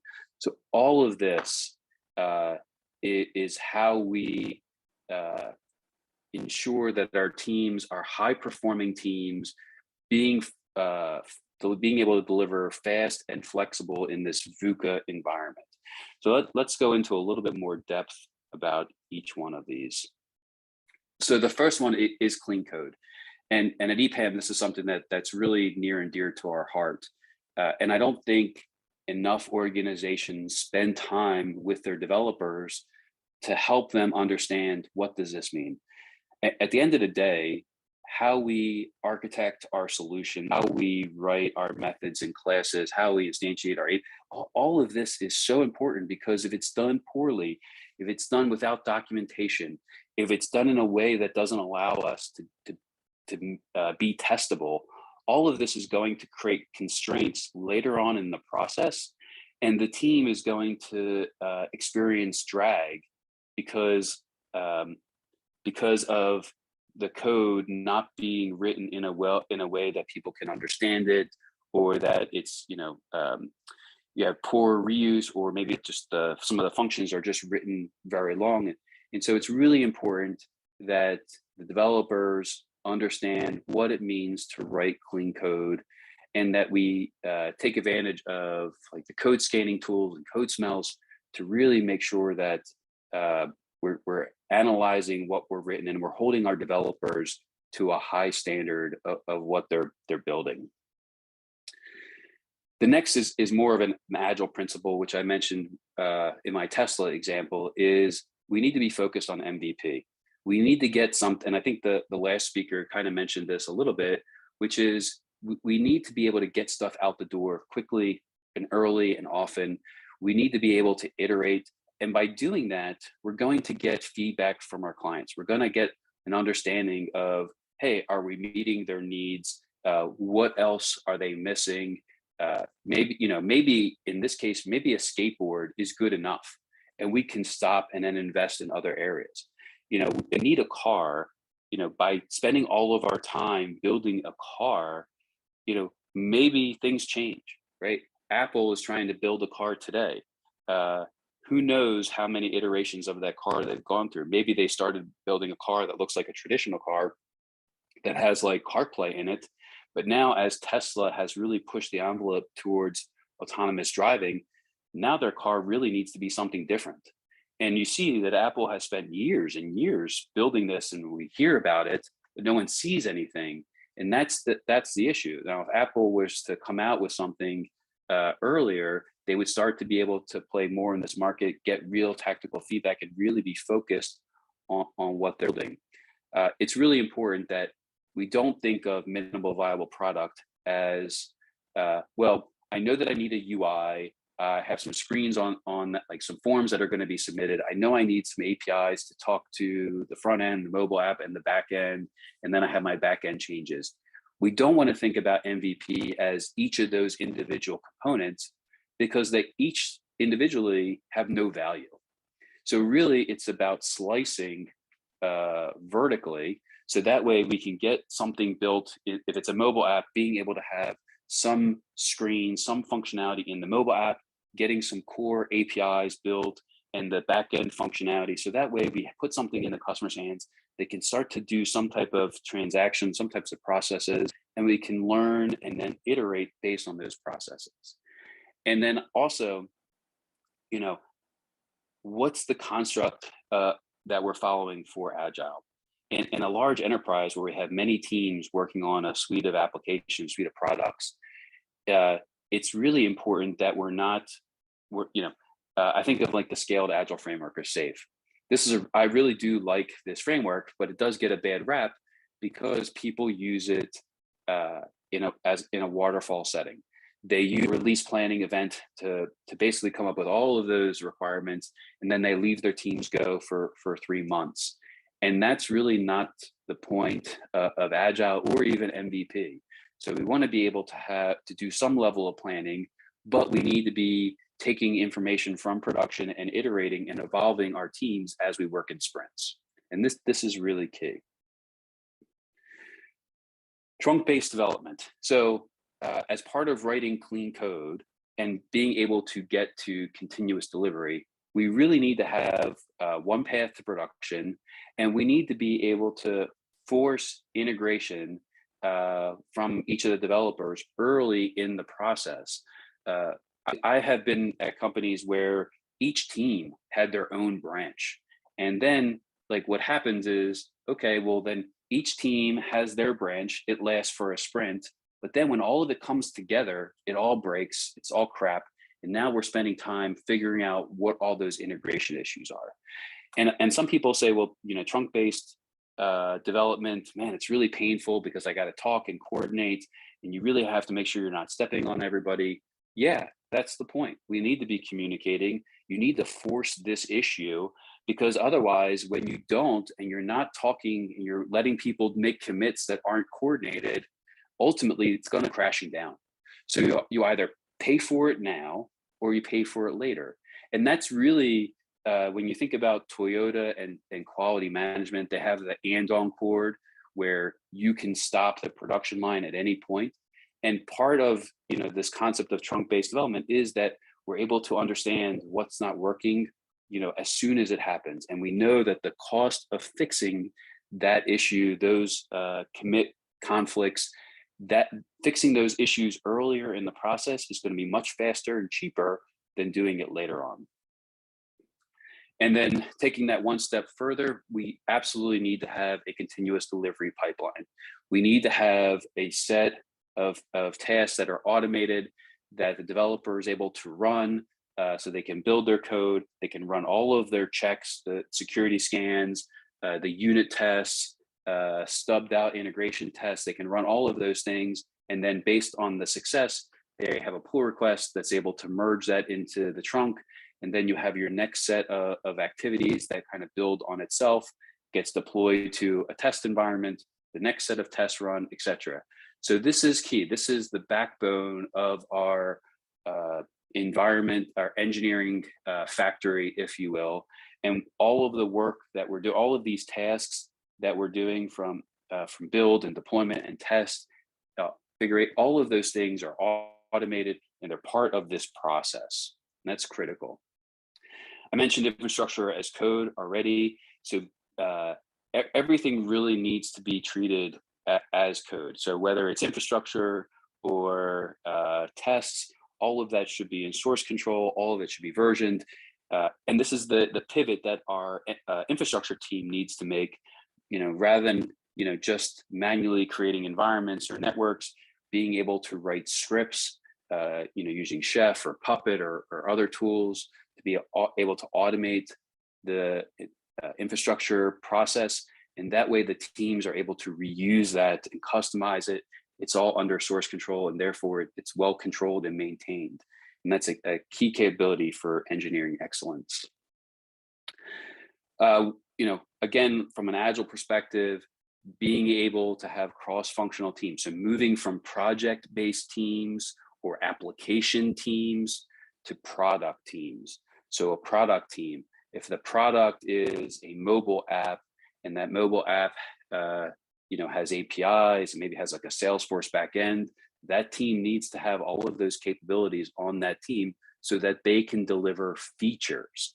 That's a very important pivot that we're seeing much more prevalent today in these high-performing teams versus an API team and a mobile team and a backend team, and then they have to work through integration, and ultimately they have issues, and they're still not understanding exactly what's the value of what they're building and how the client is going to take advantage of it. So cross-functional teams moving from project to product, it's critical in an engineering excellence environment.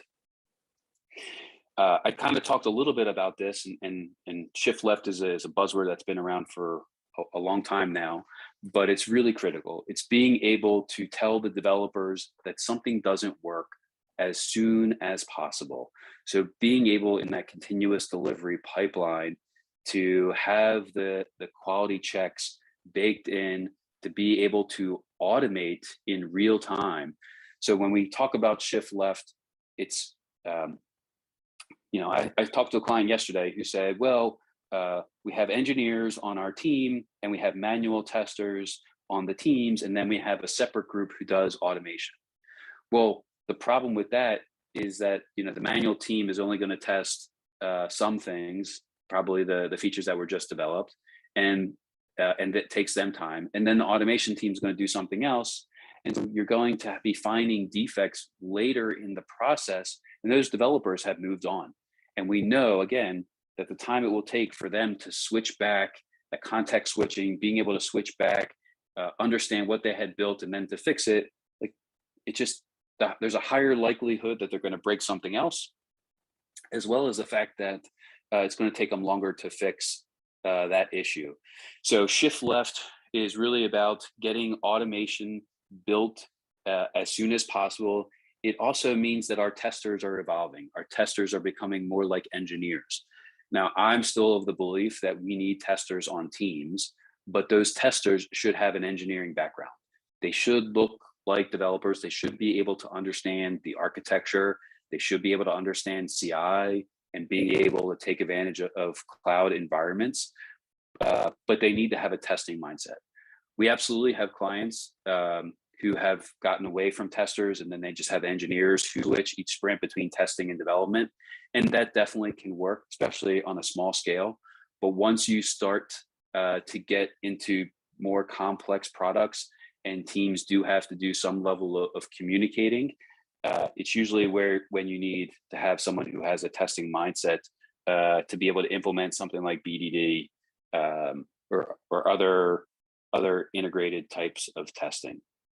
So being able to shift left, get testing early and often into the process, evolving the testers so that they are engineers as part of the process, and testing is part of the definition of done. It's critical in engineering excellence environment. And then just taking that a step further. So these are some of the typical quality gates that we would expect to see in a full continuous deployment, continuous delivery environment. So being able to have the code scans, being able to have, so this is basically every step of the way from the developers and their feature branch to then when things get merged into the master branch, and then when you start to deploy it. So continuous testing is a common buzzword in the industry. Many people think that continuous testing is just having automated testing, and clearly it's not.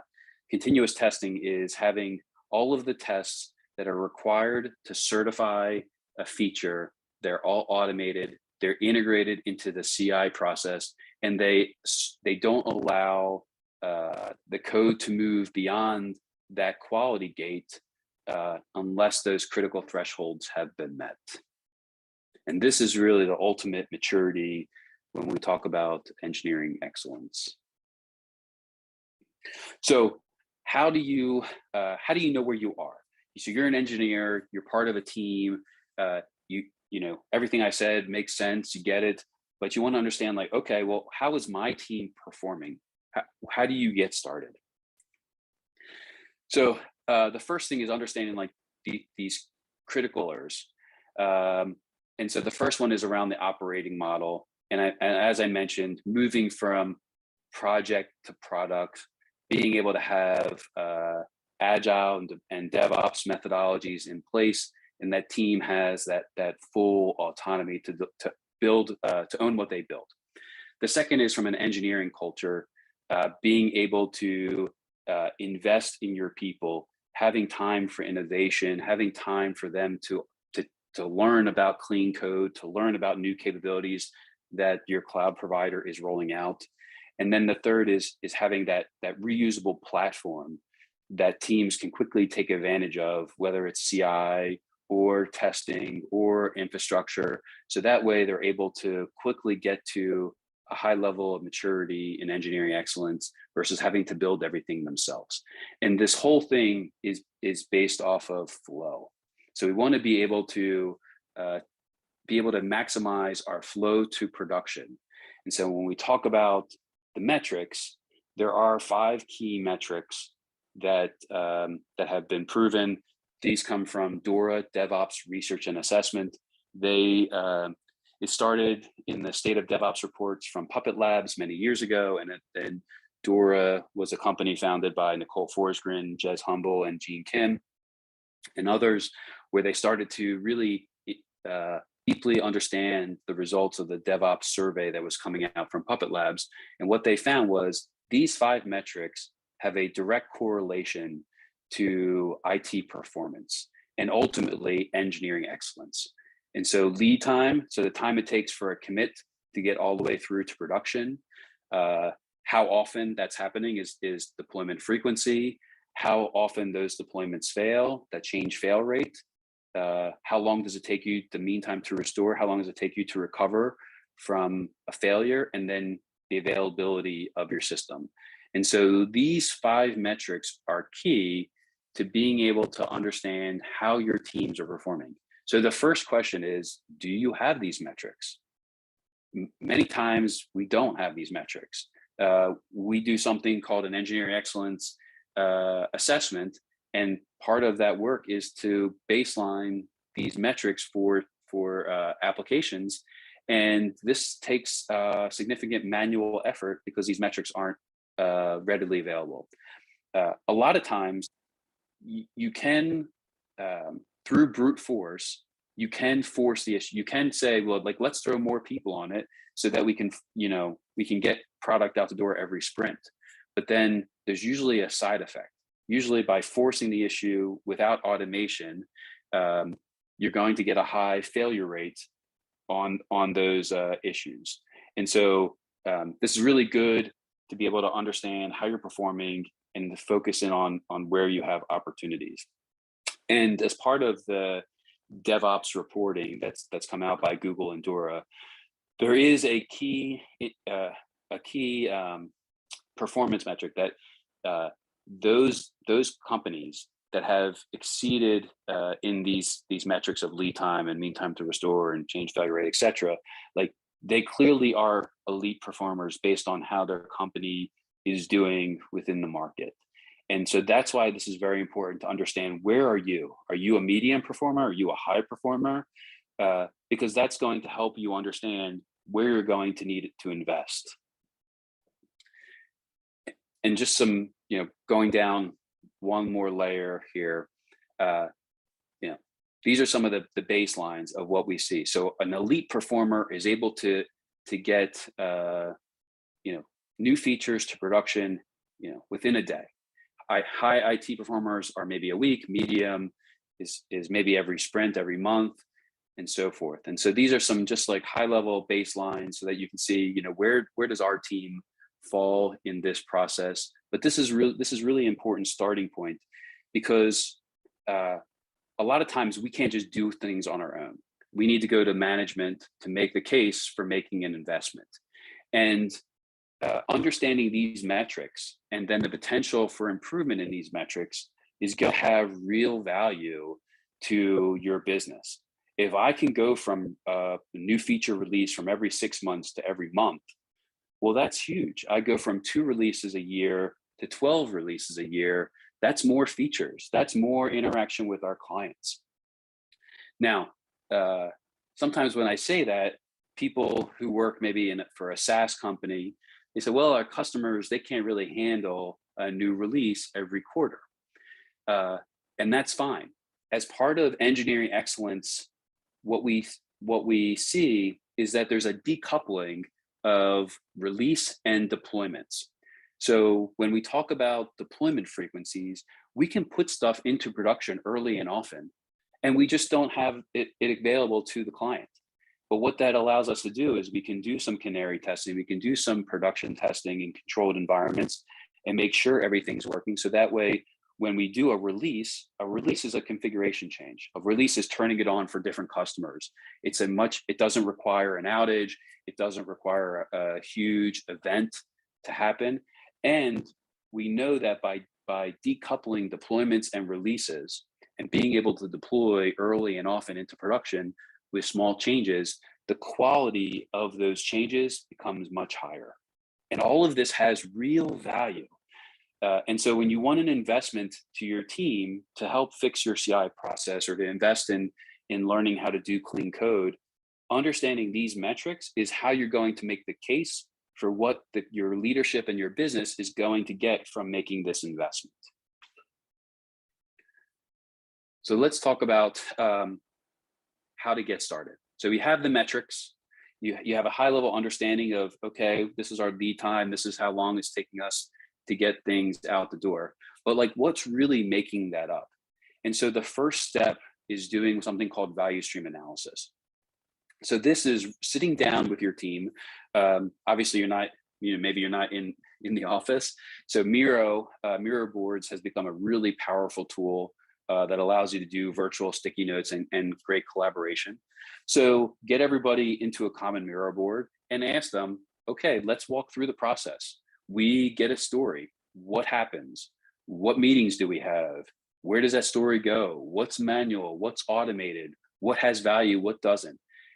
How long does all of this take? And just put it all down. And what this allows you to see then is, where is that lead time being spent? Is it being spent on manual tasks and working? Is it being spent on automation? Do we not have access that we need? The process of doing this is going to shake out all types of issues for the team to focus on building more automation. Maybe there's an organizational issue that there's another team that's doing the build and deployments, and they have a ticket process. So as part of our DevOps initiative, like, they need to give us the capability to do that. Maybe there's a UAT phase that takes 2 months. And so how do we get that phase eliminated and built into our agile practices? But doing value stream analysis is going to allow you to create an improvement backlog that will help you improve your the flow to production. It will help you remove some of the waste, and it's going to call out some organizational issues that leadership is going to have to help you solve. But after you have the metrics and you understand where your opportunities are, value stream analysis is now how you get more into the details to be able to build out a backlog, and really you focus on value and effort. So with that backlog, you want it to prioritize based off the things that are going to be the easiest to solve, but have the highest value to the team in terms of time. As part of that value stream analysis, we absolutely want to look at our CI process. We want to understand, what are all those activities that happen in our branches, in our pull requests, and as code moves from environment to environment, because that's also going to help us understand, do we have the right testing framework in place? Do we have the right approach to testing? Do we have the right testers? Do we have the right branching strategy? Are we writing code clean enough to work through this process? Do we have the tools that we need to be? This is going to drive our overarching continuous improvement pipeline. And so we need to take that value stream analysis and look at how our deployment cycle is working, because this is potentially going to need an area investment. And again, it's going to directly impact the way that the team is working. Organizational design is a sticky one. Every time you go through the value stream analysis, you are going to identify issues with how your company works that you're not going to be able to solve by yourself. And so it's really important that, you know, as you go through this process, that you have some leadership support, somebody who has the CIO's ear, that can really be an advocate for you. I've been at previous companies where, you know, we rewarded people for project time and being a project hero. So when you ask somebody to make an investment in containerization, they would say to you, what project am I logging my time to? And there was no reward system in place to reward people for innovation or research and development, frankly. And that's something that I wasn't going to be able to solve for. That's something that I had to go to the CIO and say, listen, we need to change the way we do end of year recognition. We need to get rid of this project system. And that's a big task. You know, I mentioned before the shared services and being able to move away from, you know, shared teams doing work on behalf of the teams. So there's a whole organizational change management aspect to this where people need to be bought in. There's a lot of fear that their jobs are going to go away because of changing responsibilities.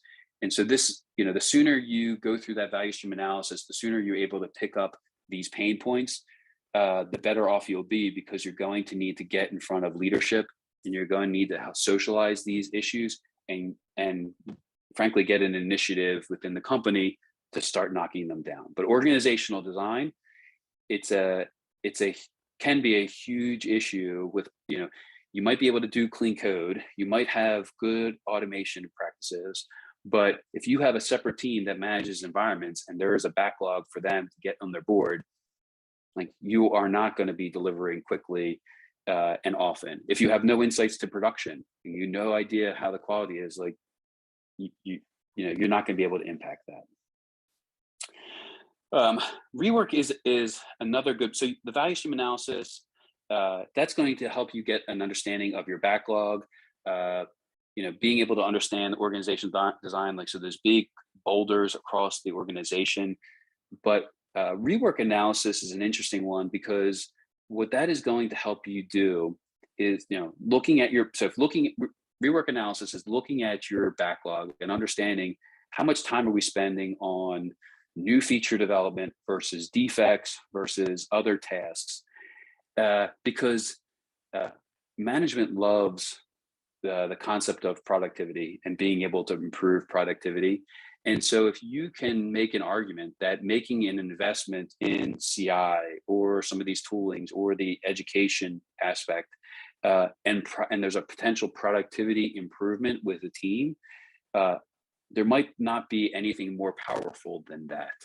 And so it's really important that we're able to look at the productivity of our team, where our time is spent, because that's also going to help us understand how to prioritize the backlog of improvements, as well as put a business case together for leadership so that they understand what's in it for them. Because all of these things, everything I've talked about, testing, quality gates, and clean code, and CI, and all of that takes an investment if you don't have it in place today. And that investment could be slowing the team down. It could mean that we need to add additional resources for some period to get those capabilities. And no one is going to make an investment in those activities unless it's clear to them what the return on that investment is going to be. And productivity is a great way. Obviously, the improvement in lead time is one measure, but this is the other really important measure when it comes to putting a business case together on how to enable engineering excellence for your team, and what that is going to mean in real, business terms.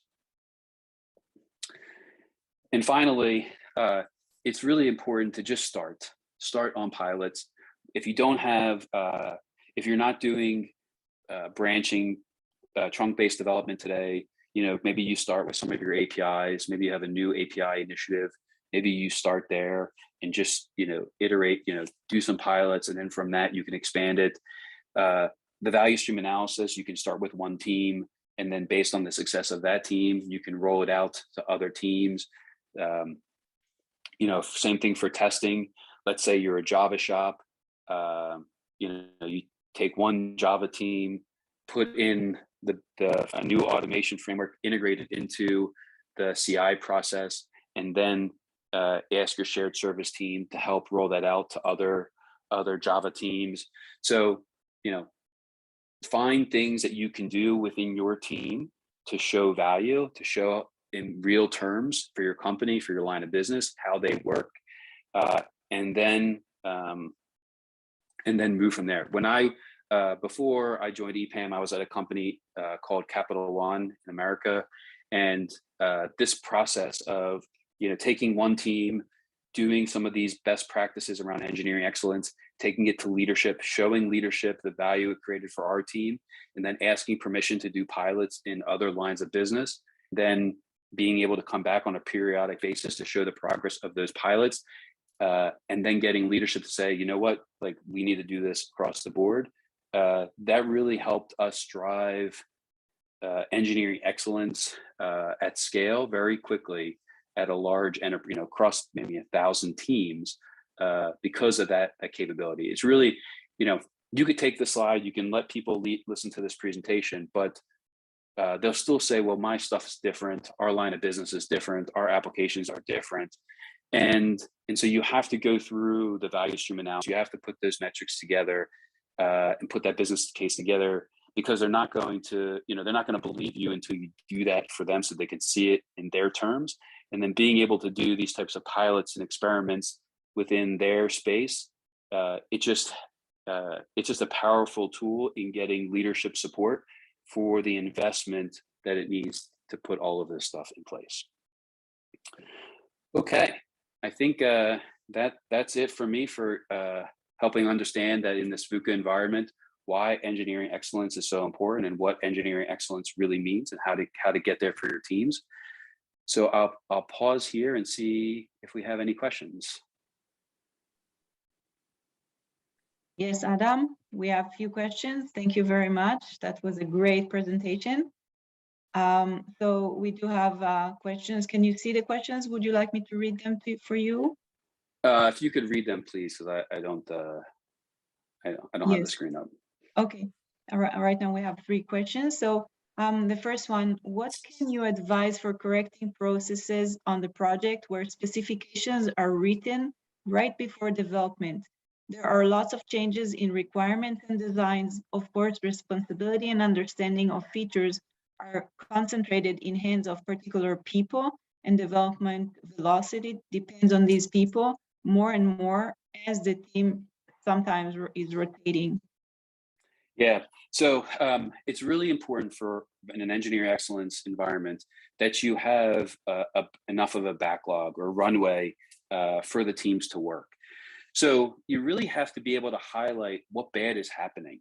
And this is where some of that value stream analysis goes to show, are you waiting? Do you have developers that are losing time because they're waiting for those stories to be written? Also that rework analysis. So being able to see, like, is there a productivity impact because there isn't shovel-ready work for the team to be done? That's what you have to be, or maybe there's just like a lost opportunity for the team because, so you really have to find what bad is happening to be able to go back to leadership to say, listen, we need more time on backlog refinement. Maybe we need an investment in additional people to building the backlog, but you have to be able to articulate what bad is happening. And so that's the activity that you need to go find is how is it impacting the team? Is the team losing time and thus there's a productivity hit? Do you have, maybe it's not lost time, but it's non-productive time because there's a lot of churn. Once you get something, you have to really figure out what it means. Maybe you have to do a spike. And so the time spent on real development is far less. So you need to find that issue and then use that as as your hammer to say, listen, we need to make a change? Good question. Thank you, Adam. So we have time for only one more question. So we will answer the questions, the other questions later. So the second question is by Joe. What is the opinion on developers writing not just unit tests, but automated acceptance tests and running them locally and having testers add more scenarios to the test that the devs build? So the short answer is that's absolutely fine. The team owns quality. At the end of the day, we need a team of engineers, whether they're developers or testers. It's a team of engineers. Everybody's responsible for testing. If the developers are the people who create the tests, and then you have testers who are able to take them and run them and do more with them, that's perfectly fine. In fact, it's a very common way for teams that are moving towards automation, where they don't have a lot of automated testers. They'll use the developers to do the first pass of the automation. It also helps the developers understand how to write better testable code, more automatable code, and have more accountability to what is being tested. So it's actually, it's a perfectly acceptable process. So thank you. Thank you very much, Adam. So we're running out of time. Thank you everybody for attending. And we invite you to watch the next session, which is Expecting Professionalism by Uncle Bob. Thank you so much, and we will see you in the next session.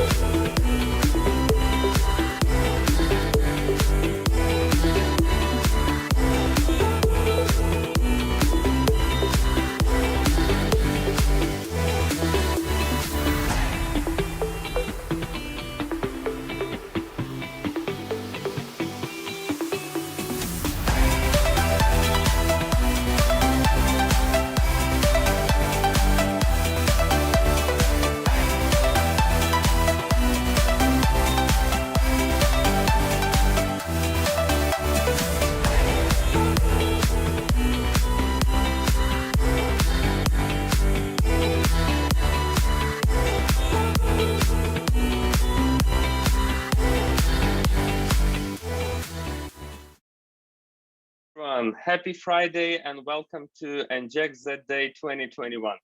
Today I'm going to present to you the most marvelous speaker that we have on our conference. And before that, I want to remind you that you are recorded and your video would be available like approximately in a week. So I have a question for you. What book would you recommend to each software developer regardless of his technology stack? Who is the author of this book? And not only this one. So I'm presenting you the author of Clean Code, Clean Architecture, Uncle Bob, and here's Robert Martin. Welcome. Thank you so much. Hello, everybody. Welcome. Today, we have about a half an hour. I'm going to deliver a talk to you that I have delivered in many places at many times in many ways. This is the talk on professionalism, expecting professionalism. And I begin this with taking you into a fantasy world in which I am your new Chief Technological Officer. Now, you don't want to live in this world. I'm not a great administrator. I'm not a good manager. I'm a programmer. I like to code. But if I were your new Chief Technical Officer, your new CTO, I would have certain expectations of you. And the first of all of those expectations would be professionalism. Do we have a profession? In order to have a profession, there must be something that we profess. There must be some standards, some ethics, some disciplines that we profess. Can you name any? Do you know of any? Do we have any such professions? I think we do not, at least not so far. Seems to me that the software community has grown up over the last 70 years with very little direction, which is not at all surprising. I mean, we literally came from nothing.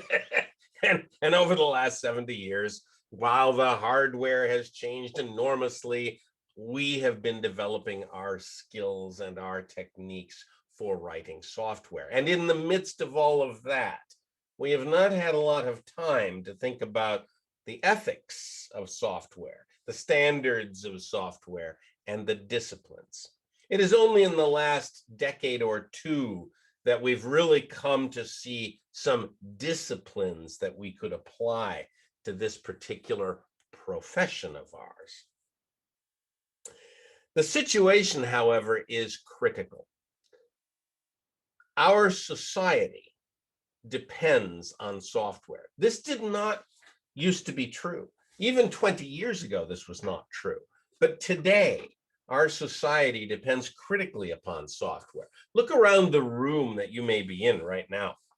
How many computers are running in that room? How many computers do you have running on your body at the moment? Do you have a smartphone? Do you have a smart watch? Do you have car keys? Car keys that have a little computer in them? Do you have a Bluetooth headset in your pocket like I do? Do you have many computers literally on your body? And then look around your room. Are there computers on the wall? Do you have thermostats that have computers in them? Do you have in your kitchen upstairs? Do you have a microwave oven that's got a computer in it? Do you have a dishwasher? Do you have a refrigerator? Do you have a washing machine? Do you have a dryer? Do you own a car? How many computers are in a modern car? How many lines of code are in a modern car? Would you be surprised to find that a modern car has 100 million lines of code in it? And I'm not talking about a Tesla. I'm just talking about some car, right, that you could get from a car dealer if you can find one right now, because they seem to be in short supply like everything else is. But okay. Even a normal modern car has an immense amount of software written inside it. Most of that software is in the entertainment system and in the GPS system, but some of that software sits between your hands and your feet and the engine and the brakes. There are if statements sitting between your foot and the brakes. wouldn't you like to know what those if statements say? Wouldn't you like to know how those if statements were tested? How many people have been killed because those if statements failed to operate properly? How many people have been killed because the software in their car malfunctioned and allowed the car to drive out of control? And the answer to that is many dozens of people have been killed by malfunctioning software in their cars, and many, many hundreds of people have been injured by that software. You and I are killing people. We didn't get into this business to kill people. You and I got into this business probably because we wrote an infinite loop once that printed our name on the screen, and we thought, oh my God, that's wonderful. I need to do that for the rest of my life. And now we're in a position where we are killing people, we are injuring people, we are destroying fortunes. Software is sitting in the middle of everything.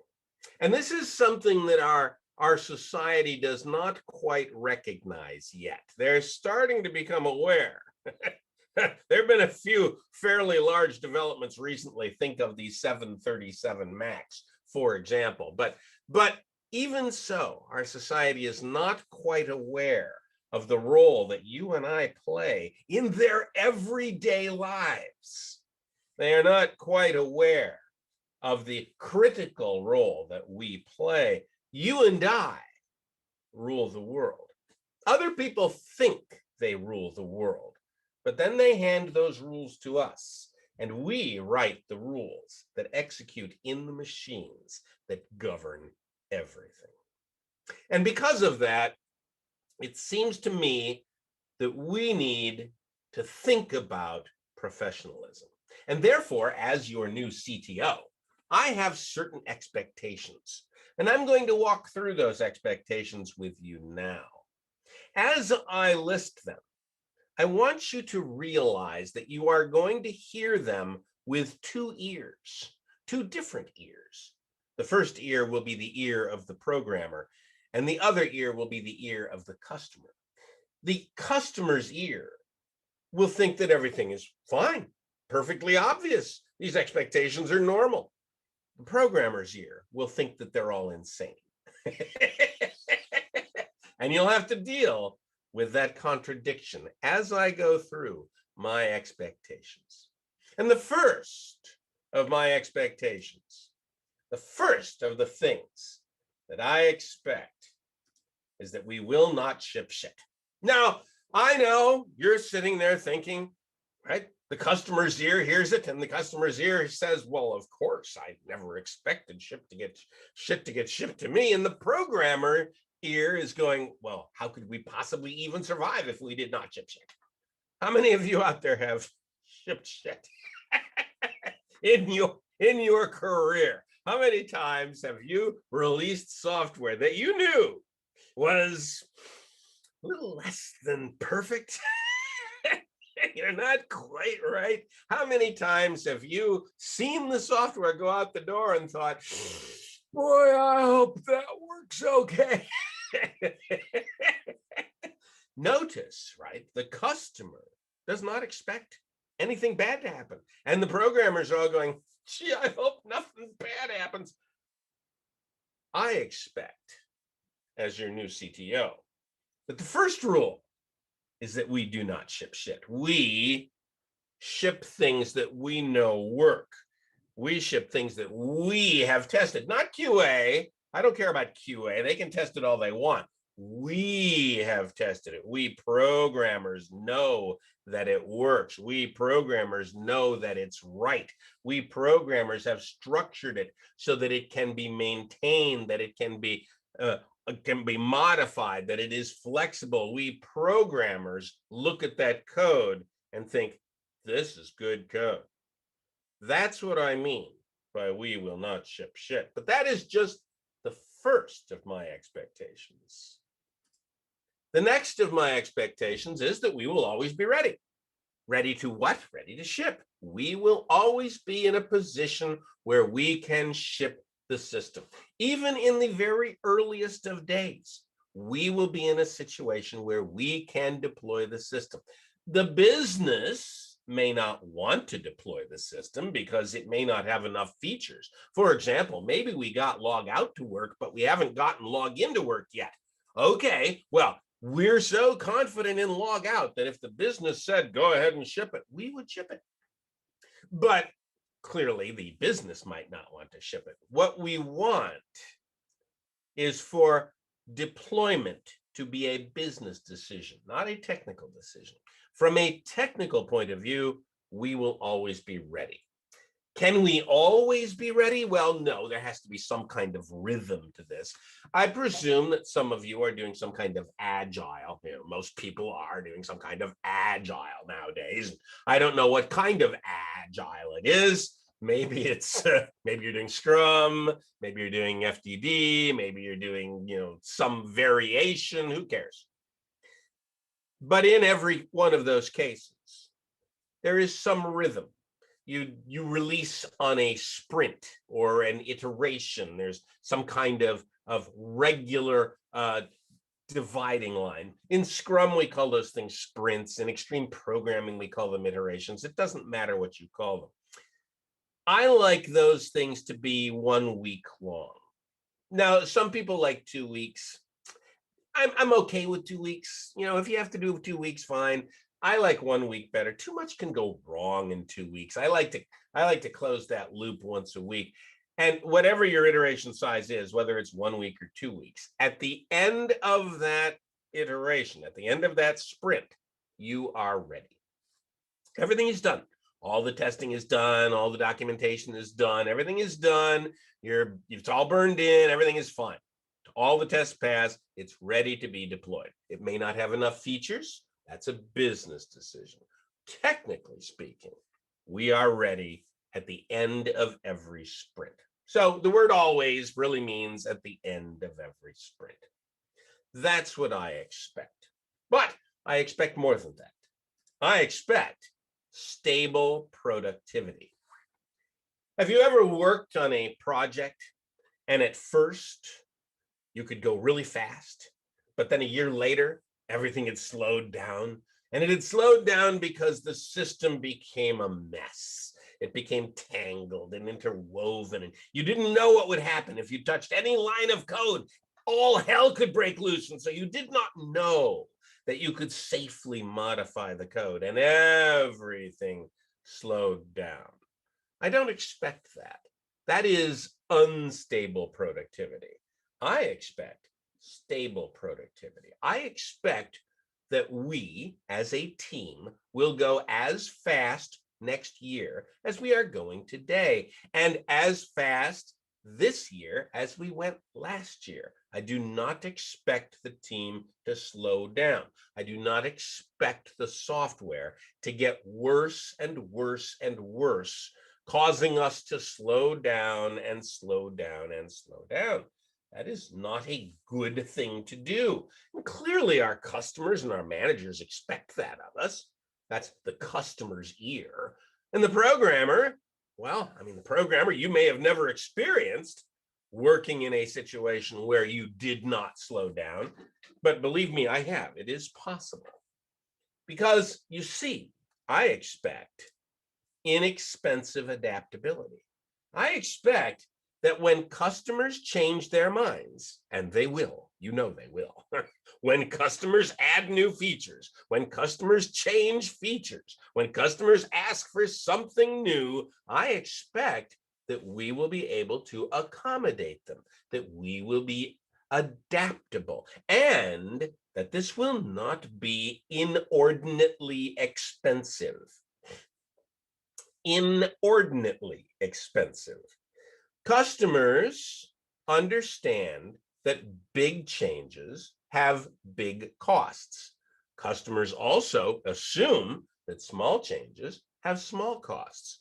Customers get very annoyed when they give you what they believe is a small change, and you go, oh God, that's a huge change. It's going to wreck everything. That would be violating this expectation.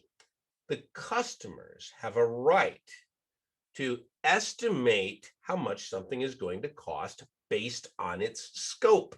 The cost of a change should be proportional to the scope of the change as the customer views the scope.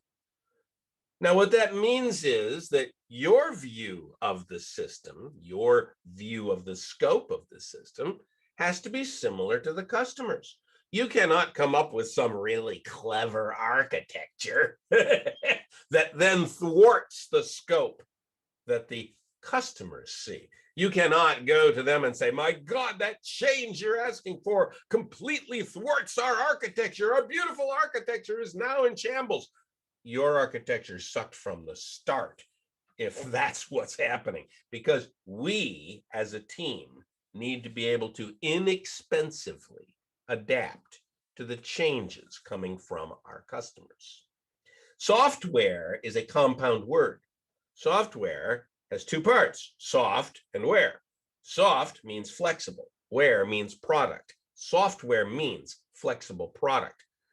To the extent that you make your product hard to change, you have thwarted the very meaning of the word software. I expect inexpensive adaptability. I expect continuous improvement. I expect that as time goes by, the system will get better and better and better. The design of the system will improve. The architecture of the system will improve. The code will get cleaner and better with every passing day. I expect the system to get better. The customer hears this and says, well, of course. The programmer hears this and says, are you insane? Software systems always get bad. They rot. They turn into cans of worms. They get tangled because we're constantly under pressure to constantly make a mess. No, you're not. Human beings make things better with time. This is a moral incentive, a moral obligation. We, human beings, make things better with time. There's a simple rule that I would like you to follow. I call it the Boy Scout rule. I call it the Boy Scout rule because the Boy Scouts had a rule long ago, which was leave the campground cleaner than you found it. I want you to leave the code cleaner than you found it. Every time you check the code in a little cleaner than you found it. Never make it worse. Always do some random act of kindness to make it just a little bit better. If everybody did that, just that, the code, the design, the architecture would get better and better and better with time. The team would not slow down with time. We would not have inflexible products. We would have inexpensive adaptability. All of these things that went before we would not ship shit. If everyone simply made things a little bit better every time they checked in the code. But to do that, I expect something else. I expect fearless competence. You understand why people don't improve things, right? You bring code up on your screen. You look at that code and the blood drains from your face as you realize the horror scene that you are about to immerse yourself in. And you think to yourself, well, maybe I should clean it a little bit. And then the thought occurs to you, no, I'm not going to be the one to clean it, because you know, if you touch it, you will break it. And if you break it, it becomes yours forever. So you back away. You go, no, I'm not going to be the one to clean this code. Someone else can clean the code. This is a fear reaction. You are reacting in fear to this thing that you created. I want you to realize how wildly unprofessional that is, how incredibly irresponsible it is to be afraid of the thing that you created, to have allowed it so far out of your control that you now react to it. It no longer reacts to you. You became a programmer because you wrote an infinite loop once that printed your name, and you are master of the universe. And now the code masters you. How can we stop that fear? How can we break the chain of fear that causes the code to rot and rot and rot? Well, I have an idea for you. I want you to think about this. What if you had a little button that you could push?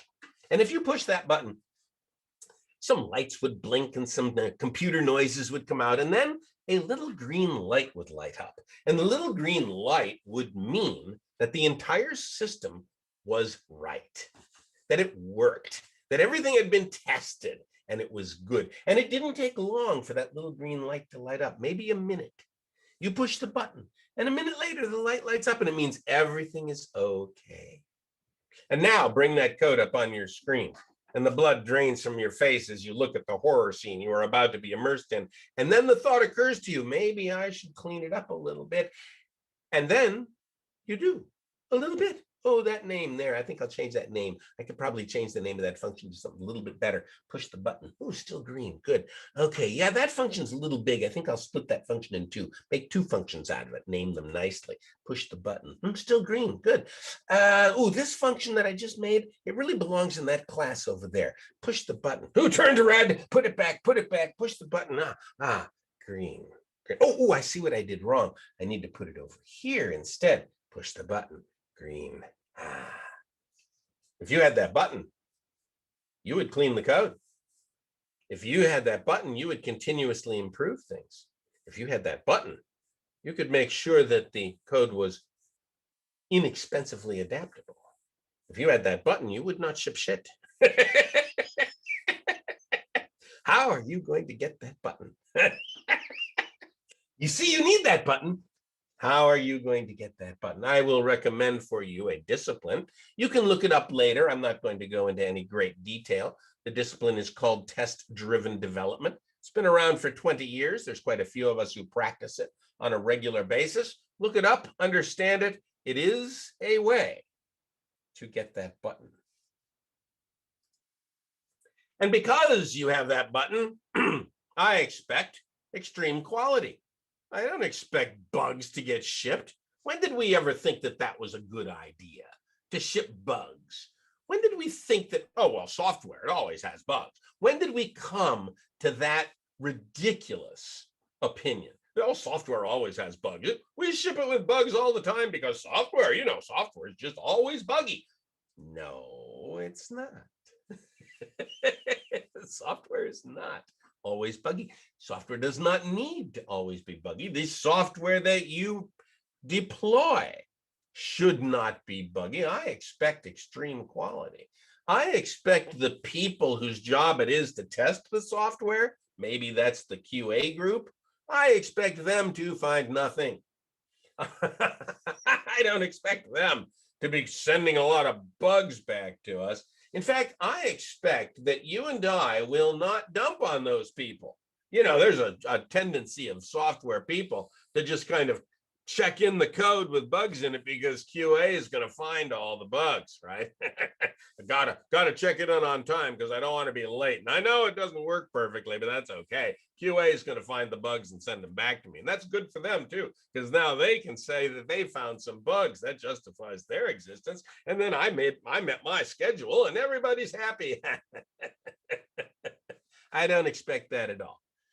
When you release your code to QA, if you have a QA group, when you release your code, when that code leaves your hands, I expect it to work. I expect it to be right. I expect that you are not just dumping it on QA, because I expect that when you hand your code over to QA, if you ever do, then they will find nothing. QA should wonder why the heck they've got this job at the end of the project, because they're never finding anything. And in fact, I want QA moved to the beginning of the project. I don't think QA ought to be at the end. I think they should be at the beginning. I think QA should be writing tests, not executing tests. Programmers can execute the tests. And by the way, when programmers execute the tests, you know what those programmers are going to do with those tests? They're going to automate them because that's what programmers do. Can you imagine a bunch of people doing manual testing? Manual testing? My God, we're programmers. We automate things, makes things much better, much cheaper, much easier.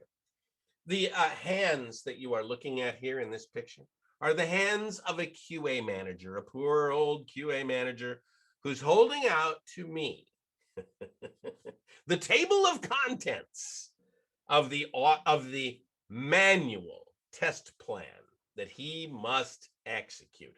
This is not the test plan itself. It's just the table of contents. He has 80,000 tests that he must run manually. He's hired an army of people in India to execute that manual test plan every 6 months. And it costs him $1 million every 6 months.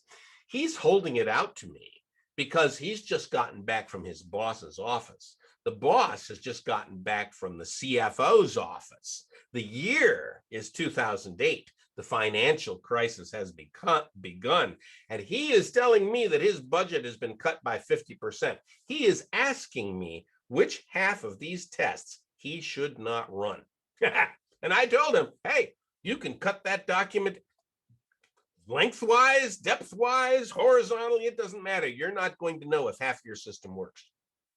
That is the end result of manual testing. Whenever you rely on manual tests, you will lose those tests because they become too expensive. Manual testing is horribly expensive. You might think automating the testing would be expensive. It's not. Running those tests with human beings over and over and over again is, well, frankly, it's insane. I expect that the members of a software team, we, will cover for each other. I expect us to behave like a team. And a team is a group of people who cover for each other. For example, you have a team of players moving the ball down the field, right? They're kicking it back and forth to each other, moving the ball down the field against the opposition, and they're making progress. They're moving the ball down the field, and then one of the players trips and falls. But the referees do not stop the play. The play continues, even though the guy has fallen down. What do the other players do? They change their field positions to keep the ball moving down the field. That is how a team behaves. A team changes their positions to keep the ball moving down the field. If Bob is the database guy and Bob gets sick, somebody else has got to do the database stuff. Somebody else is going to have to cover for Bob. And in fact, it's Bob's responsibility to make sure that there's someone out there who can cover for him. Probably more than one person. It would be good if there were 2 or 3 people who could step in and take over the database stuff for Bob if Bob goes down. Because, of course, there are times when we go down for all kinds of reasons. Sometimes we get sick. Sometimes we go on vacation. Sometimes we quit. Sometimes we're just not in a mood to do anything. You know, that happens to programmers sometimes. They get programmer block. Maybe you had a big fight with your significant other and you just can't think. Someone needs to be able to step in. How are you going to do that? How are you going to make sure that someone can cover for you? I suggest you sit down and write code with them on a fairly regular basis. Once every day or two, you should sit down and write code with someone else so that they know what you're working on and you know what they're working on. And in the worst case, you can cover for them or they can cover for you. I expect us to behave like a team.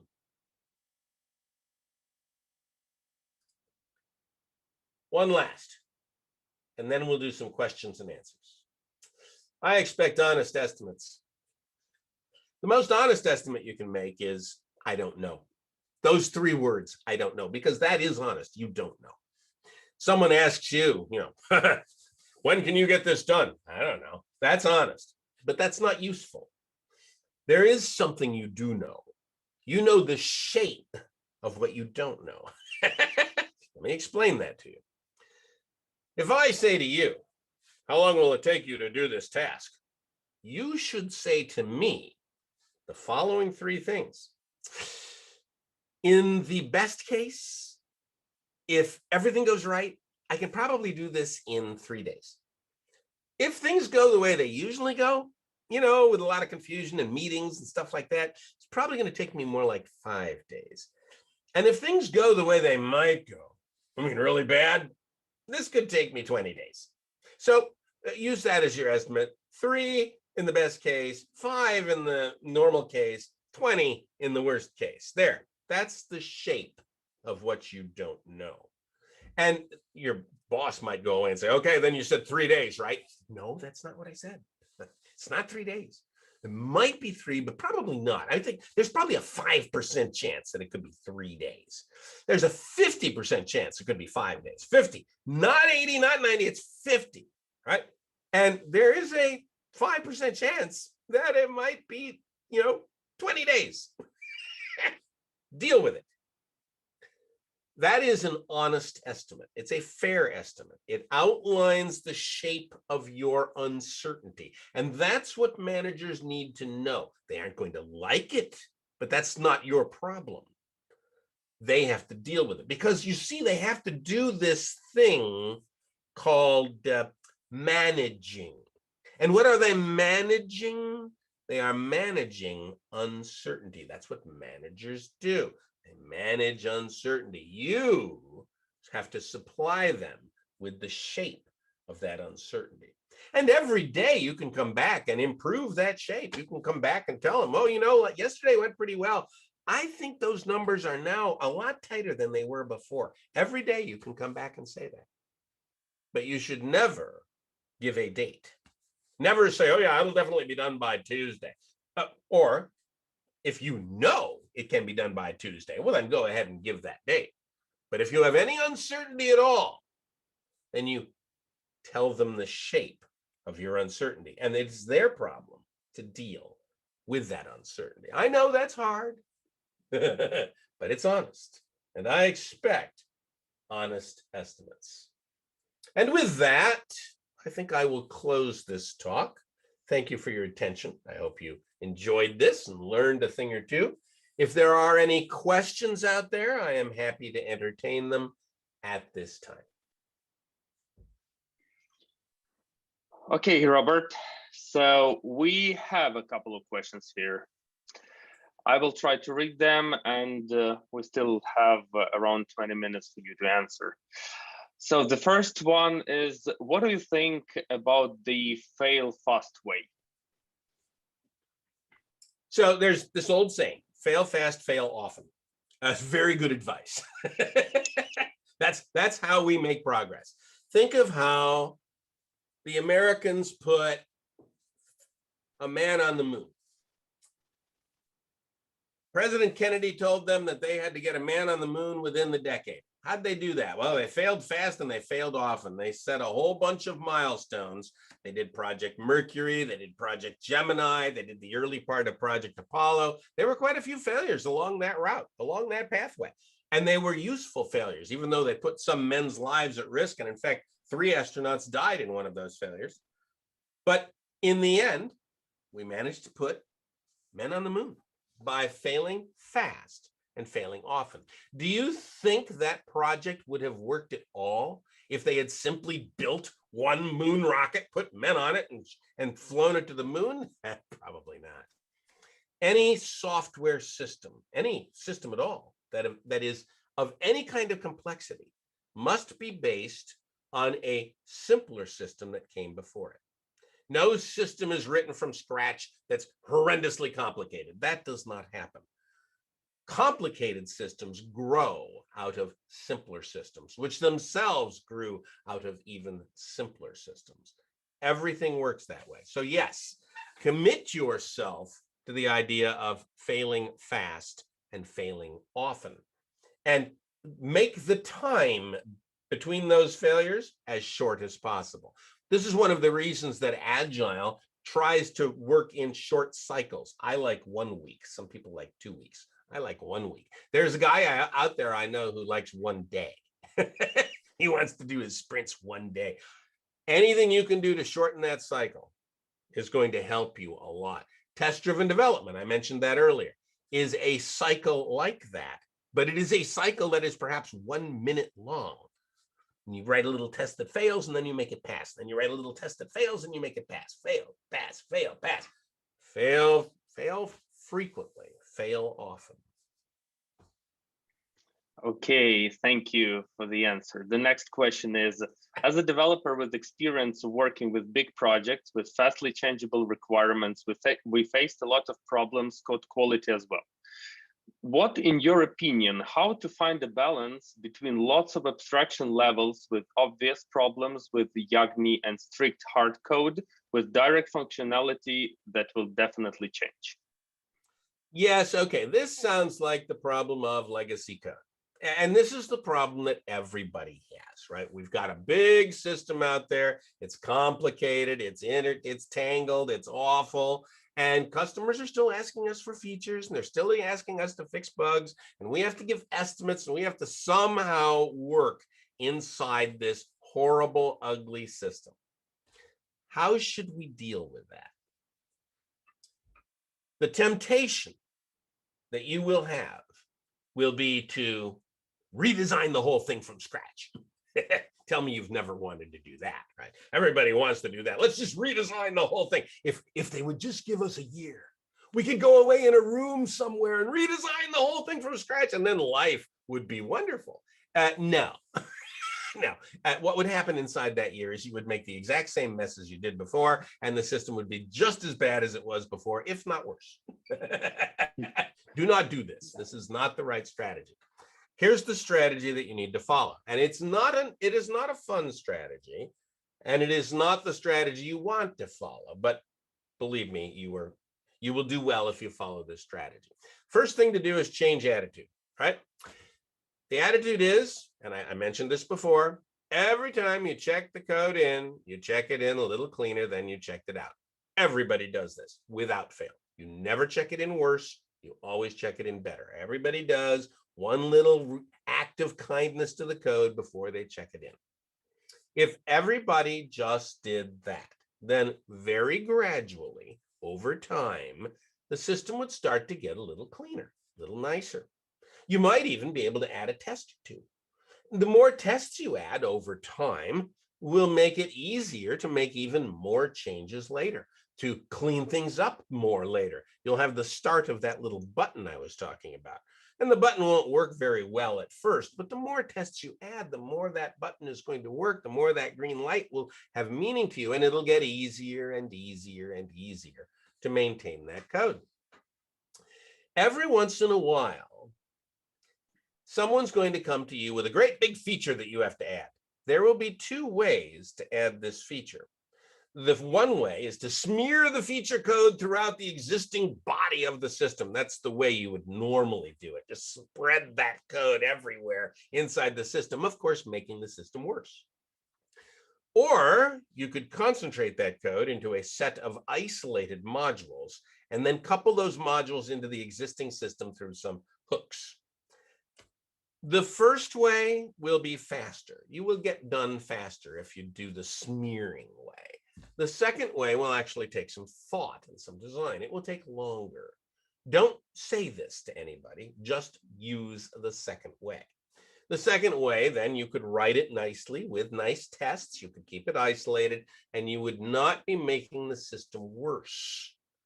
If everybody did that, over time, the system would accumulate nice sets of modules that are nice, that are well cleaned. Meanwhile, everybody is making things better with time, so the rest of the system is gradually improving. And at some point, you may find that there are bits of the old code that are still a mess, but they're completely surrounded by other code that is much better.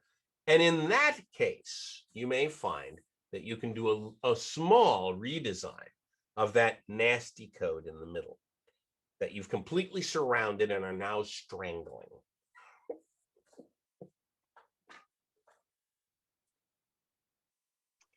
All right, thank you. Thank you for the cool answer. Next one, Uncle Bob. Do you still think we should unify under one set of rules for software developers?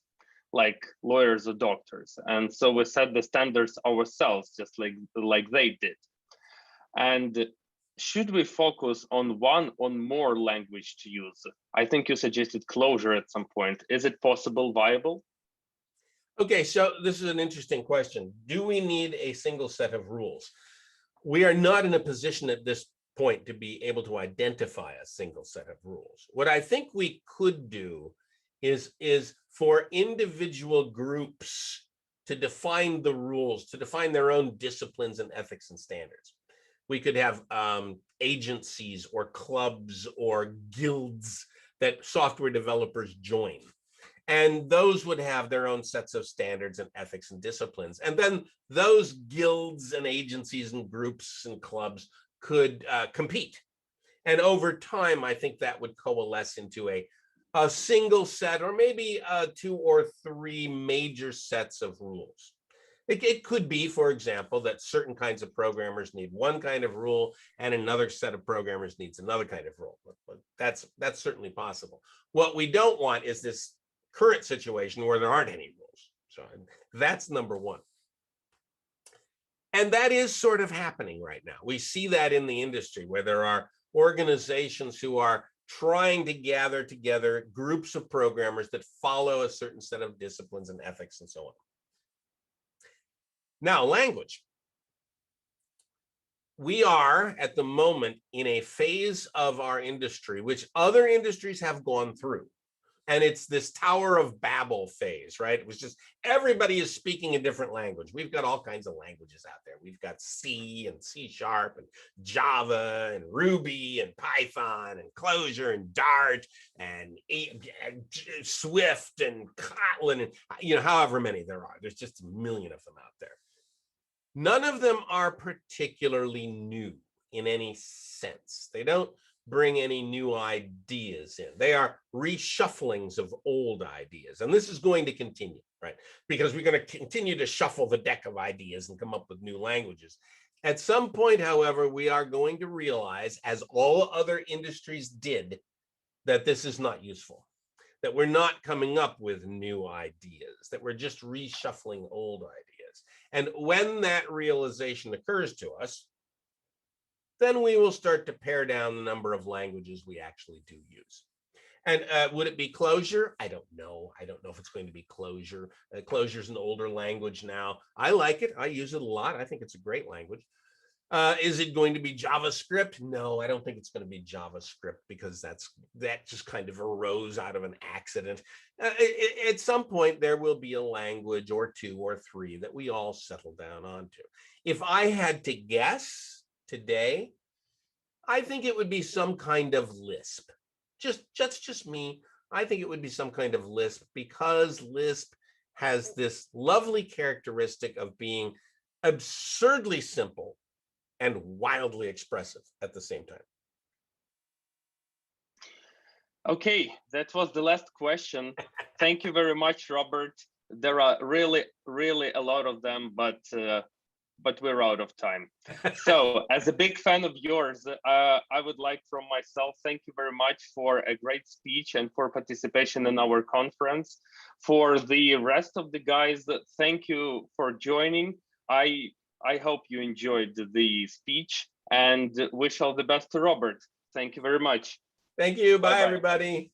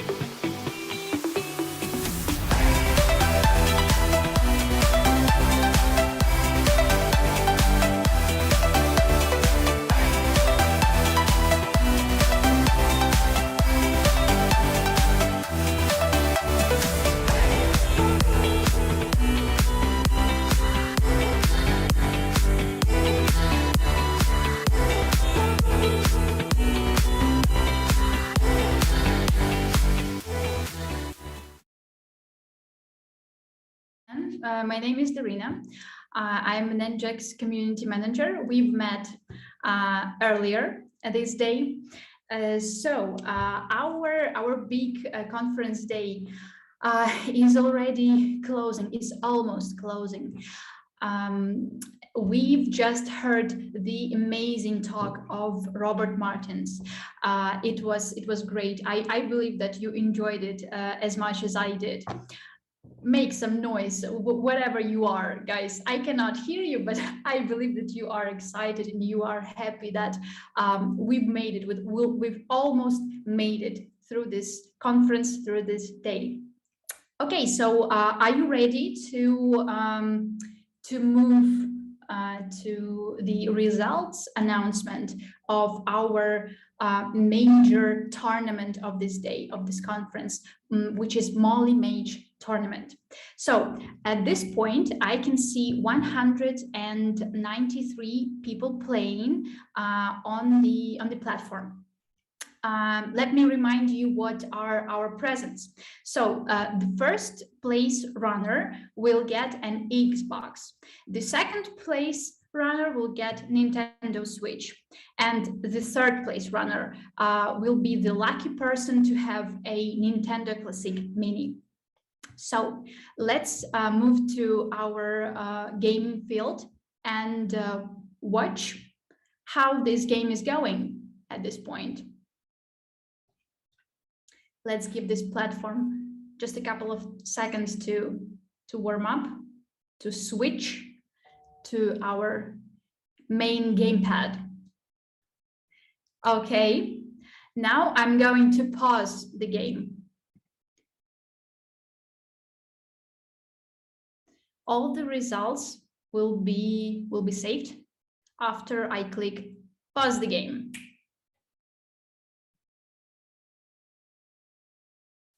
The game is pausing, I assume. Let's wait a couple more seconds. All right, so the game is paused and we have our leaderboard here, as you can see. Our winners are Roman Billy, Mikita Kobezov, and Roman Marsky. So I believe that Roman will get an Xbox.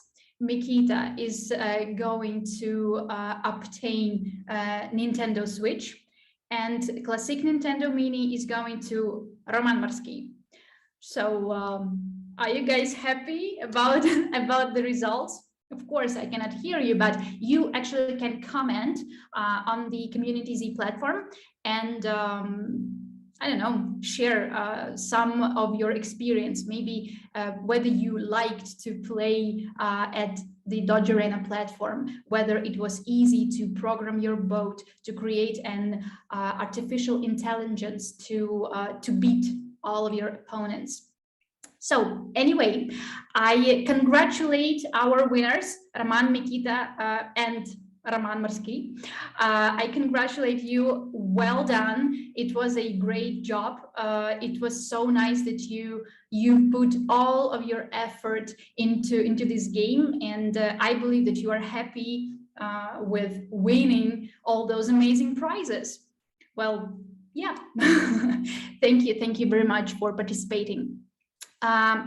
If you are interested, what else, who else won in our other activities? I mean, party space activities. Actually, all the results are going to be announced in approximately 30 minutes. 25 minutes, I would say, during our closing ceremony. So please come and we'll close this magnificent conference with some of our results, and we're going to announce our winners as well, of course. So don't miss this chance. Please come and learn who won what. Okay, I believe that's it. That was really quick. Anyways, I thank all of you for coming to this results announcement, and I thank you for playing, for being with us during this whole day. Thank you very much. You are brilliant. You are super duper fun. Thank you, and bye. That's it from my side.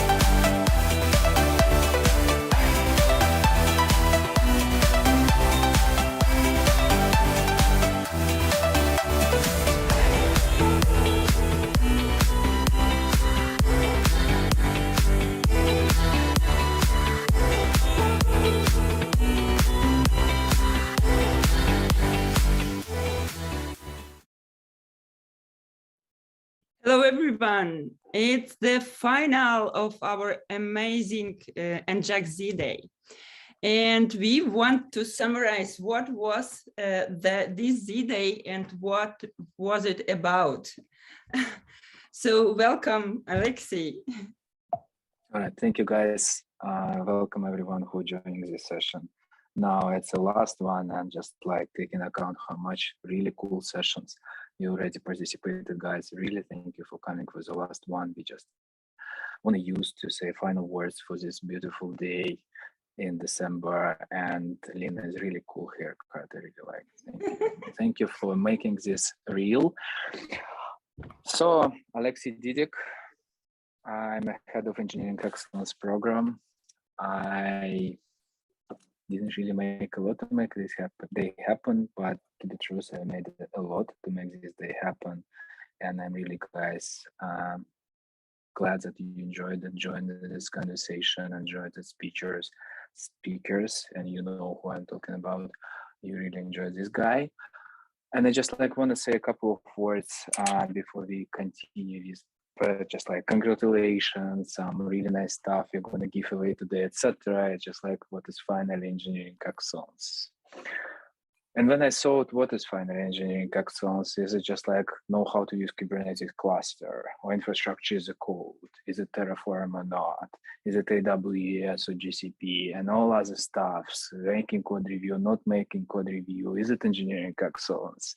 And running this program for the 6 years, making different educational materials, different initiatives, I found out that for myself, engineering excellence is not specific technology or practice we follow. It's more foundational qualities, kind of features us as people, as individuals we have in our hearts and our minds, and just like those qualities. And what is those qualities for me exactly is a 3 C qualities. And the first one is curiosity, because that's probably what makes us engineers, is our desire to understand how things work. And we can understand how programs work, but what about the way how we work as a people, how we work as an engineers together to make something, and being curious about engineering systems we develop, software we develop, and the way how we work is what makes us excellent engineers from my perspective. This curiosity, unfortunately, is not always seen. This curiosity is kind of fundamental quality of engineering. But even if people are curious and we have 5 curious engineers in the room, they still need to have one more quality, and this quality is communication. Being able and want to desire, and in the communication to the screen, right? Being able and want to communicate and want to talk, this is very important part, because I always see if there is a smart people in the room and they are all just like want to make something nice and they just like curious about how it works, but if they are not able to speak together, if they are not able to have common language, find this common language and get to the common goal, it's not going to work. And the third and final quality for me, us as the people, which makes us excellent engineers, is care. Because I still believe that you need to kind of have a work-life balance. You need to separate yourself from work, and you need to be people just like live your life, and work is just work. I do not believe that you can spend 40 hours, 60 hours, 20 hours, whatever time you spend for your work, you can spend without put part of your soul in the systems you work. And then I clearly understand sometimes the systems could be very boring, just like some mainframe, make some bad jobs, and that's the old legacy systems in place. But still, being curious engineers in the way how it works, even with ugly legacy systems, and being us able to put part of the soul in what we do, share the soul of us with the systems we are doing, that's the way how we can make something bigger. So curious engineers who care about what they do and able to communicate each other, that's for me is a foundation of engineering excellence. And the last piece on this slide is Ask EngX, right? So this is email address we have. And guys, if you have any questions, any ideas, you're looking for the ways how to contribute, become an EngX expert, EngX sensei, EngX mentors, and all other stuff, just like whatever we have in place, you're welcome to write us, ask, and it'll be just like warm welcome to do it. So what's next? What is the next slide, Lina? So obviously it's about feedback. Yes, I know, because just like, I don't know why, just like it's so difficult to get feedback. Is it just like an extra mile, an extra step? But guys, please, if you have right now a chance, while I'm continue talking my boring speech, if you have a chance to scan this QR code, open it on your phone and quickly ask several questions about this conference, about this day, it would be really helpful, because it's a lot of efforts, and we'll see this wonderful teams and wonderful people who had been working to make it real. If you can give them kind words, some just like a bit of criticism if you want, and just like any ideas how to make it even better, it would be really fantastic. So please, this QR code. Really need it. Yes, guys, please. Take your time.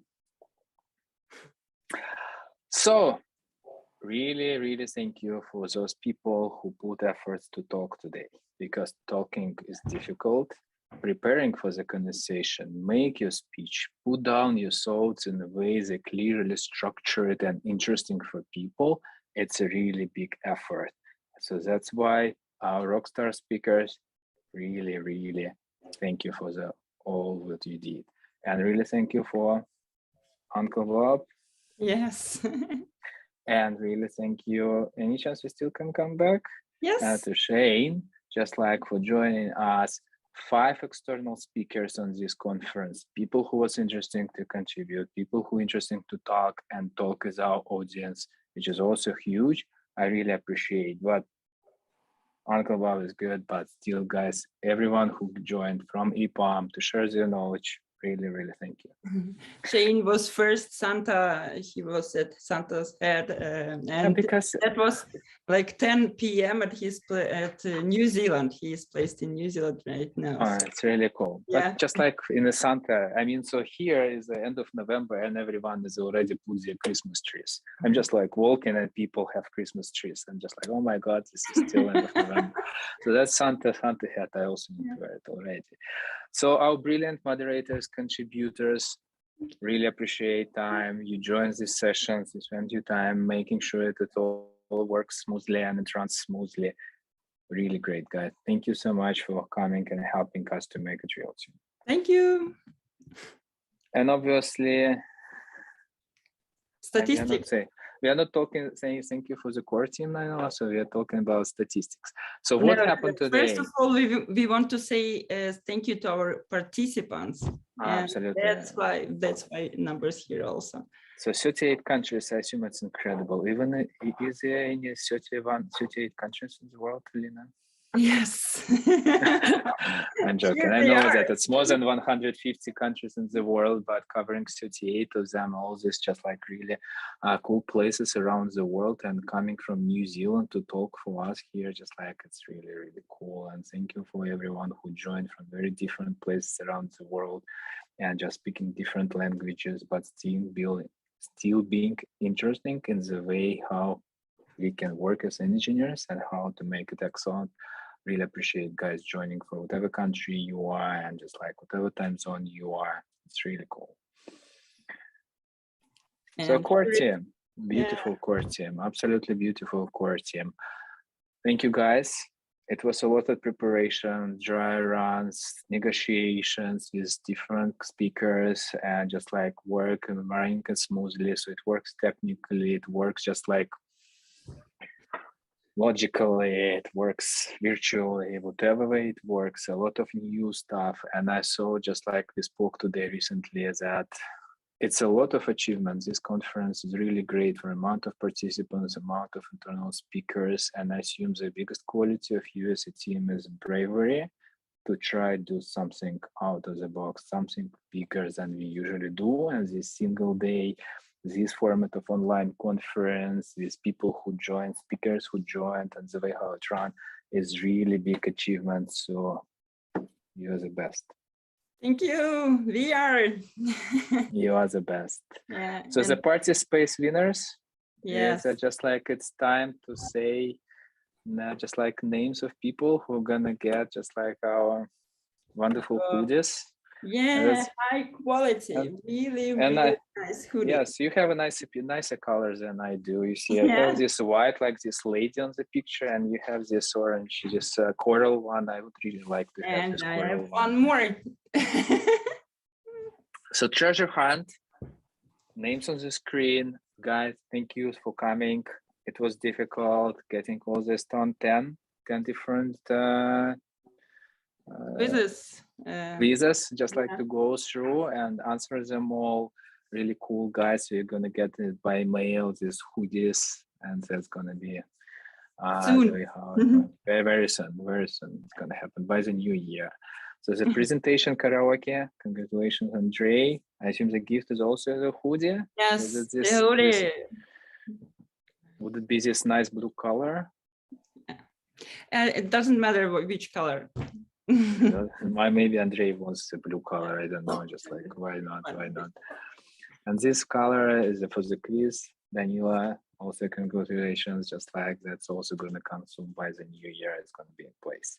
Many thanks to the party space, our virtual venue. It was our first try to see how it works, and they helped us to organize the space, put down all just like screens, set up the video translations, tables. It's all in place. Really nice partnership. Yeah, and small feeling of like the real conference. And see you next year. I already spoke with top management, and they see that this conference need to be definitely repeated. This format and this just like energy and those kind of speakers, we should continue doing that. So thank you for coming today. See you next year. And please stay in touch with us. There are our communities and ways to be in touch and be informed with all updates and news. We will do a lot of interesting events next year before Z-Day. So be in touch, please. Absolutely. And just like it's not only for e-commerce, Community Z and our events are open for everyone around the world. And if you would like to bring just like your colleagues or friends from whatever companies they are, we are looking forward to have everyone who are interested in the way how we can make engineering, being excellent engineers and making excellent software. So really looking forward. See you next year. See you. Woohoo. Bye-bye. Bye, guys.